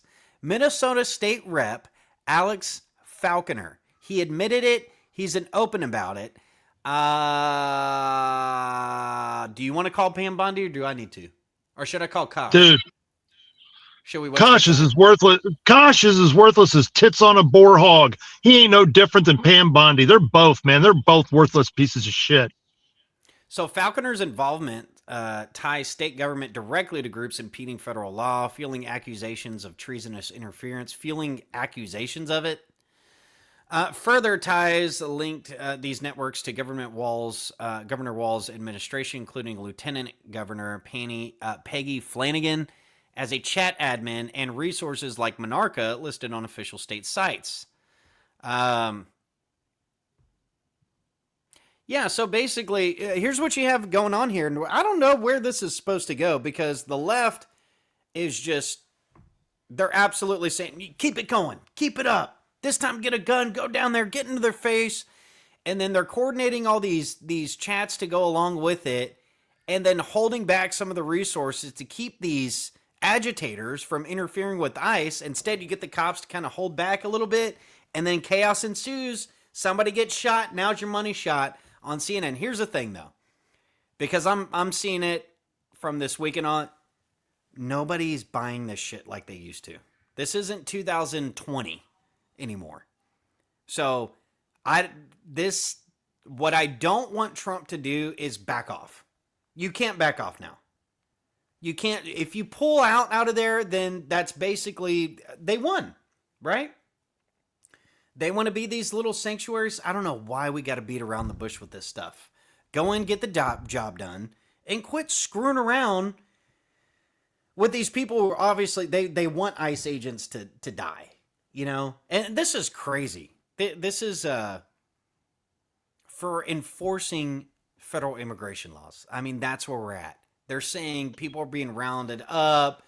These are cattle cars for the gas chambers and all this crazy stuff. After we've heard for how many years? 10 now?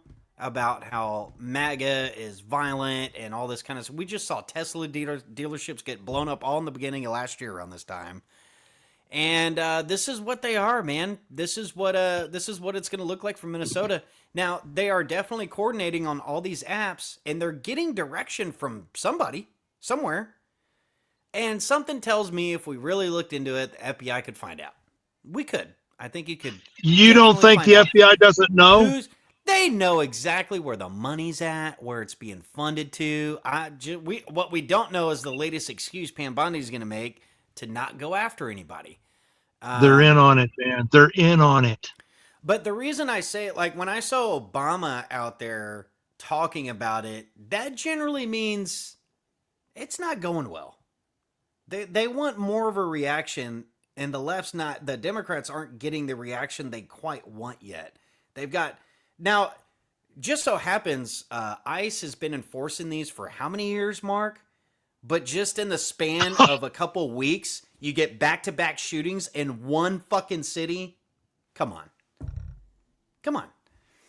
Obviously, this is being ICE has been running operations down here in Texas 10 times larger than anything they're doing in Minnesota, and we haven't had one incident. We've had a couple of demonstrations. We've had it like in Austin. We've had a couple of demonstrations in Austin. There might have been a little bit of pushback in San Antonio, but there was nobody shot, nobody hurt. As far as I know, I don't think that is pretty much uneventful. And they were huge operations down here in Texas. So I looked at the analytics this morning. You want to know what people are talking about? What were they talking about? Snowstorm and the Super Bowl. Oh my God, of course, because we got a Super Bowl. So we got the Super Bowl going on. So what teams are in the Super Bowl? I have no idea. I don't know who's in the. I have no idea. So we got people talking about. So this is, the government knows exactly what they're doing. The government knows exactly what they're doing. And I mean, it's our fault. All this is our fault. Even looking at the analytics per Google in Minnesota, top interest, the Super Bowl. Alex Pretty, ICE. Barely comes up. Let me see if I can share this for you. It's so ridiculous. God, this is so good. This is so sick. Channels. Yeah, I can see it's there. So sick. People are talking. Here's the ICE incident, we'll call it, and then here's the rest of the analytics talking about the damn Super Bowl, man. Oh man, sick. All this is our fault. Nobody to blame but us. Nobody's to blame but us. Let's see here. Yeah, I'm just seeing if there's any latest news on here. So, we'll see where this goes, guys. Now, we'll tell you one thing. I'm encouraged. What is a little scary is that if it's not getting enough attention, something else is going to go down, right? That's how these work, right? It happened over the just getting started. Yeah, I think we're just getting started. I think you're Buddy, right. We're gonna see days where there's tens of thousands of people killed in one day. That's coming soon. Tens of thousands of people dead in one day. That's coming. And this is going to be the way the communists work, the way this is going to look. It's going to be like if you have any idea or any familiarity with how the Vietnam War went down and the Viet Cong and how they operated. It was guerrilla warfare. It was terrorist tactics. That's what's going to happen here in America. So you're going to see malls. You're going to see supermarket HEBs blown up. You're going to see neighborhood. I mean, it's not going to be like two sides with guns shooting at each other. That ain't going to be it. It's going to be these communist insurgents going in, blowing up public schools. That's another reason to get your kids out of public school, because those are going to be high on the target list. They're targets. They are soft. They're high. They're going to blow up entire school buildings full of kids. But grocery stores, malls, churches are going to be high on the list. There's going to be days where we'll see tens of thousands of innocent Americans, mostly women and children. I mean, that's who it's going to be. That's going to be their target, and it's going to be unbelievable, like the world has never seen before. And then people will probably stop worrying about the Super Bowl. Yeah, you see posts like this on X. It says many of us are old enough to remember this. Back then, like today, the government labeled these people commies or professional agitators, but also like today, they were simply people who voted. Again, fake history. By the way, this moment here, these people were throwing bricks at National Guard and trying to murder them. Is that Kent State? Is that Kent State? At this. Yeah, that was Kent State. Now somebody responded, and I like these type of responses. Sad that you don't understand the difference. How many is one life lost worth taking in one illegal? It's not. So people want to, this isn't about, the caring. We care about people, innocent victims. I don't hear any of these names coming out of any of the left's mouths on this stuff. How do you excuse this kind of shit? They don't care. Dude, they're the ones that are murdering. Humane and they murder babies. They murder babies on an industrial scale. They have murdered more babies in the last 40 years than Adolf. Adolf Hitler is vilified for killing 6 million people. A lot of those being Jews, as far as we can tell. But, killing 6 million people. Dude, the left has murdered almost 70 million babies. Innocent babies. That is literally what, 10, 12 times what hit. I mean, these people, you better understand, these people are evil. They're satanic. There is no redemption for the vast, vast, vast majority of them. And by the way, some people say, well, if you're a Christian, don't you believe that people can be saved? Yes, I do. And you know what? Pray that before we take them out, they get saved and then they can at least go to heaven. But 99.9999999% of these are non-redemptive, and they just have to be eliminated. There's no way around any of this, folks. There's no winning this politically. There is no winning this politically. And really, this is meant to push us into some different pasture. All this does is put more blanket overreach from the federal government around all of us. We need more. We need more. We need more solutions. We need more funding. We need more agencies. We need more of this.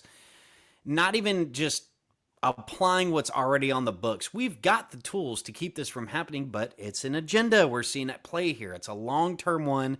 This is just a small piece in this. Now,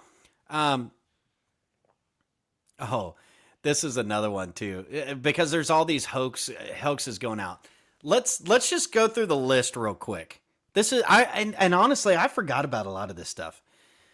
So next time you see an image of a kid being separated and they throw it on Time magazine cover, let me just go through a quick, and some of you guys will know and some of you won't. Let's go through this next time you hear the rhetoric that we need to pay attention to these news stories, because again, to Mark's point, they kill millions of babies a year annually, but that's just like, birth control for them all the way. There's nothing to them. Abortions. But also these bleeding heart cases. Let's go through the list about what we know was a lie. The ICE detains 5-year-old hoax. The Hex says kill everybody hoax. Trump destroying the White House hoax. Photo of a starving baby in Gaza hoax. Y'all remember that one? Israeli troops murdered food-seeking Palestinians. The one I talked about earlier, that actually ended up being a hoax. Trump tariffs will explode prices. Maryland man hoax. Black newborns much more likely to die if Doc's white hoax. Elon Musk's Nazi salutes hoax. Mass hysterectomies performed on immigrants hoax. Y'all remember that one? The all-white Trump party hoax. The Springfield bomb threat hoax. Trump called for Liz Cheney to be executed hoax. Violent crime down under Biden-Harris hoax. Arlington Cemetery hoax. Kamala was never America's border czar hoax. Russia collusion hoax. Hands up, don't shoot hoax. Jussie Smollett hoax. Covington KKK kids hoax. Very fine people hoax. The 7-hour Gap hoax. The George Floyd 14 days to stop the spread hoax. The Russian bounties hoax. Trump trashes troops hoax. Policemen killed at mostly peaceful January 6th protest hoax. The Rittenhouse hoax. The eating while black hoax. The border agents whipping illegals hoax. The NASCAR noose hoax. The Georgia Jim Crow 2.0 hoax. Trump assaulted Secret Service agents and grabbed steering wheel of beast hoax. MAGA assaulted Paul Pelosi hoax. The COVID lab leak theory is racist hoax. Hunter Biden's laptop is Russian disinformation hoax. Joe Biden will never ban gas stoves hoax. COVID deaths are overcounted is a conspiracy theory hoax. The mass graves of Native children in Canada hoax. Trump killed Japanese koi fish hoax. Trump told people to drink bleach hoax. Hamas hospital hoax. If reelected, Trump will execute people hoax.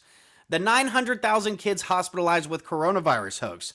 Dozens of environmental hoaxes. The Alpha Bank hoax. The libs of TikTok murdered non-binary teen hoax. Aaron Rodgers Sandy Hook truther hoax. Bloodbath hoax. Biden sharp as attack hoax. Iowa poll hoax. I mean, the list goes on, folks. This list goes, and a lot of you forgot about a lot of this stuff, man. Oh, the media how can you remember all of it? Trayvon, Brown, and Floyd for months. Their narratives were filled with lies, not errors. Lies intended to inflame race relations. We know that. They know they're lying, though, guys. That's the other part to it. Like, yeah, when it becomes inconvenient, they got to keep the veracity of their emotional response to something, so they just keep lying about it. This is the game. Absolutely. Guys. This is what they do. This is the game. They're not going to be honest about any of this kind of stuff. Yeah, and now you're seeing some Republicans talk about time for ICE to pause in Minnesota. That is the opposite of what you need to do. That is the complete opposite. A pause would validate. This is from Fisher King, at Fisher King. I'm not sure who he is, but on Twitter, I like this message. A pause would validate the entire playbook of deliberately obstructing federal immigration enforcement with riots, blocking roads, and violence. Ignoring all requests to stop and going about the work with determination is the order of the day. I completely agree with that. Full tilt. Quit screwing around with it. Do your job and get out of there. Look, they're in a tough spot, these guys. These agents are in a tough spot, Mark. They're in a tough spot. You're going into an area. Well, we talked about that earlier, Travis. You can't do this to people. Help you. National Guard's passing out. You can't do this. The rioters. This is Travis, you can't do it. You cannot do this to these ICE agents. I am telling you, if one of these, like for instance, if either two of these ICE agents get charged in the state, I believe Minnesota's going to file charges on them. If either one of them get charged, they know they're going to go to prison, just like Derek Chauvin did. By the way, remember, Derek Chauvin is sitting in prison right now, been shanked over 21 times.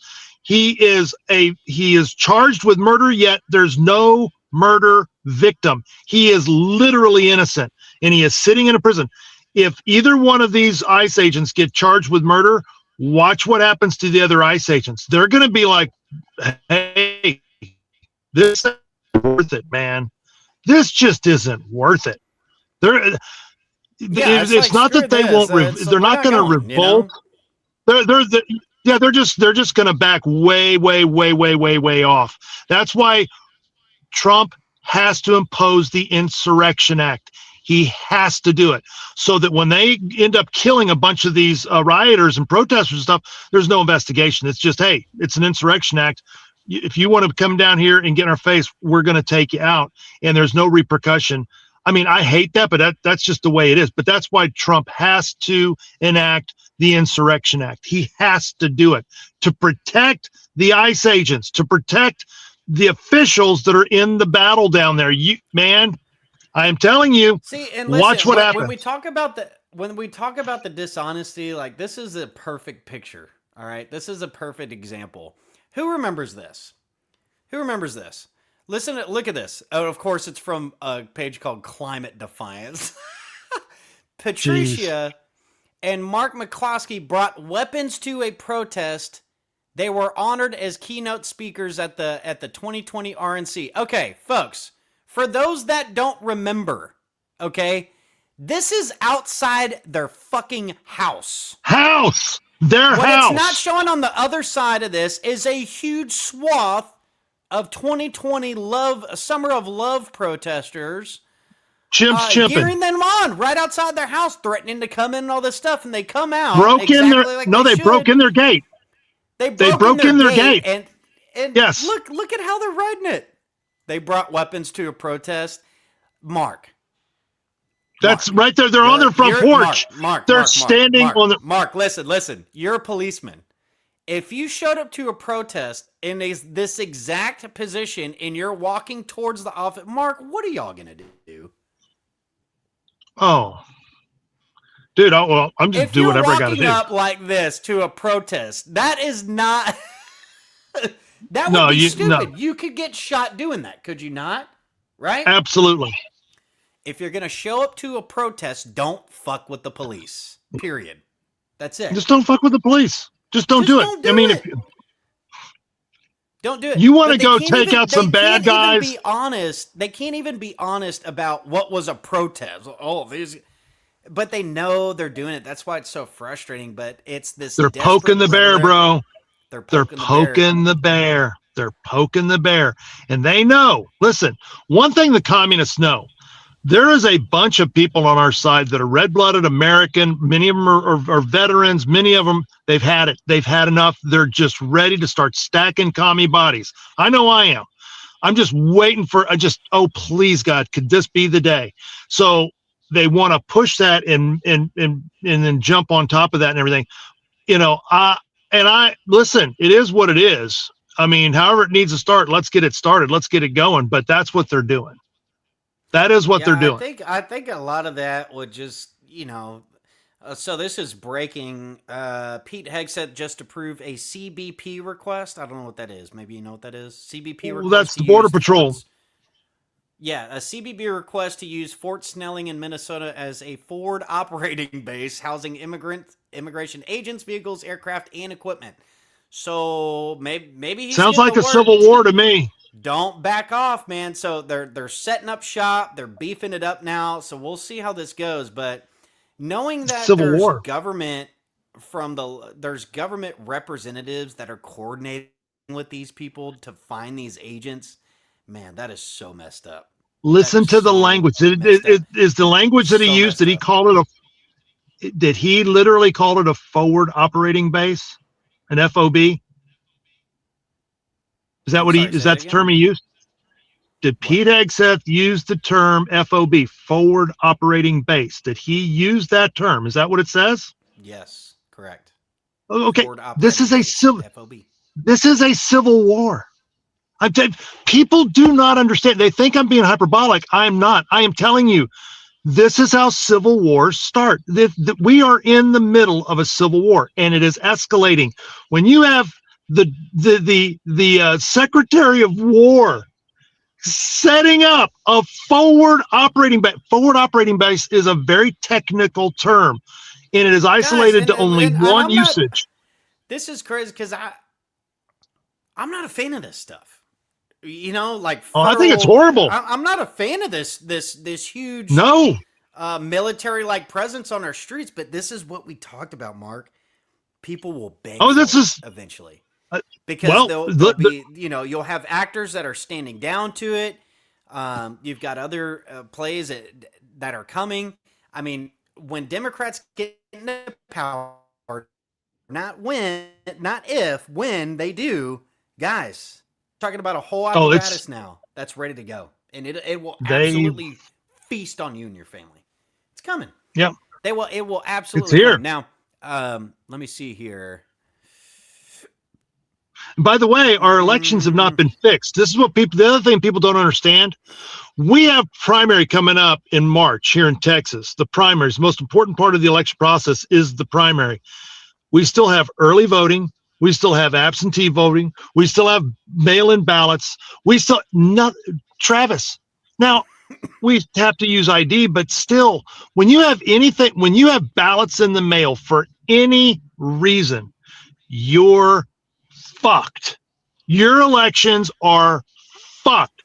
There cannot be any ballots in the mail, period. There cannot be, or you're going to have you can't have any of this anymore. I mean, it has to be strict. I mean, just even showing ID, the basic stuff we all know, right? But I mean, it's coming out now. This guy that got shot, he was in all these signal chats. They're coordinating all this stuff. I mean, what do you think is going to happen? You're tracking down. So if you are a federal agent, you're just doing your job in there. Some of these federal agents, they vote Democrat too. They're not just Republicans. Yes, they do. They're You'd be surprised how many. They're looking at this and going, man, I'm going to be on edge. Wouldn't you be on edge? Yes. As soon as you get into it, even common civilians, we played the video earlier, even civilians are being followed by these agitators. You're in the ICE database. What database? You're putting innocent people on a database. Now you're part of the thing you hate, man. You're screaming Nazi while you're acting like one. Demanding the papers so we can prove where you live and do all this kind of shit. But here we are, man. It's unbelievable. This is unbelievable. Pursued a man who fled in a vehicle and struck multiple officers. One agent fired shots in defensive response before the suspect was taken into custody. This is crazy. This is absolutely crazy. Yeah, and then do you see anything on there about a Muslim killing 3 people outside of Disneyland today? No, the Muslim story I read, my Muslim story was a guy who asked, he went to a gas station and asked if he was Muslim. He said, no, I'm Christian, and then he stabbed him and his dog. That's the one I read today. What did you read today? Okay, supposedly there's 3 dead. Muslims shot 3 people outside of Disneyland today. That was coming across the wire at one point that I saw. But maybe it could be, dude, it could be propaganda. I don't believe the media either. I mean, but I think we're going to start just seeing it escalate on all levels. And believe me, unfortunately, Travis, a lot of people listening. God. What? Is this it? Florida shooting near Walt Disney Resort leaves 3 dead, 29-year-old male suspect. Yeah, that's it. Ahmed Jihad. It's got Jihad in his name. Yeah. Oh, God. Hey, listen, this is what people don't understand. This is going to be touching everybody. Unfortunately, people that are listening to this are going to have family members that are deceased within a year or 2 years from now because of this civil war and with this war with Muslims and everything. Everybody's going to be touched by this. Everybody. Oh, this I is think going this to is be the same guy. The suspect. So this was back on the 20th. Ahmed Jihad Boje arrested. The suspect was previously accused of attempting to murder a stranger at the gas station. So I read a separate story. I didn't know he was part of this whole one. That's great. I just love our multiculturalism. But the database has him listed as white. That's 3 violent murders, which should be classified as Islamic terrorism, but now are attributed to being committed by a white man. Is that true? Yeah. Seems oh legit, my God, man. he looks white to me. Oh my God, Caucasian. oh my God. Oh, that is God, definitely yes. Caucasian. Oh my God, oh my God, oh my God. Oh, that's horrible. Oh. That is he is innocent. He is innocent. He gets his virgins. That is definitely that is definitely not a white guy right there. That's a muzzy. Man, hey, does it make you feel better? He was previously charged with attempted murder, but he was released. What? But he was released, right? Thank God. Yeah, because he was insane. Oh, okay. Well, that makes sense. I mean, you can't keep him in if he's insane, Travis. What are you saying right now, Travis? Are you wait a second. Hang on. Stop the presses. Travis, are you saying that insane people should be housed in jails, or they should? What are you saying? Should feed them forever. Like we talked about this before. Why does it matter if they're insane or not? If they Don't kill pull somebody, me into you're dead. You're done. Okay, you're insane. You want to rehabilitate? I don't really care about rehabilitating somebody who's a murderer. Are you? Why are you so racist? I don't know. Why are you being racist? I mean, really, why are you being so... I don't understand why you're being so racist, Travis. They can't help it if they're insane. They're victims. Travis, why do you have to be like that? Why are you teaching your children to be racist like that? Are you? I mean, what do you? I'll work on it.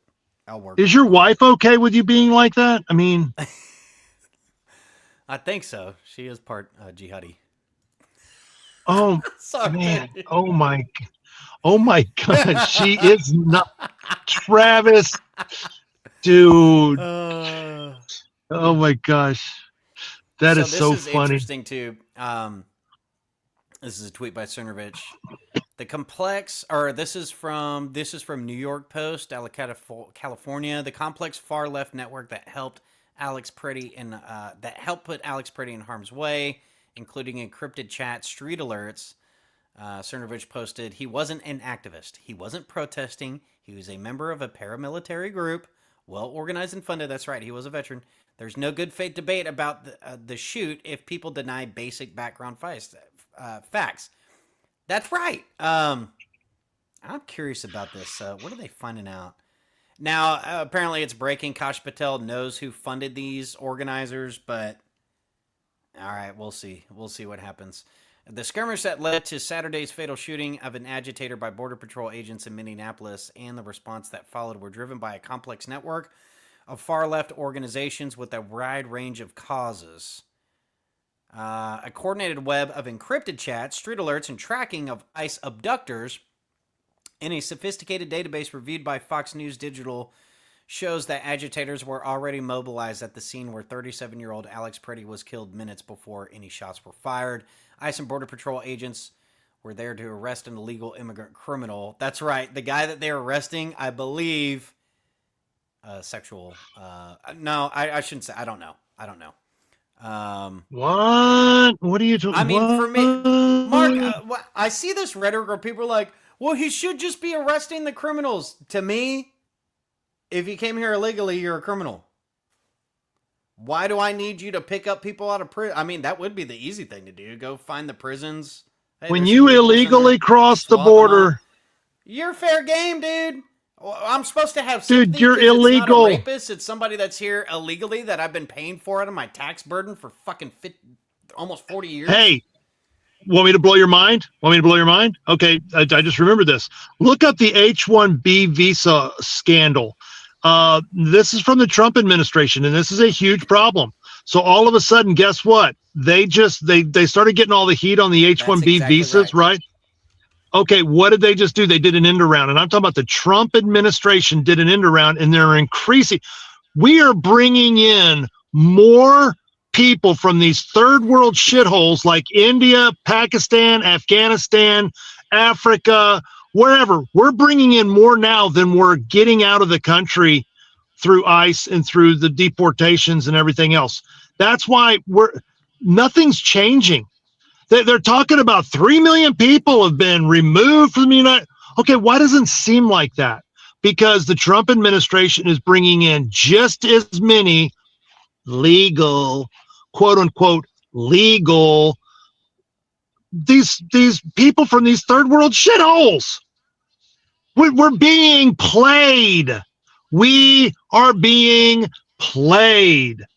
I'm just so pissed about all of this, man. Look, the Republicans know we're a bunch of sheep. They know that we don't pay attention. We're more interested in the Super. I'm not interested in the Super Bowl. I don't ever watch that bullshit. I don't watch sports, but I'm just saying the vast majority of Republican voters, they don't have a fucking clue what's going on. They don't even know what a fucking primary is, or much less who's running for governor for the Republicans. And all they're going to do is they're just going to pull the lever for Abbott again.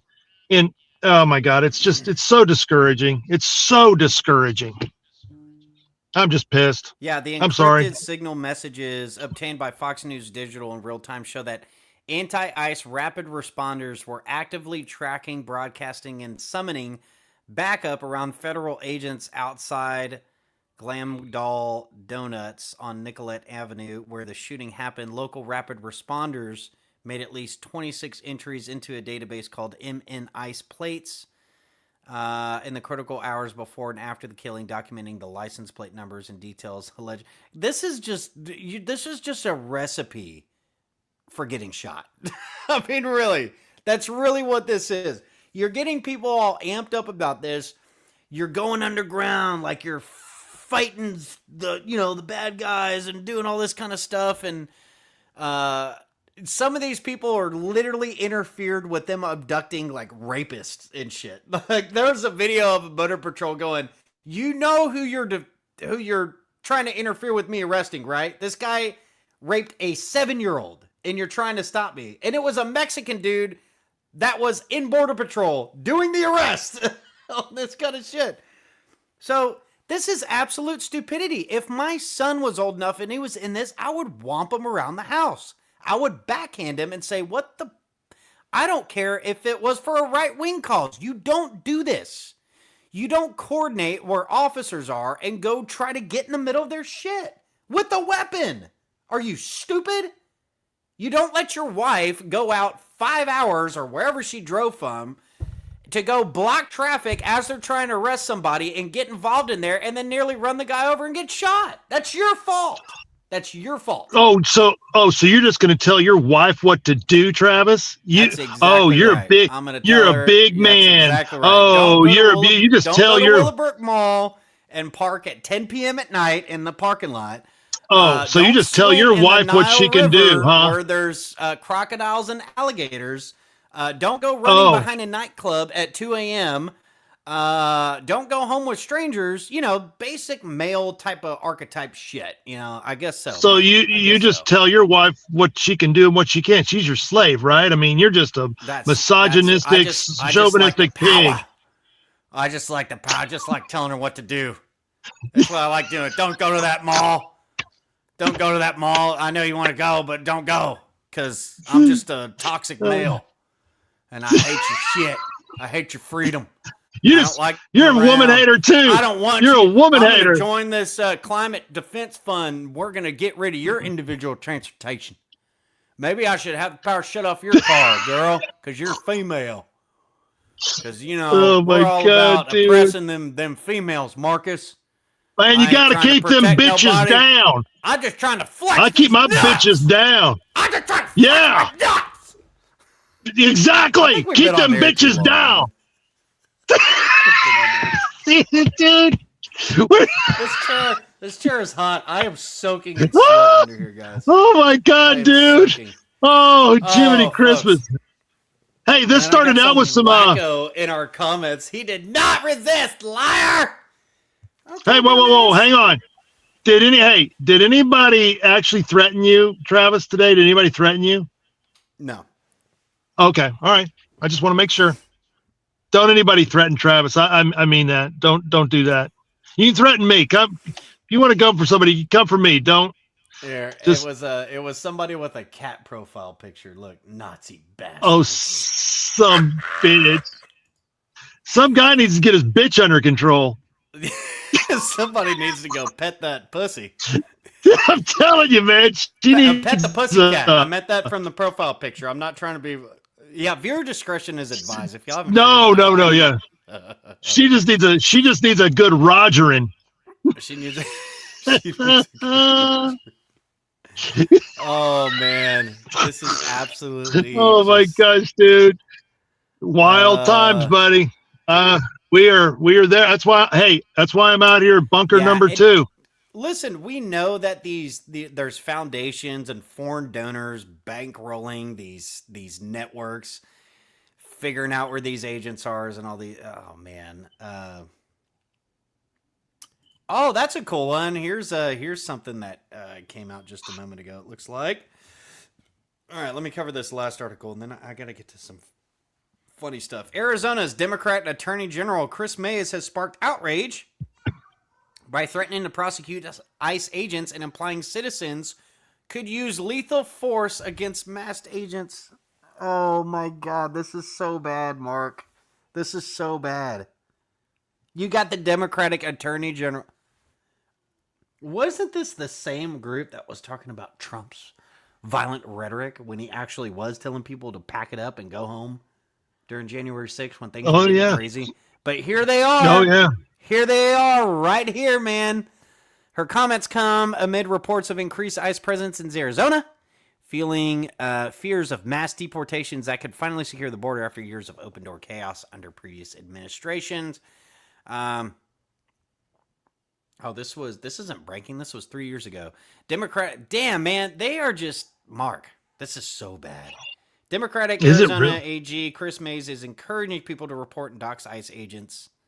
Is this all right, here, let me see if I can, I'm going to try to play this, folks. Let's see if we can cover this one here.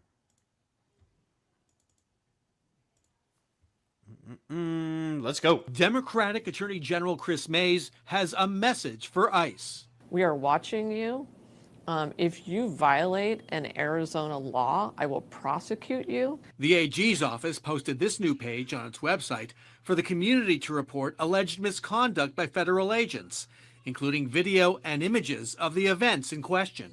We are encouraging people to send us their videos, and they have every right under the First Amendment to record those videos. If there are confrontations between residents and ICE agents, like we've seen in other cities, Mays is concerned they could turn deadly.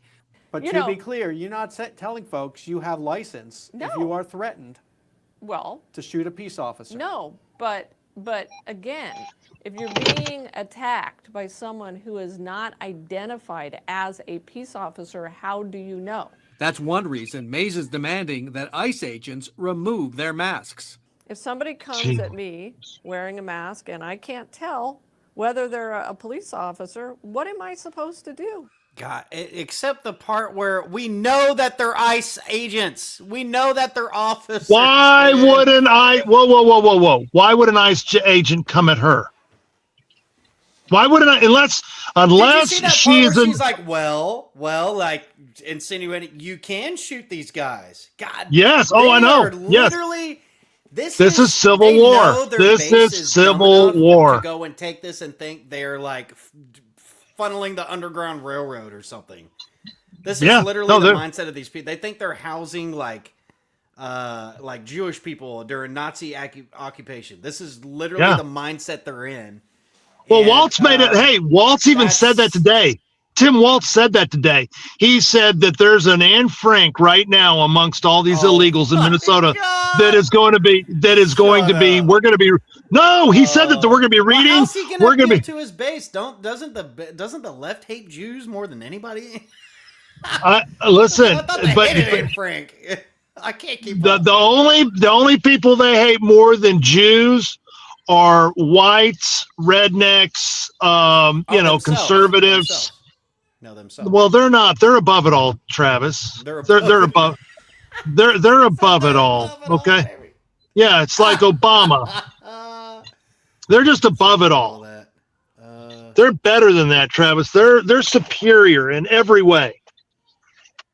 They just are. Yeah, this is. You need to get with the program, Travis. You know what I mean? God, this is crazy.